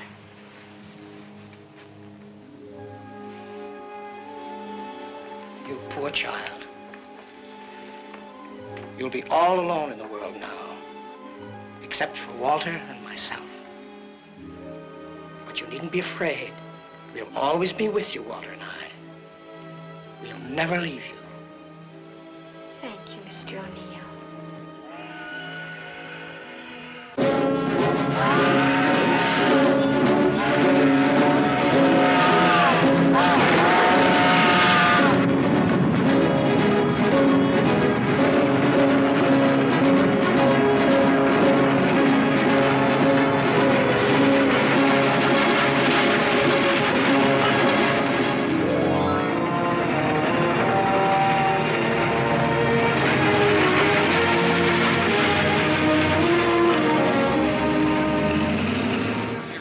At the fairgrounds last week.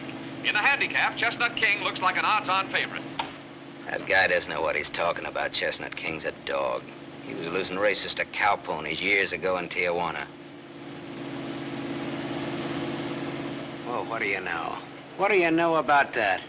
How do you like that, sailor? Leave a place when you're a kid, maybe 17, 18 years ago, and you forget all about it, and all of a sudden you're driving along and smacko, your own hometown up and hits you right in the face.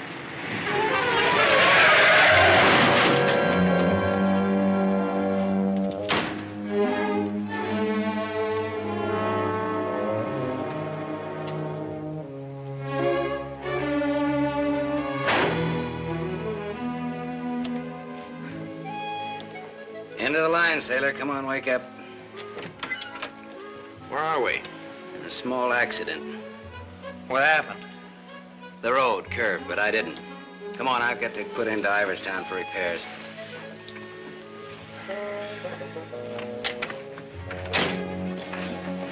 Next time, I pick me a guy that don't fall asleep. Welcome to Iverstown. Well, maybe this time they mean it.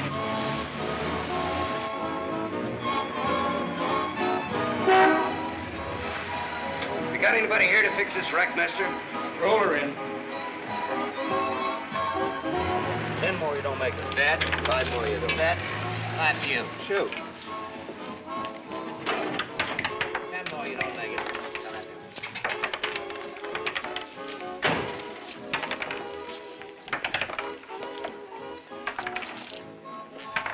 How long will it take, Pop? Can't tell till we look her over. Come back tomorrow. Open game? Nope. 5 more, you don't. Bet. 4. Right back, little Joe. 20 to 10, no 4. You got a bet. Come on, Harry, make 4. 7. You shoot, Joe. Thanks. Shooting 20. Got it. 10 more, you don't make it. Then I do. How much will it cost, Papa? Won't know till it's done. Hey, now look, I want to know now. Take it someplace else. Welcome to Iverston. We interrupt this program of dinner music to bring you a special broadcast in the interest of the re-election of District Attorney Walter P. O'Neill. Hey, no, leave that on, will you, Pop? Ladies and gentlemen, it is with deep regret that we are forced to announce that Mr. O'Neill will not be able to address this citizens' forum tonight. Mr. O'Neill was suddenly taken ill, but we are fortunate to have the best-loved civic figure of Iverstown, the gracious Mrs. O'Neill, here in the studio tonight to speak for him. Citizens of Iverstown, the issues in this election are simple. That's enough of that malarkey. Say, this, Walter P. O'Neill, isn't that the kid that used to live on Sycamore Street? His father used to be a school teacher? Yeah, that's him. You know him? Yeah, I used to. Little scared kid on Sycamore Street. Now he's running for the district attorney. What's the odds? On what? The election. No odds, no takers. This is a sure bet, mister. Gonna be re-elected. Gonna be governor. And I'm making book right now that someday he'll run for president. Yep. Gonna be whatever his wife wants him to be. Some gal. Who'd he marry? You from this town? Used to be. You ought to know her then. Old Lady Ivers' niece. Martha Ivers? Yep. Came into the whole works after the old lady died. Well, what do you know? What do you know about that? Martha Ivers.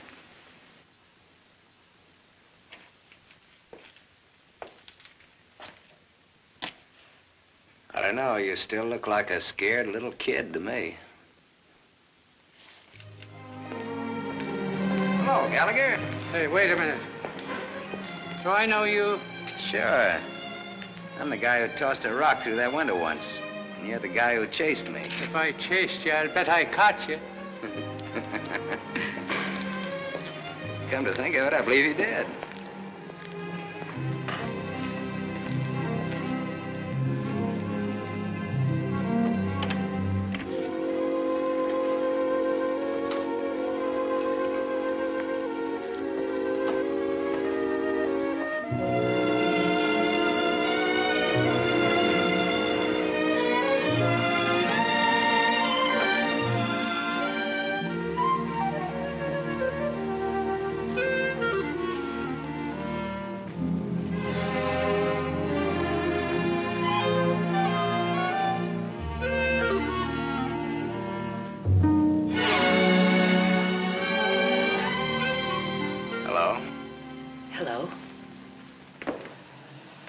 Here? Used to. Who runs this place? Lady, the name of Mrs. Burke. She's not home. You waiting for her? Just came back to get my things. I've been away for a while. I'm waiting for a taxi. I used to live here, in this house, 17, 18 years ago. I was born here. Don't kid me, you're older than that. Well, I didn't move right after I was born. Got one to spare? Got some more matches? I can have these. Got the time? Yeah, it's 11:15. Now, ain't that just dandy? And I've got an 11:30 bus to catch. You can still make it. How if the taxi doesn't show up fast? Know anybody who lives around here the name of Masterson? No. Know anybody in town at all by that name? No, I'm from Ridgeville. Is your name Masterson? Yeah. You mean you're just getting home after 18 years? Well, 17 or 18. You're just getting around to looking up your people. No, not exactly. I just happened to be driving through on my way west and got more or less curious, that's all. Well, good luck. What you gonna do? What do you mean? I mean about your people. Well, I don't know. Maybe nothing. Maybe tomorrow I'll go down to the courthouse and look up the deaths in the last 18 years. Can you do that? Yeah, I think so. Good night.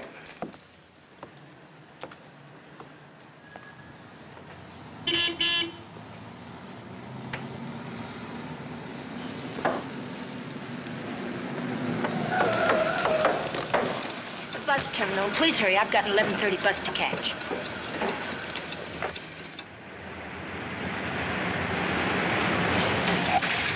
Masterson.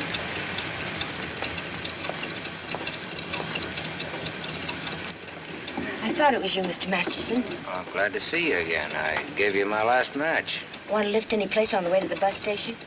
You talked me into it.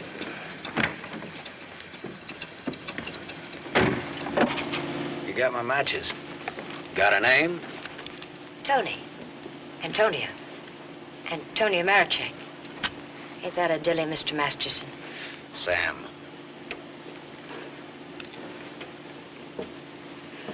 Please hurry. The depot's just across the tracks. You still got 4 minutes. You'd have made it if you didn't stop to pick up your gent. Might be able to chase it. I can get a bus back to Ridgeville tomorrow. Maybe I won't get a bus back to Ridgeville. Maybe I'll go someplace else. Maybe in another direction. Chicago or further west, maybe. Have you ever been out west before? No. I've never. But maybe I will. What's it like? Big.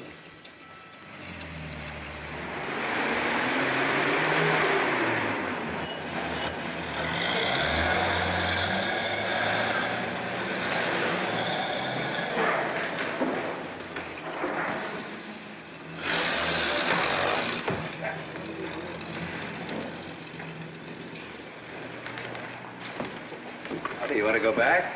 I can't go back there. I'll have to go someplace else. Do you drink, Sam? Yes, I drank. I'll buy you one. Okay.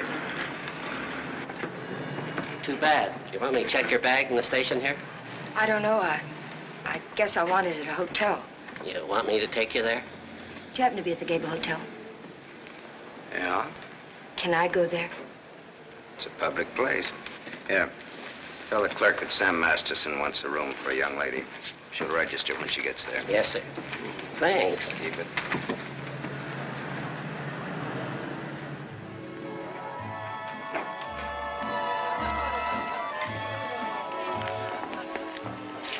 Classy. Blue lights, music, everything. A cafe. When I lived in this town, there were nothing but saloons. My father used to live in them. Mine, too. We're related. I'll have the same thing you had, if you don't mind. Scotch. I take a plain water chaser with that when the scotch isn't so good. 2 water chasers. Did you drive far? About 600 miles since this morning. You aren't driving anything tonight. Oh, my Stanley steamer's in the garage having her face lifted. Better bring us a couple more before curfew. Oh, swell. That'll be $2. On me. Oh, thanks. Maybe you'd like to drink to finding your people. Oh, my mother wouldn't approve of that. How would you know after all this time? After all this time, you probably wouldn't care, one way or the other. You talk awful cold-blooded about them, don't you? That's life. Is it a big family? No, it wasn't. Besides me, they're just the usual 2 people necessary to increase the population. Mother left when I was a baby, and my father probably drank himself to death by now. Another man I know talks cold like that's my dad. He's the most cold-blooded man in Ridgeville. Once he kicked me, it made me sick. I can guess why you didn't break your neck to catch that bus back to Ridgeville tonight.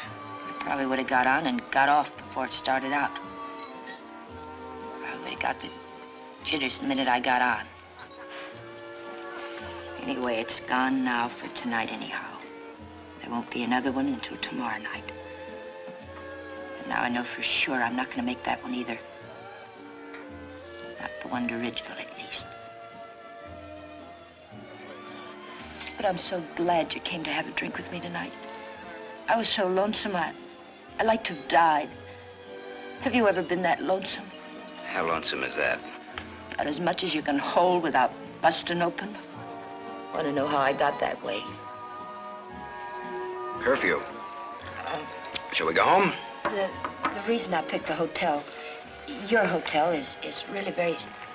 You read the hotel advertising on that when you had it. You're smart. Maybe you think I've been trying too hard to get acquainted. Maybe you have. Maybe you think that's wrong. Maybe it's too soon to tell. I wonder what you're thinking. I don't think you'll take up too much room in my Stanley steamer. Maybe you're all right. You think you can hold that thought all the way to the coast?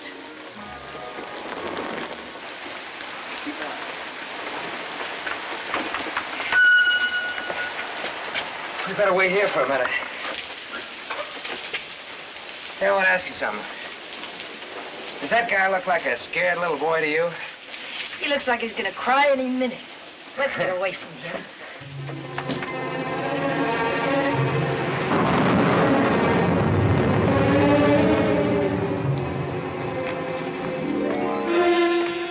Is Mr. O'Neill in? No, madam, not to my knowledge.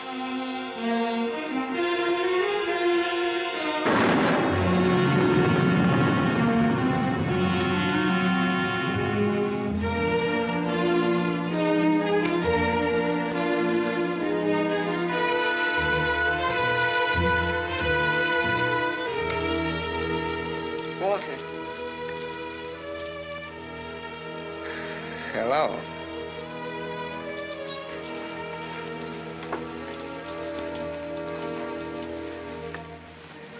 No words? Have a cigarette.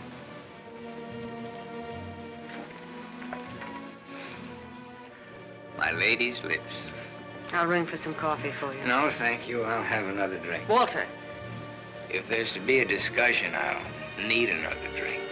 Otherwise, I shall neither hear nor be coherent when and if I reply to whatever it is you're about to say. Did you forget that you were supposed to speak tonight? I didn't forget. It's nice. Your room, I mean. It's been a long time since I've been here. Where were you? Getting drunk. Where? I'm still the people's choice. I did not make a public display of myself anywhere. You realize, of course, that you will one day, inevitably. Inevitably. It's your career, not mine. What's mine is yours. Don't you think I'm entitled to an explanation? What do you want me to say?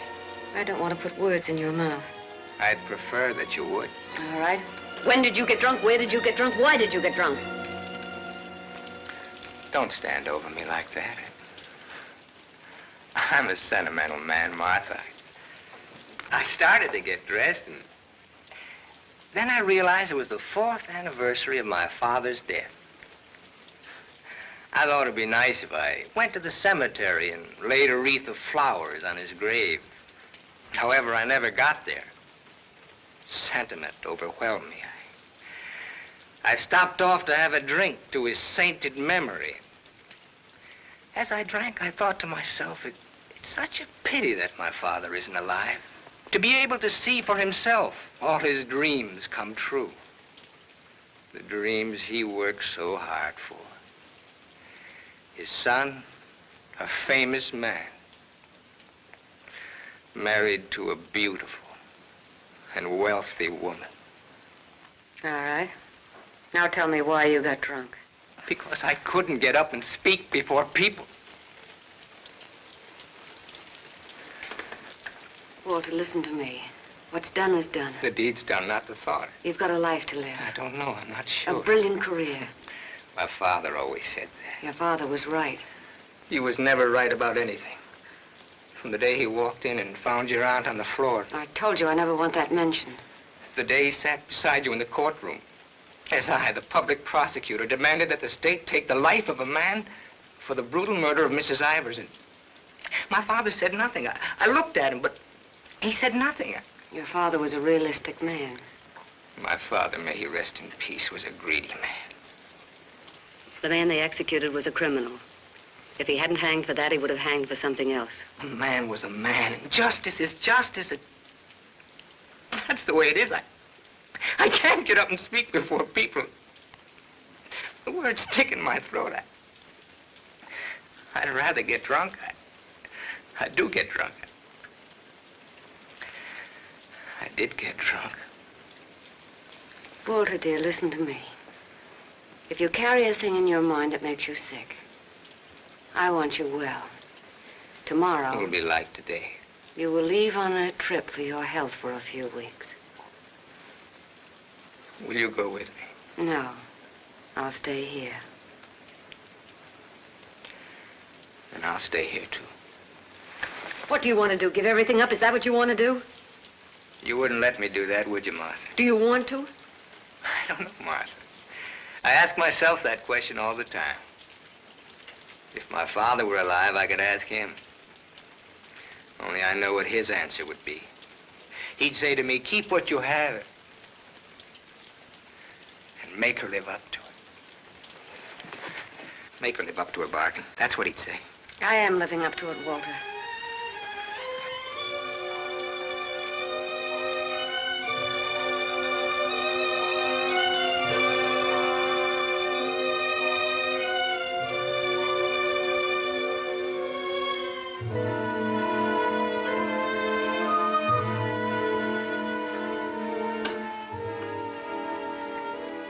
Another drink left. Might as well have it.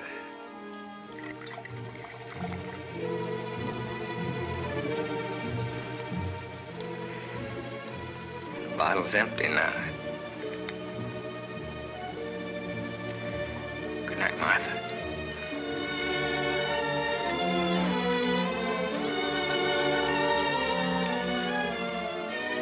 Tell me, Martha, what shall I do about my love for you? Tell me, Martha, why I don't abandon all this. Why I don't just throw it back in your face. You tell me, Walter.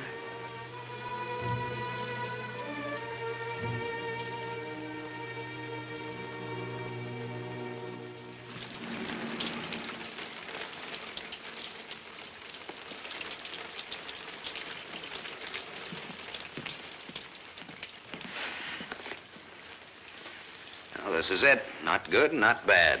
With bath? With bath, and come out, wherever you are. With bath, eh? There's half as many baths as there is rooms. Half the rooms has baths and half hasn't. That's one way of looking at it. Another is, for each 2 rooms, one has a bath in the middle and the other hasn't. Or, you might say, there's a half a bath to each of 2 rooms. How is that again now? There's half as many baths as there is rooms, and if the 2... Sorry. I've already sent the boy with those bags up to your room, Mr. Masterson. Oh, well, they belong to Miss Marichek here. They came in my name because she wasn't registered yet. I missed my bus to Ridgeville. Oh, that's too bad.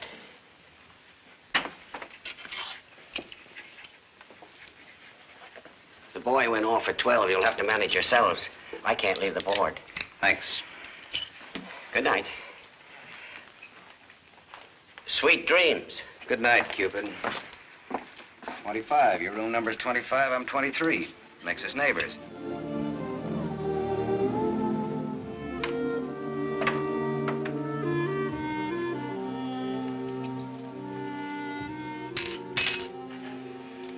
Why did you buy a ticket to Ridgeville if you didn't want to go back home? I didn't. I didn't buy the ticket. I got it, but I didn't buy it.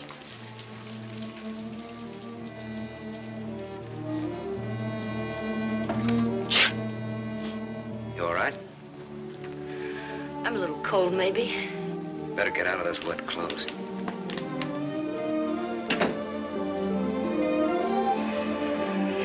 I've started your bath for you.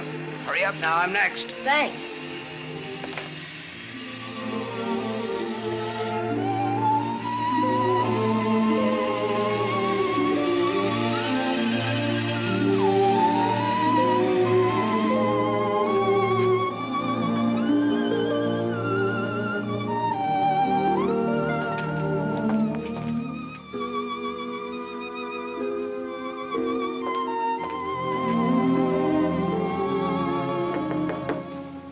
Okay?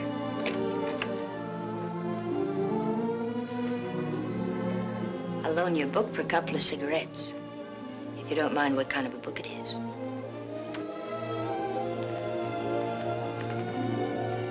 That pine soap makes you tingle all over. There's something very personal about soap. It's almost as personal as a toothbrush. I won't use your toothbrush. Where's your book now? You don't care what kind of a book it is? The suspense is killing me. It isn't my book. Somebody here before forgot and left it. I warned you.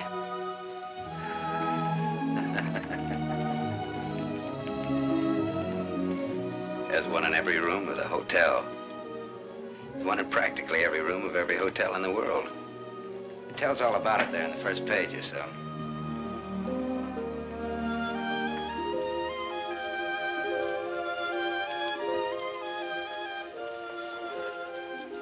Well, what do you know? No, don't get up. I want to look at you a minute. That's really a picture. Throw me a match. So you're leaving tomorrow? Yeah, we're leaving tomorrow. That is, if the car's fixed. Sure you won't mind me being a passenger? Glad of the company. Are you gonna stay in the West? Maybe, maybe not. You might get lonesome again. I've been lonesome before. I was so lonesome tonight I'd like to have died. I know, you mentioned that. But I tried to tell you why. Look, I'm gonna take a shower. I just got out of jail. I just got out tonight. Like I said, we leave tomorrow.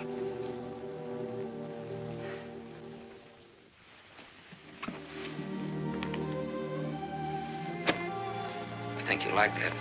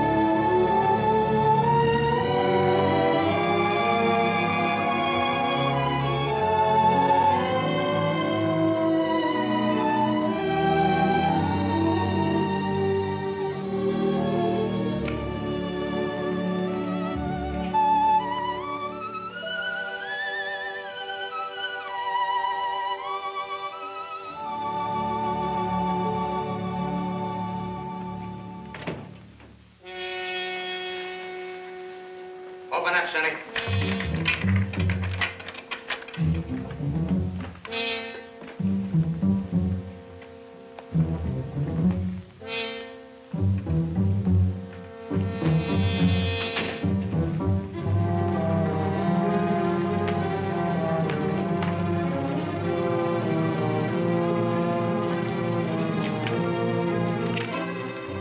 Try that door.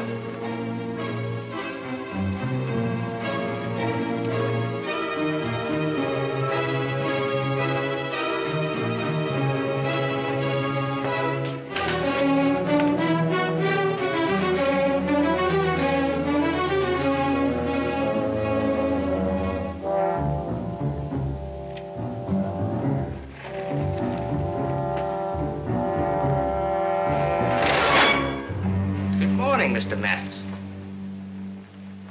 You don't have to show me who you are. I can tell by the smell. My nose isn't that big. I want to see.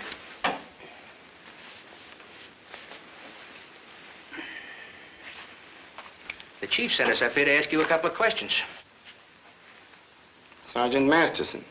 Suspense is killing me. What do you want to know? You've been around. Look at that.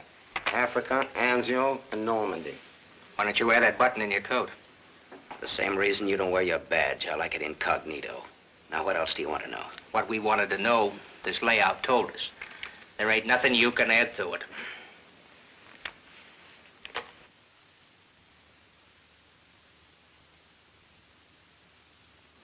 She didn't get in an accident, did she? She's in the can for a nice long stretch. What's the charge? Violation of probation. Probation for what? Theft. Terms of her probation when she was released yesterday was that she returned to her home in Ridgeville. An hour ago, we picked her up at the depot and she tried to cash the ticket. Well, maybe she wanted to go by train. Maybe she wanted to walk. There's no law that says That's she... not the reason she gave, wise guy. No? No.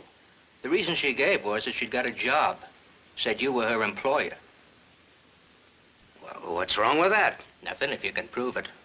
But take a tip from me, Bud, don't try it. Jake and me don't like to waste our time testifying in court. But we will. So long.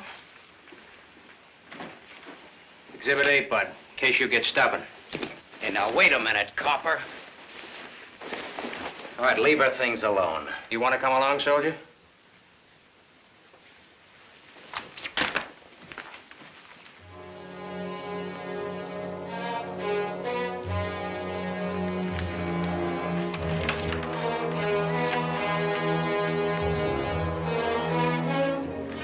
Scared boy. You're just about to do your old pal a great big favor.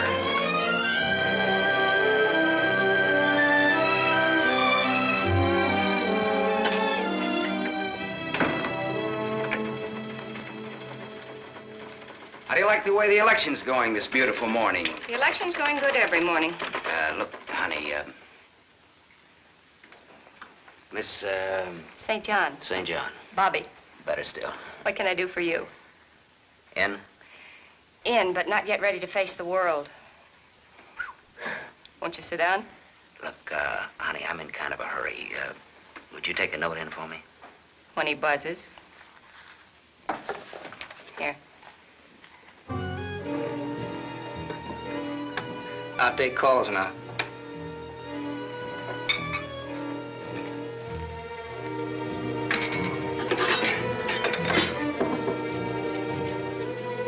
Come in. There's a gentleman to see you. He says it's very important. Tell him I don't want to. Wait a minute. Never mind, I'll tell him myself.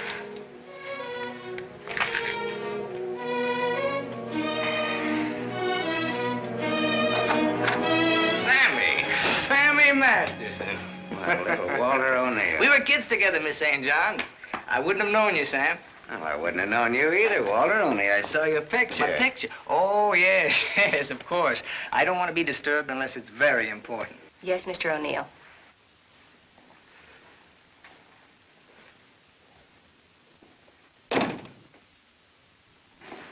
How long has it been? Oh, 17, 18 years, something like that. That long? We were just kids, you remember? The three of us? Yeah. The three of us. Thanks. What's she like, Walter? Beautiful. I married her. I know. You've done all right. I guess so. And you, what have you done? Knocked around, seen a lot, I guess. You know, had some fun, maybe. What have you done mostly? Lately or mostly? Mostly. Gamble. You mean gamble? Sure. That's my business. Perhaps this is where I should remark that all life is a gamble. You don't need to bother, I know it. Some win, some don't. You needn't have made that point. I'm sorry, Sam. This has been a stuffy conversation. Oh, would you like a drink? Isn't it a little early in the morning? I haven't even stopped for breakfast yet. The occasion. You talked me into it. Fine. Nice of you to look me up, Sam. Well, I wouldn't have bothered you, Walter, only, I met a girl, and you can help. You don't look like you need help with any girl. Now, this trip out I do. This kid's in jail. What's the charge? Violation of probation. Name is Tony Marichek. That's not easy to square, Sam. Oh, you can do it. And you will. For old time's sake. For old time's sake. Thanks. Excuse me.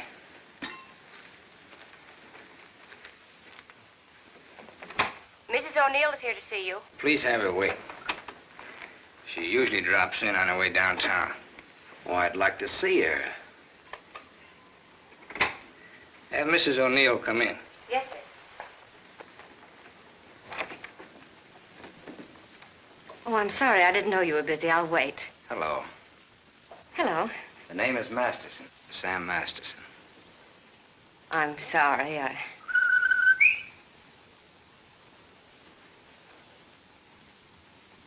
Sammy Masterson. Oh! Oh! Hello! Well, I'll do that again. Hello. You should have called me. You just came in.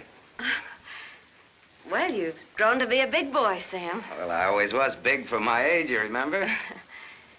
Yes, I remember. Anything else you remember? Oh, well, there are lots of things. I never figured that a skinny little mutt would grow up so beautiful. I thank you for my wife. That sounds funny. What does? Well, you're saying my wife. Does it? Oh, now, don't get so, Walter. I mean, well, I've always thought of Martha's... Well, you know how it is. You keep something in your mind since the time you're a kid. How long are you staying, Sam? Well, that all depends on our district attorney. Oh? Yeah, I may have to pull out in a couple of hours. Oh, that's too bad. That's the way things are, you know.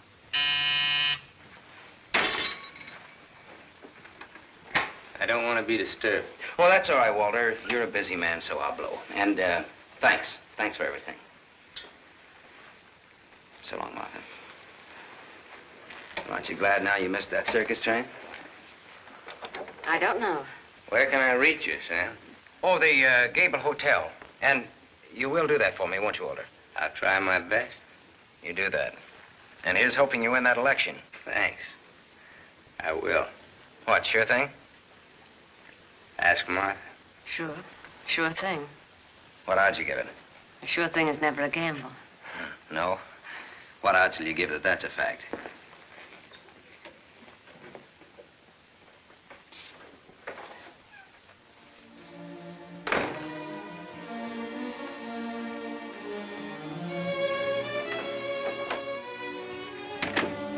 Breezy character, Sam. Thank you.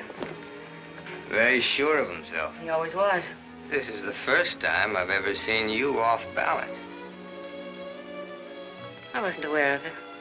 I was. It came as a shock. Yes, it did. To me, too.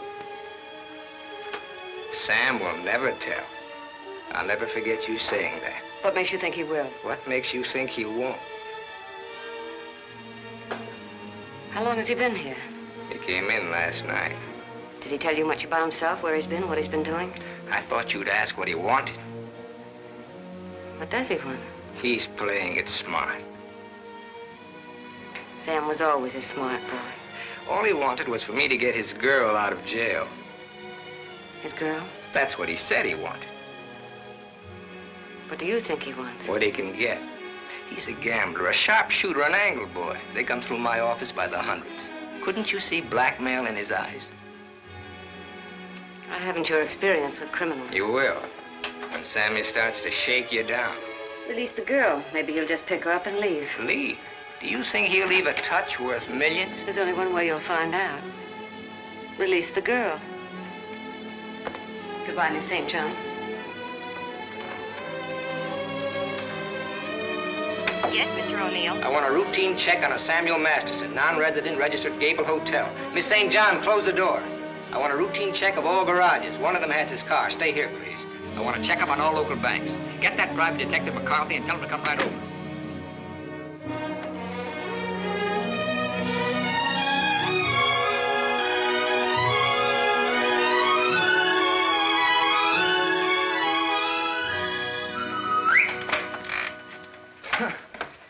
Thought I might improve my mind while I waited.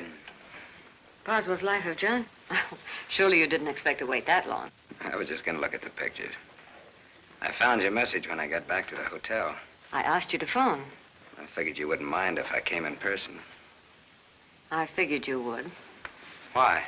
You impressed me this morning as a man who would bet on anything. Almost anything, depending on the odds. I'll bet you'd like to hear the story of my life. What do you bet? My story against yours. You got a bet. Well, let's see. You left here September 27th, 1928. We'll start from there. The exact date? How come that's so clear in your mind?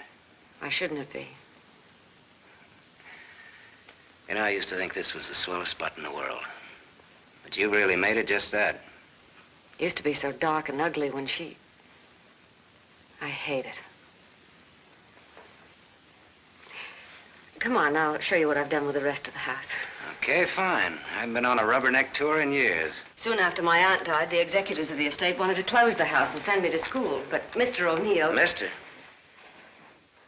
You're kind of formal about your husband, aren't you? Oh, no, I was speaking about his father. Mr. O'Neill was my tutor. You remember him. Oh, yeah. After my aunt died, he and Walter lived here. That was cozy. This is Walter's room. Rich. Very rich. Well, you lived here all the time then, huh? Except for the few years I went to college. Mr. O'Neill, Walter's father. Walter's father thought it would be good for me to get away for a while. Mr. O'Neill, Walter's father, he sort of took care of everything, didn't he? Yes. Yes, he took care of everything. You didn't like that? Let's talk about something else. What do you want to talk about? Pick a subject. This is the dining room. Isn't it kind of crowded? All right. I pick Walter as my subject. When did you marry him? When or why? I ask when. When I finished school. All right. Now, why did you marry him? Pick another subject. It's your turn. You. An open book. I went out of this town with the circus, the one you were supposed to go with. Made friends with the animals and lived happily ever after. Almost. Almost? Yeah. I got ambitious, and that tore it, but good. I got so I wasn't satisfied just being friendly with the animals. I got so I wanted to own the animals. So I bought some animals. Well, my lion got the mange and gave it to the monkeys. The animals became a responsibility and a liability. I lost all my hard-earned cash and ran like a thief out of there with a great yen to become friendly with people. Now, on that, I had some success, me being a gambler and people being what they are. Well, that brings us up to my 21st year, when I became a man, officially. How did it feel to become a man officially?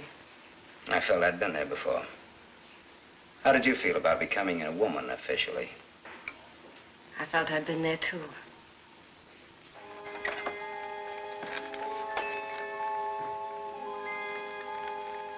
This is the room that you... Do you remember, Sam? Do I? It's the only room I didn't change. It seems that only yesterday I came through that window. We were going to run away together that night. You do remember. Yeah. And it was Walter who let me in. I come here often, Sam. Little girls grow up. They never get through playing with dolls. There was a storm that night, thunder and lightning. I was afraid of the thunder. In the freight car that night, you told me you weren't. I didn't want you to know. I wanted to be like you, never afraid of anything. You remember that too, don't you, Sam? Things come back to you. Don't say it like that, Sam. Not to make me feel good, but because it's true. All right, it's true. We were just a couple of kids. We're not kids now. No, Martha, we're not kids. No time for dreams. Only one dream, Sam. And it came true. You're here.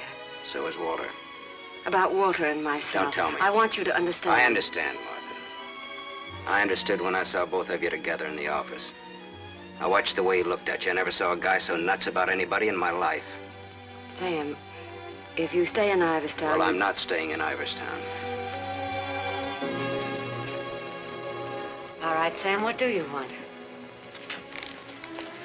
What do I want? Yes, why did you come back here? Oh, the road curved, but I didn't. Answer me. Hey, now, wait a minute. You sound like I have to. As a matter of fact, you sounded just like your aunt used to. Don't say that to me. Don't ever... Look, baby, I won't be around long enough to repeat it.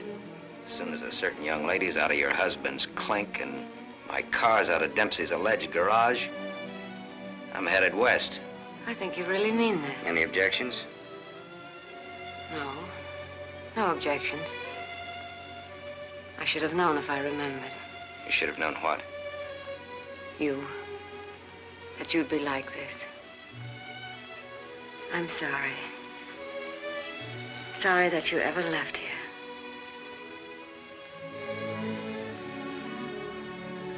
Sam. For old time's sake. Yeah. Sure, for old time's sake.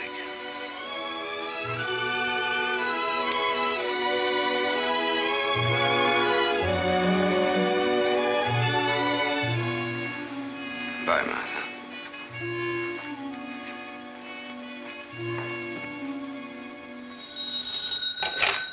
Dempsey's garage. Oh, yes, Mrs. O'Neill. Mrs. Walter O'Neill? Yes, ma'am. Well, it was a rush job anyway, and I'm rushed enough as it is. Don't mention it. Glad to be of service, Mrs. O'Neill. You can add this to your report. Miss O'Neill don't like this guy to go. Not yet. All right, Dempsey, thanks.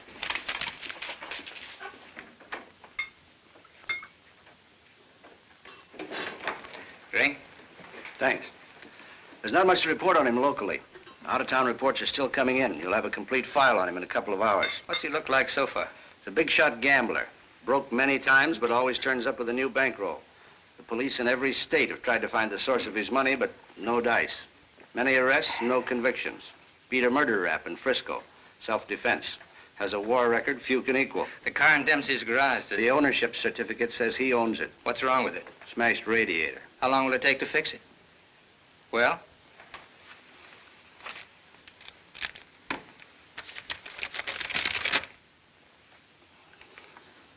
Who did Dempsey get this call from?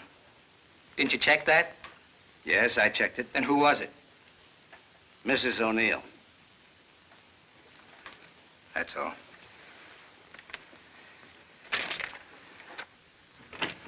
Yes, Mr. O'Neill? Get me the county jail. I want the superintendent of the women's division. Yes? I have the county jail for you, Mr. O'Neill. Deputy Elizabeth Baker is on. Hello.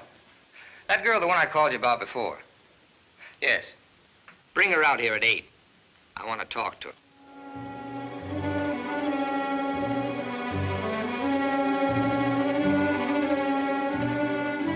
You got the time, Bud? Yeah, it's 5 after 8. Thanks. I'm expecting my friend out in a few minutes. Say, I ain't seen your face around here before. No, I'm a stranger here. Oh. Then you ain't waiting for anybody, huh? Oh. She's a stranger, too. Huh. She's due out a couple of hours ago.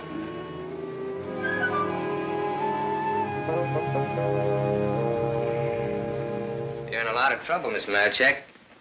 The law is very specific on violation of probation. It's specific about everything. You're serving a 5-year sentence. So I was told once before. You lied when you were picked up. You told the police you were employed by Sam Masterson. You think they would have believed me if I'd told the Did truth? you cook up that story between you? He had nothing to do with it. You're very fond of him, aren't you? You wouldn't want anything to happen to him. Does he feel the same about you? You wouldn't want to serve out that 5-year sentence, would you? What are you getting at? Remember, 5 years. And this time you'll have to serve every day of it. You don't have to. All right, get down to it. What do I have to do?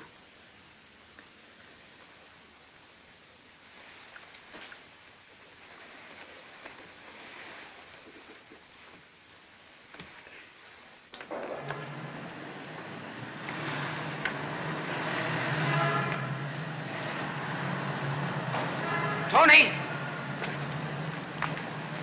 Tony!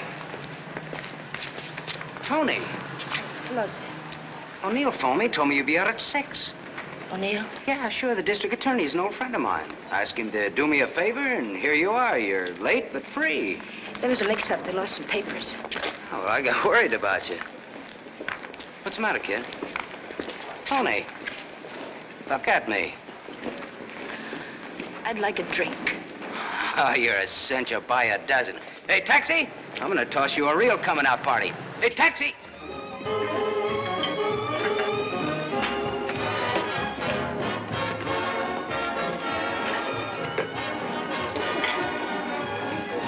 Thanks. Spaghetti. That looks wonderful. I think you'll like it. Go ahead, eat. Guess I'm not hungry. My stomach's in a knot. Here, this ought to help. I'd have died if I had to stay on in jail. Forget it now. You're out. If you'd ever been in, you'd know what I mean. I know what you mean. A couple of times last night I tried to tell you why I did time. You wouldn't listen. I don't want to now. Oh, now you've got to. Please. All right, if it make you feel any better. I want to be sure you understand. 1 to 5 they gave me. 1 to 5 years, that is. It's a long joke. It's forever. I did 3 months before I came to trial. It can happen to the best of people. I'm not the best of people. I'm just Tony Marichek. Where'd you get the fur coat, Tony? The judge asked me. I met a guy, I told him. He said he was in love with me. He gave me the coat. A likely story, he said. I said, but it's true, every word of it. I tried to pawn it because I needed the money. Where's the man, he asked. I don't know, I said. He took a powder, he blew, he flew to the moon. You don't fly, Tony, the judge says. The charge is theft. You do 1 to 5. Well, how come they gave you probation? First offense. You know what probation is. Oh, sure. Knife sticking in your back.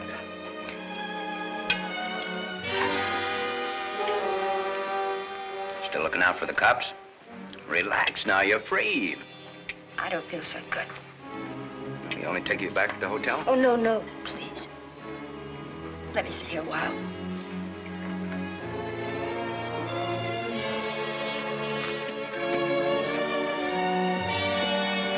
Yeah? Get your coat on. What's the gag? Get your coat. All right, Joe. What's the gag? I was up to your hotel. Nice layout you got there. Double rooms, connecting doors, and tall glasses. What did this guy tell you he'd give you when he picked you up? All right, Joe, there don't have to be any trouble. Forget it. She's my wife.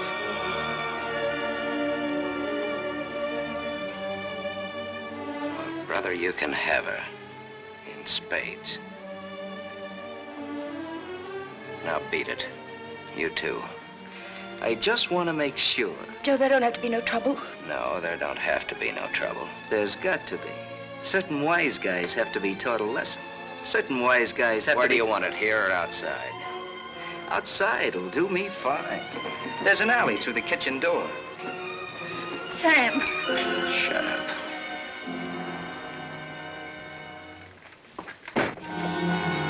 Stay here.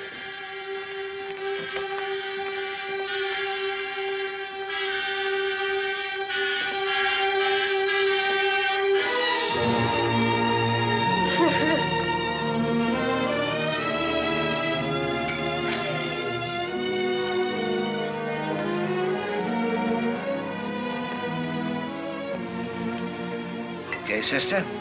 You did a swell job. Now blow. Yes, sir.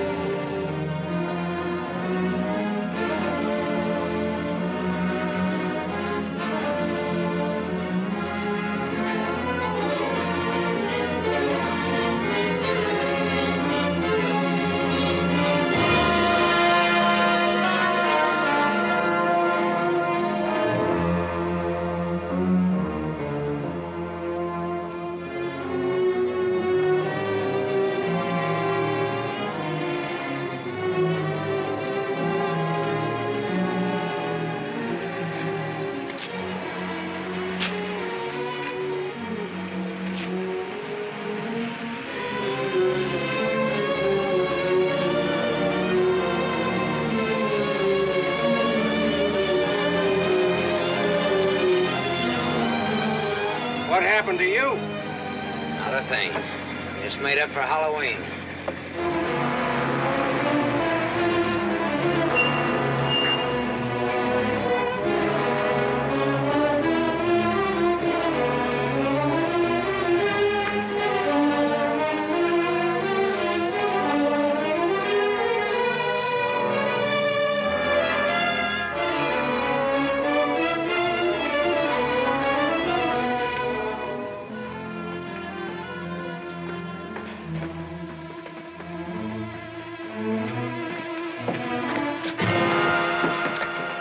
But you catch the next one.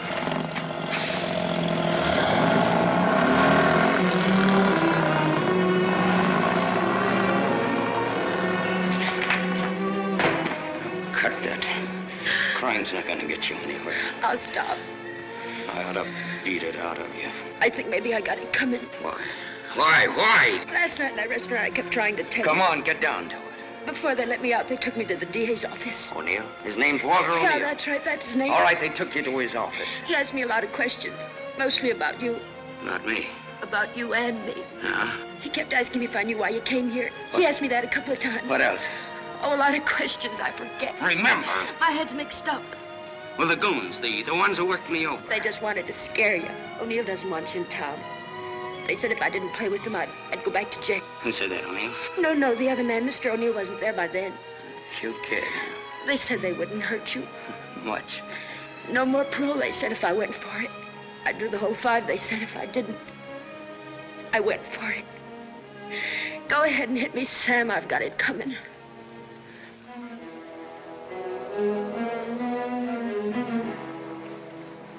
One thing you got coming, kid, is a break.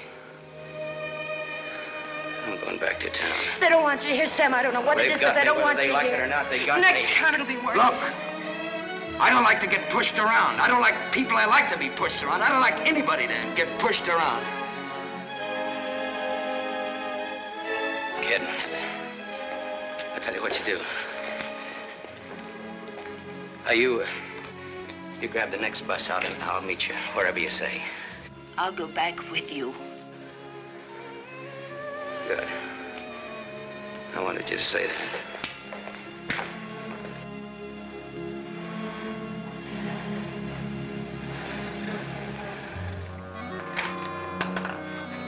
Just a moment, sir.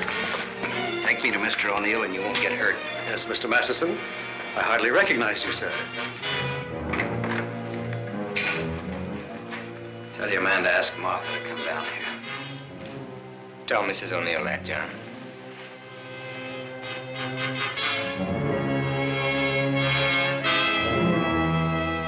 I thought we ought to have a little talk.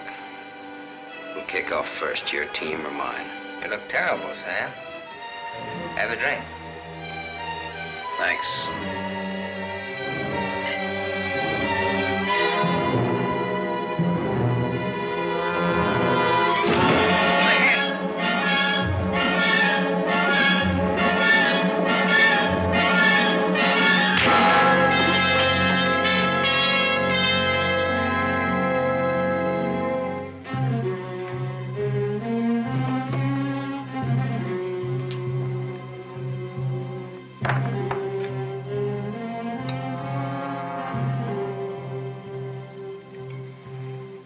Report on Sam Masterson.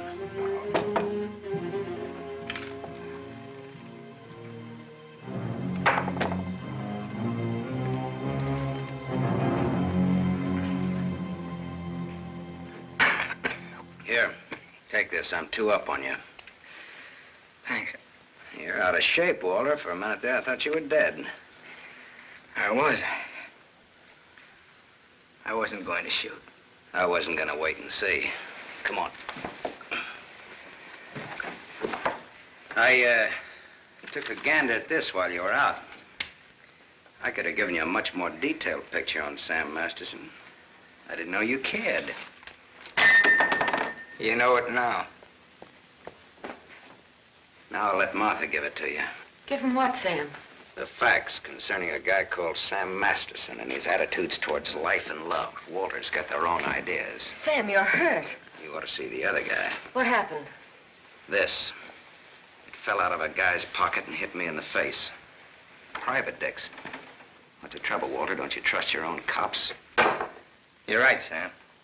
I hired the men who worked you over. The idea was mine. I thought it might scare you into not coming back. It hasn't. We're ready to listen to the current quotation on blackmail. Walter.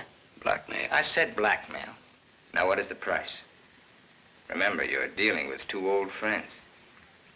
Well, which one of you do I deal with? With me. Be at my office at the plant at 3. Okay. May the deal be profitable to all of us. Whatever the price is, that's it, Sam. Don't try this again. What happened last night can happen again. And worse. Don't try it, sweetheart. I make this a flat statement. I'll kill you.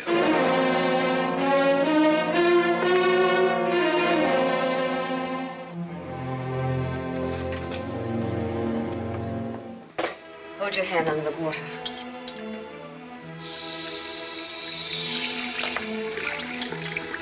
Now dry your hand.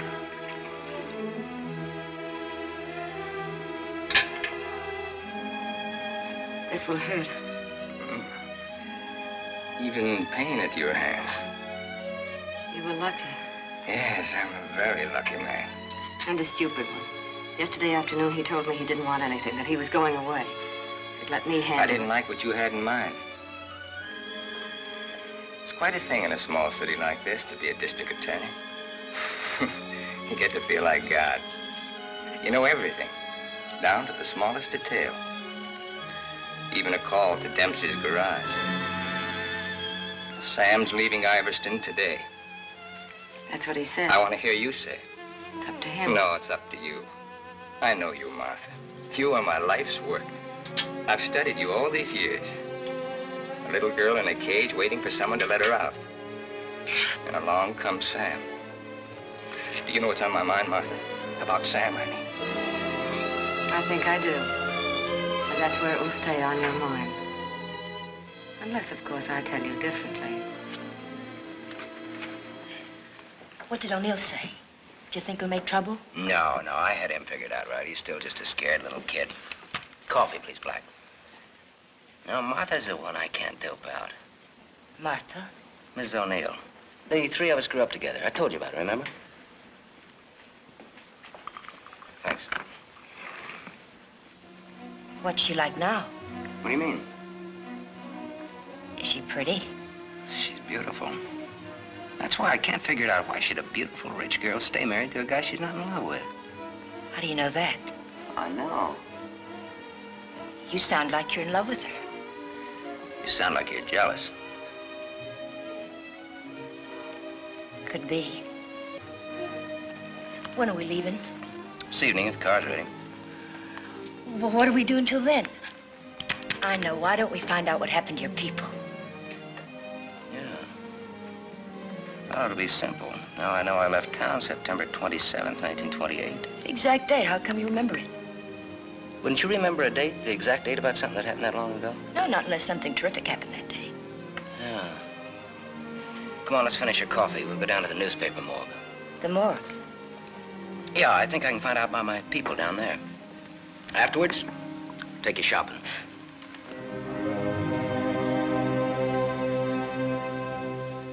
That was a strange case. Went unsolved for years. Then one day they picked up a guy who stuck up a garage or something. Someone who used to work at old lady Ivers' house. Came out at the trial that he was the one that knocked the old lady off. It's my favorite case. There's a picture of the guy. Doesn't look like very much, does it? Yeah, kind of a scared little rabbit. I watched him all through the trial. Never had a chance. O'Neill really did a job on him. Is that Walter O'Neill? Yep, same guy. It was kind of dramatic, though. Him being engaged to the niece of the murdered woman. He sure did a job. Jury was unanimous. Well, what happened to him? Oh, they hung him. Interesting, eh? Solving a murder after all those years. It's all in the files there. Go ahead and read it. Oh, thanks, I will.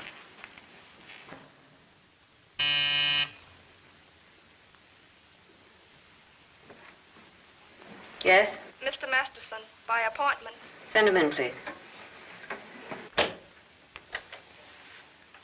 3 o'clock on the nose. On the nose. Come in, Sam. You should have kept me waiting. Big executives always keep people waiting. Didn't you know that? Good executives don't. I bet you're good. I am.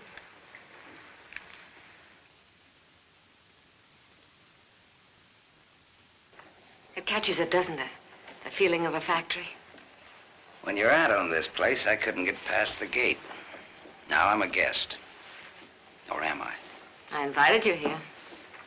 Martha, did your aunt leave you everything? I was her only heir. I'll never forget the way she looked that night, standing in the doorway, leaning on her cane. I don't want to talk about it. Okay, okay. You look different than you did this morning. Clean and fresh. Yeah, well, it's the perfume I use that makes me smell so nice. I bet I smell as nice as you and Walter put together. What do you want? I think I've got what I want. I think I've got a gimmick. A gimmick is an angle that works for you to keep you from working too hard for yourself. Simple. Specifically, what is your angle? Specifically, half. Half of what? You tell me. All right, Sam. Come here. My father used to work here as a mill hand. So did my father, when he was sober. Now I own it. Now you're even. Now I'm even. I was 21 when I took it over. It had 3,000 workers then. It's got 30,000 now. Ran as far as that gate. Now it goes down to the edge of the river. And I did it all by myself. Without Walter, without his father. All by myself. Half of this should make quite a score. Half would make you my partner. That's what I had in mind. You went out of here a dirty little kid once before. That can happen again. I don't have to give you anything if I don't want to. But you do want to.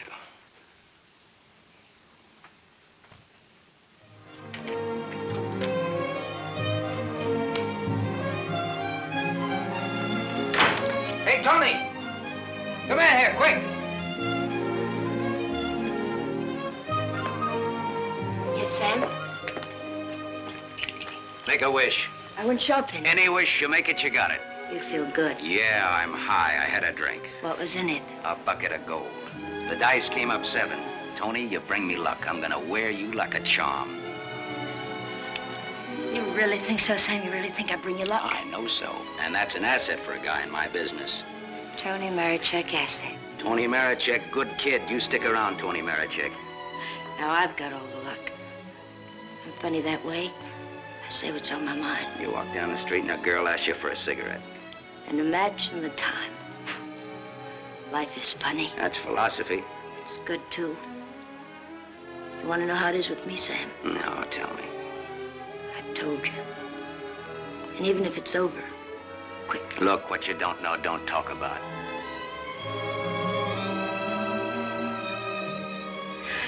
I bought a new outfit. I want to show you. Well, let's take a look at it. $8.95. How do you like it? With you in it? Hello, Sam. Tony. Yes, Sam? I heard you talking. Well, even a crummy hotel like this has a switchboard. I have special privileges in this hotel, Sam. I own it. It's Miss O'Neill, Tony. Hello. So this is the girl. Tony's my name. Antonia Marichek. The sunsuit looks very well on her, Sam. She's got just the figure for it. She's a very pretty girl. I give another show at 8 o'clock. In your room or here? Tony. Yes, Sam. Miss O'Neill is sorry she said that. I'm sorry I said that. Okay, forget it. Tony. Yes, Sam. I'm going out with Miss O'Neill on business. That's why you came here, isn't it? Yes. I'll be back after a little while. I got no place to go. I'll be here.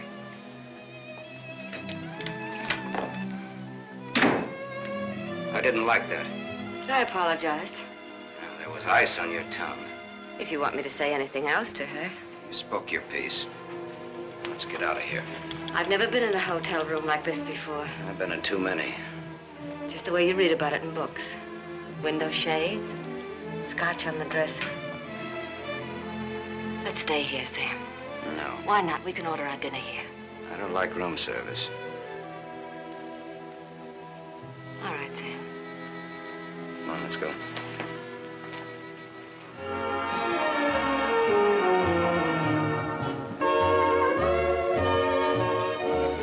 What's your Tony Marichek really like? That's what she asked me about you. What are your plans for her? Oh, she's very independent. Hardly. How did you meet her? We lived in the same house. In Iverstown? Yeah. When? Now and then.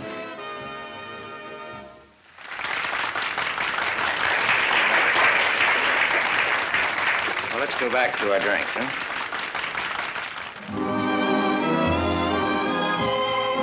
To continue with your Antonio Marichek, have you other things in common? Taxi cabs, hotels, and Bibles. And we don't like some of the same people and places. All sounds like a very substantial beginning. How long have you known her, really? Since day before yesterday. How long have you known me? Martha, I'm not sure that I've ever known you. What do you say? Let's get down to business. Let's get out of here. Waiter! Yes, sir. Check, please. Yes, sir. Whiskey and soda. Thank you, sir. Wait outside. Sam, what is it? Wait outside.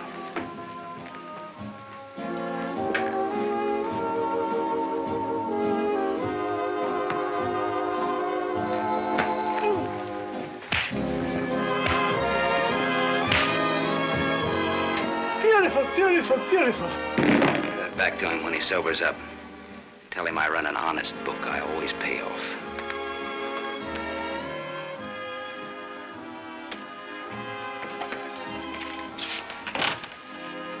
Thought I told you to wait outside. I wanted to see. You saw. You wanted to kill him, didn't you? Yes, I did.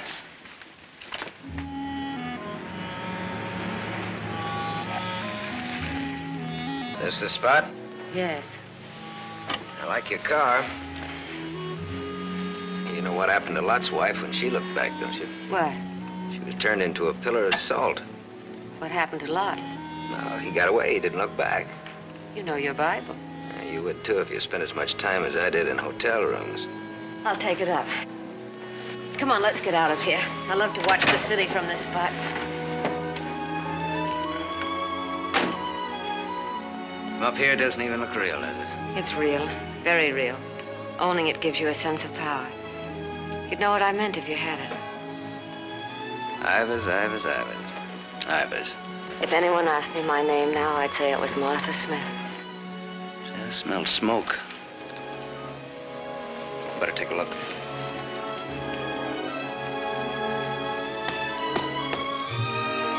Must have been some kids up here. Sam, don't. Let it burn. We used to come up here when we were kids and build a fire. Ah. Let it burn, Sam.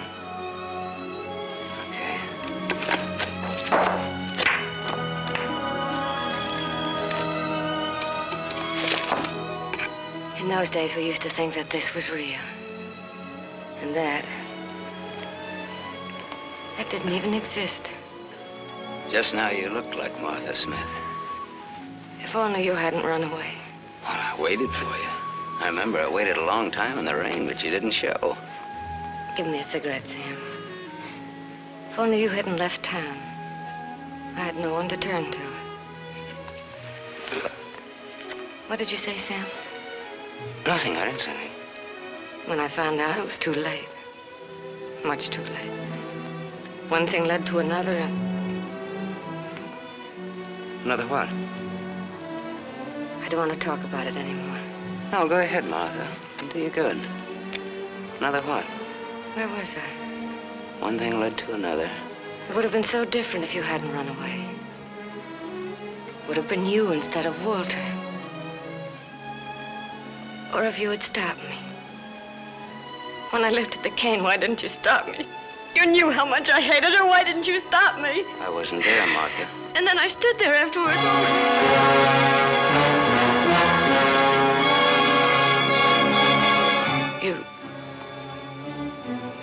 You weren't there? No, Martha. I wasn't there. I left when your aunt came into the hallway. I didn't want to stick around. I was in enough trouble as it was. I never saw what happened. I never knew until tonight about your aunt or that man, the one they hung. The man that you and Walter killed.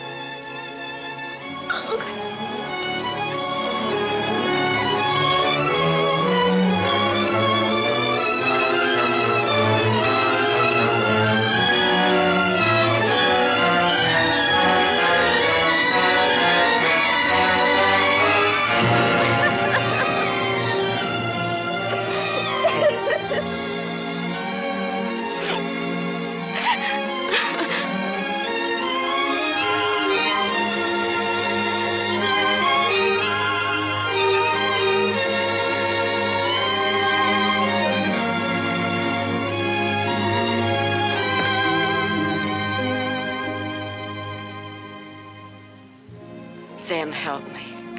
Help me. All right, Martha. Tell me. Talk. All right, Sam. I never imagined anyone could die so quickly. I'd always supposed that wherever I went, she would be with me, that she would never die. But it wasn't like that. I expected to find her when I went back to my room. Later, I became frightened. The coroner and the police were sympathetic. They talked very attentive. They believed my story, the one I told Walter's father. That night, I slept heavily, peacefully. How did you sleep the night after they hung that man? It wasn't long when I found out why Walter's father believed my story. It was as if my aunt had never died. He took her place. He wanted to make something of his son, and I was tied to them both from that time on. It became so unbearable that I wanted to tell the truth. But he had deliberately given me such a sense of guilt and had painted such a picture of what would happen to me that I was crazy with fear. He used that fear well. To increase it, he made me part of another crime. My testimony sent an innocent man to the gallows. And he used that to make me marry Walter. Sam, you're not going to go away again. I want you here, Sam. I've lived so much inside of myself, so choked with wanting something else that lives and breathes, so desperate for air and room to breathe it in. Oh, Sam, please. Please stay here, Sam.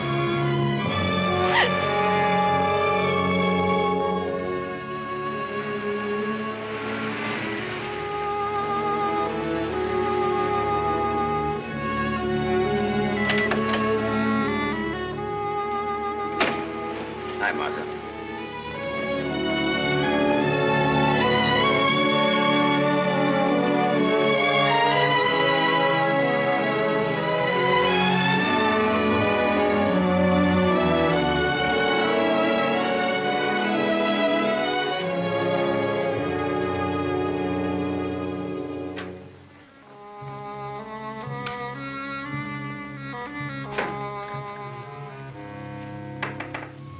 Tony, you still up? Tony? Yes? It's me, it's Sam. Can I come in? Yes, Sam.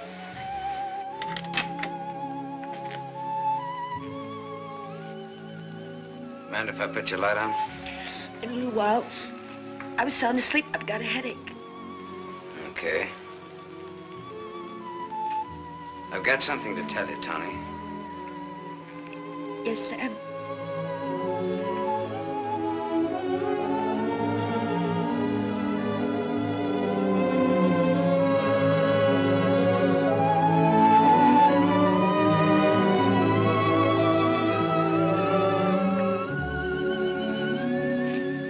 Tony.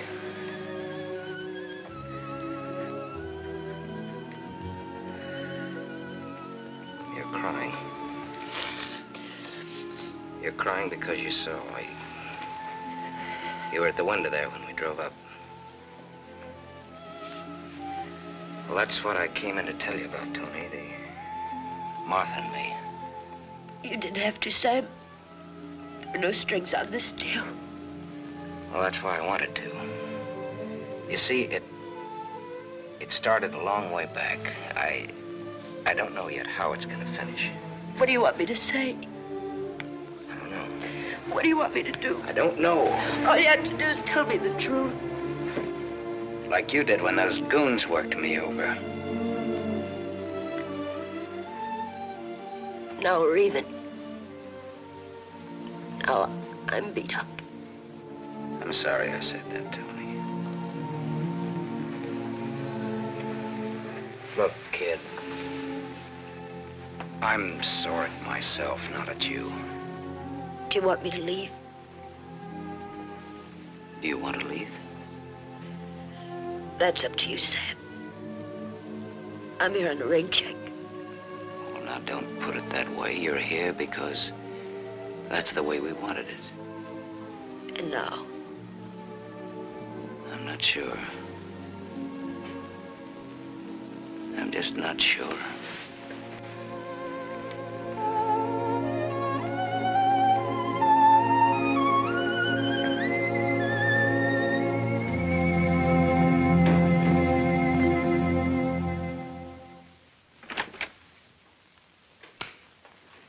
Hello, Gable Hotel.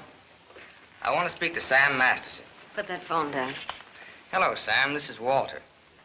I know I'm not disturbing you. Martha just came in. Well, what do you want? I want you to come up here. Now. Right now. Are you crazy? The servants... I gave them the night off. You're drunk. I've had a lot to drink, but I'm not drunk. I suppose it'd be stupid to ask where you were. Yes, it would. Sam's not leaving, is he? Ask him when he gets here. I just got my answer. Then there are no more questions. No, I know what I need to know. Sam the Superman. Sam the dirty little boy from the other side of the tracks. I'll go and change.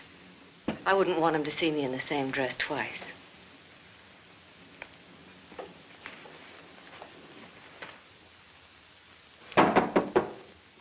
Come in.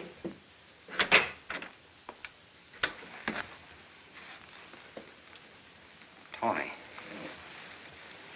You're leaving, huh? There's a bus out in about an hour. Tony. Sam, it's better this way. Look. Sam, I came back here with you because you said you didn't like to be pushed around. I liked you when you said that. You were looking for trouble, but it was a good kind of trouble. And now? Now what? Sam, I saw her. You're going to get hurt. Leave her, Sam. Leave this town, even without me, but leave. I can't. At least not just yet. You're gonna need some money. No, thanks. Let's break clean.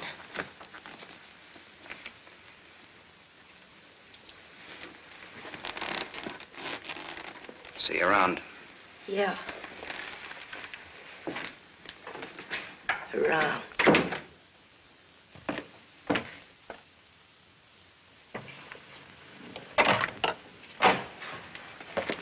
Where's Martha? Upstairs, getting dressed for the occasion. I'll go upstairs. Why did you call me? Got a riddle, Sam. Maybe you can help me solve it. It's a little riddle called What's to be Done About Me, Martha, and You. Sounds just like a poem. If it rhymed, it would rhyme with murder.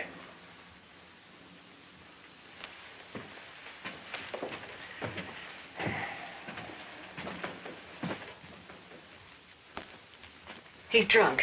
He's been sitting here drinking all night. Draw a chalk line and I'll walk it. Or I'll take a mental test. Any question like, what is my object in life? I tried to stop him from calling you. You're a wiseacre. An angle boy. You know all the answers, don't you? How are you on dreams? And I was glad he called you. I was frightened of him, Sam. She was frightened of me. I had a dream, Sam. It was about you. In my dream, you were not a handsome corpse. Maybe it was some other guy. In other dreams, there were others. I told you he's drunk. Did you say others? Many others. He's lying. Poor little Martha. Her life was so empty. Is that what she told you, Sam? I don't want him in here, Sam. Make him get out. Now you're all of them, Sam. Every one of them rolled into one. Sam, make him... Keep talking. I'm all of them rolled into one. Yes. You're a gymnasium instructor in Philadelphia with a muscle for a brain and a tendency to insipid verse. You're a guy, just a guy named Pete in Erie who smells of fish and sings. You're last year's greatest fullback, and you flunked your bar exam, but you wanted to be an industrial engineer. You're a guy who came along to fix a tire so well you became a city-paid inspector. And you're a lot others. But worst of all, you're the one and only man who shares with me the only claim I have on her. Ask her, Sam. Say to her, Martha, is all this true? What if it is? What did you expect? She never wanted to marry you. If you had any self-respect... She married me because she felt that way. I would never tell. That's a lie. Your old man forced her. How long do you expect her to go on paying off? Forever. Well, whatever happens to you, you've got coming. What can happen, Sam? Shall I tell you? She'll try to get you to kill me. Like she got me to send an innocent man to the gallows. I told you the way it was. It was his father's idea. He made... But did she tell you how she stood up in the police station? How she looked at the man without batting an eye? How she said, yes, that's the man. He's the one who came into the house that night. He's the man who killed my aunt. That even stuck in the throat of my father. My poor, dear, departed, greedy father. But he went right on. And so did I. He's lying. You believe me, don't you, Sam? You believe her, Sam? Martha, at least tell the truth now. Tell how much you were afraid of an unsolved murder. Tell what a threat it was to the power and the riches that you'd learned to love so much and that I'd learned to love too. Tell why I became district attorney. Tell why you made me hang that man. Tell the truth. I told the truth. They were like leeches, both of them. They wanted everything. All I ever wanted everything was you I'm are. nothing. Everything you have, You I gave gave me you. nothing. Then let go!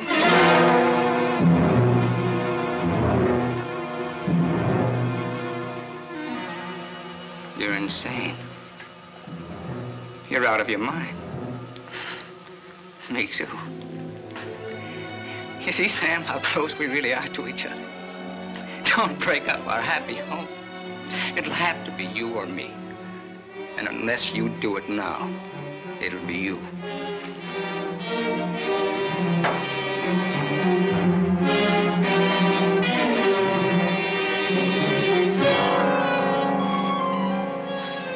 You mustn't think I'm drunk. I'm not. It's just that I'm sick. Inside of me, I'm sick.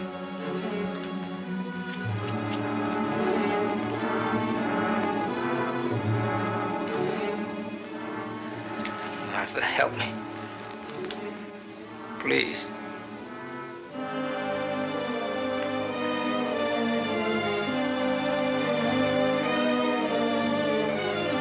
Sam, you believe me, don't you?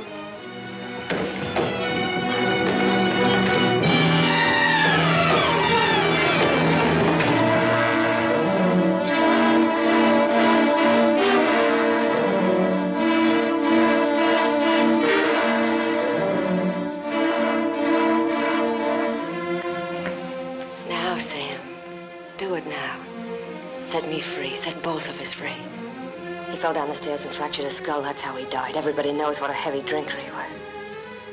Oh, Sam, it can be so easy.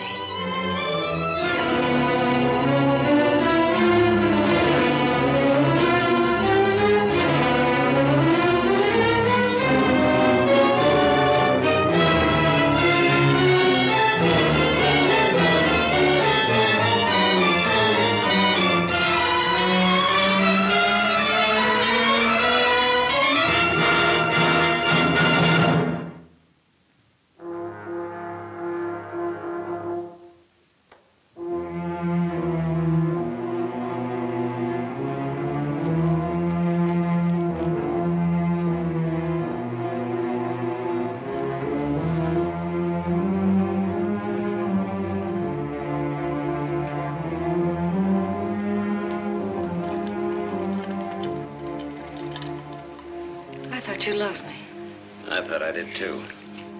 Now you hate me. Now I'm sorry for you. But I dreamed about you coming back. Your whole life has been a dream.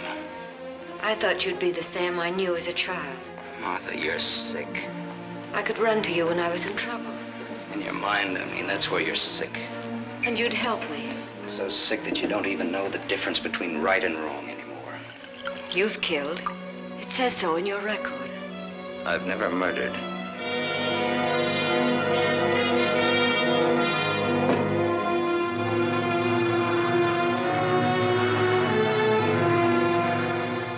Are you all right now? I'm all right.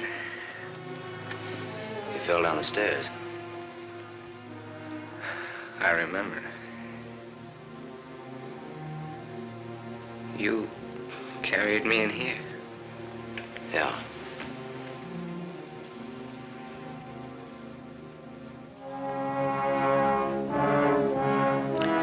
You had your chance, Sam.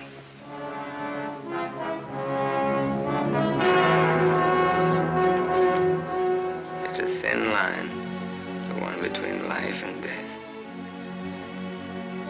You said I didn't know the difference between right and wrong. What's right for Walter and myself? For us to tell the truth?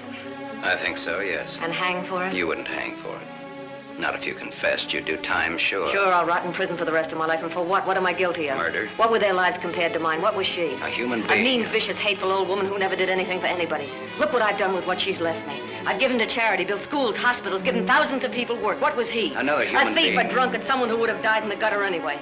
Neither one of them had any right to live. You didn't think Walter had either. Goodbye, Martha. Sam. Sam's going away. Did you hear what I said, Walter? Yes, I heard you. We can't let him go, can we?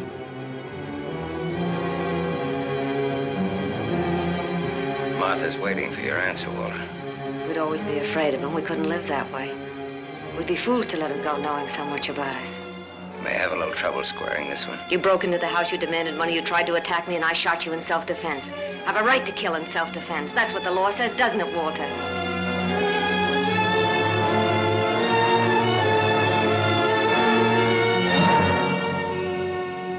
Isn't that what the law says, Walter? It'll hold up, Walter. A man with a police record.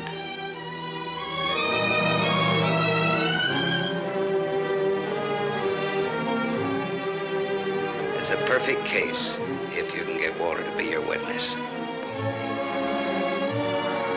Do you want to bet?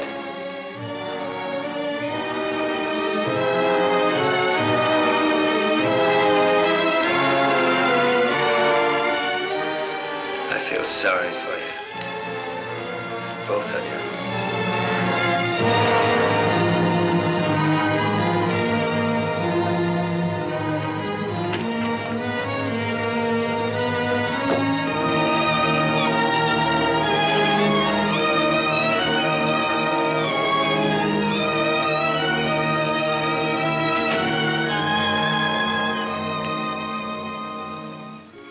You love him.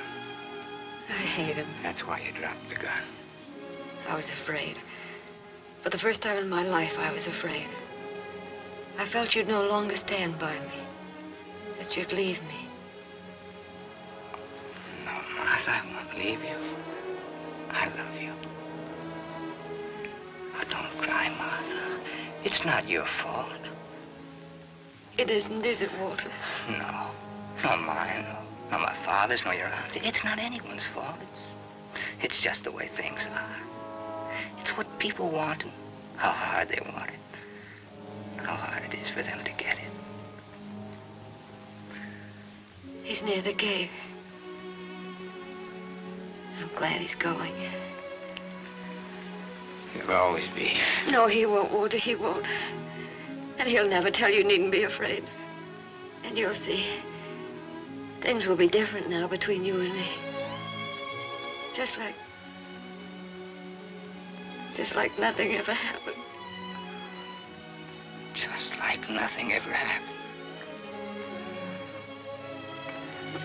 Will you kiss me, Martha?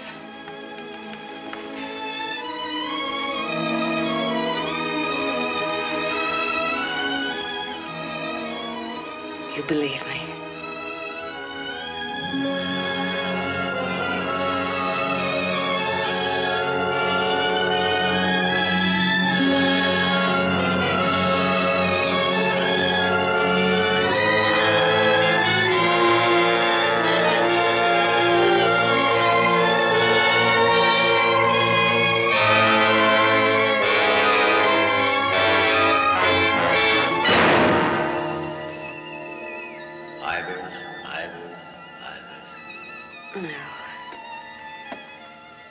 No. Martha Smith.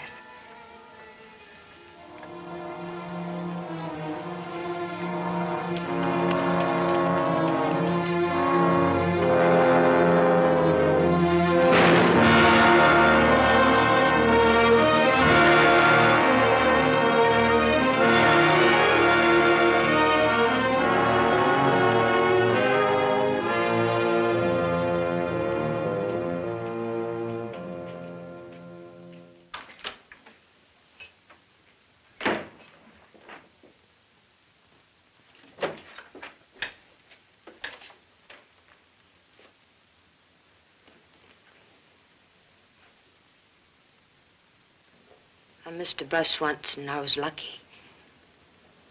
I wanted to see if I could be lucky twice.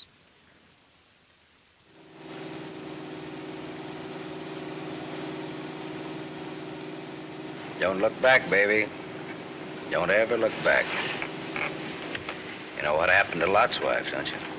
Whose wife? Sam's wife. Sam's wife.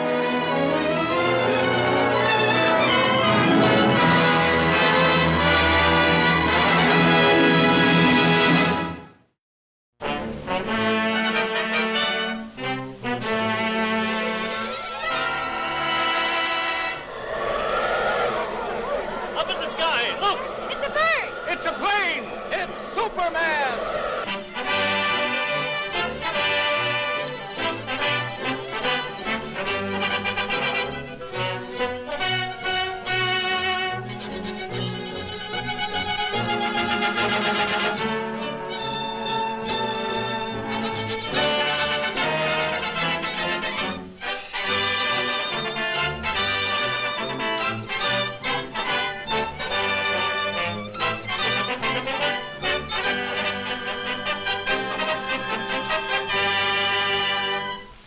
Faster than a speeding bullet. More powerful than a locomotive.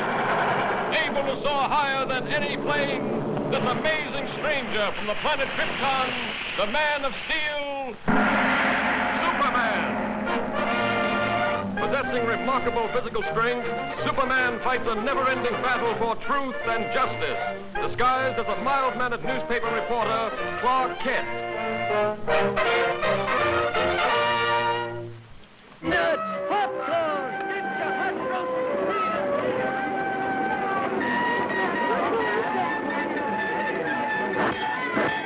All right, folks, only a dime. 1/10 of a dollar.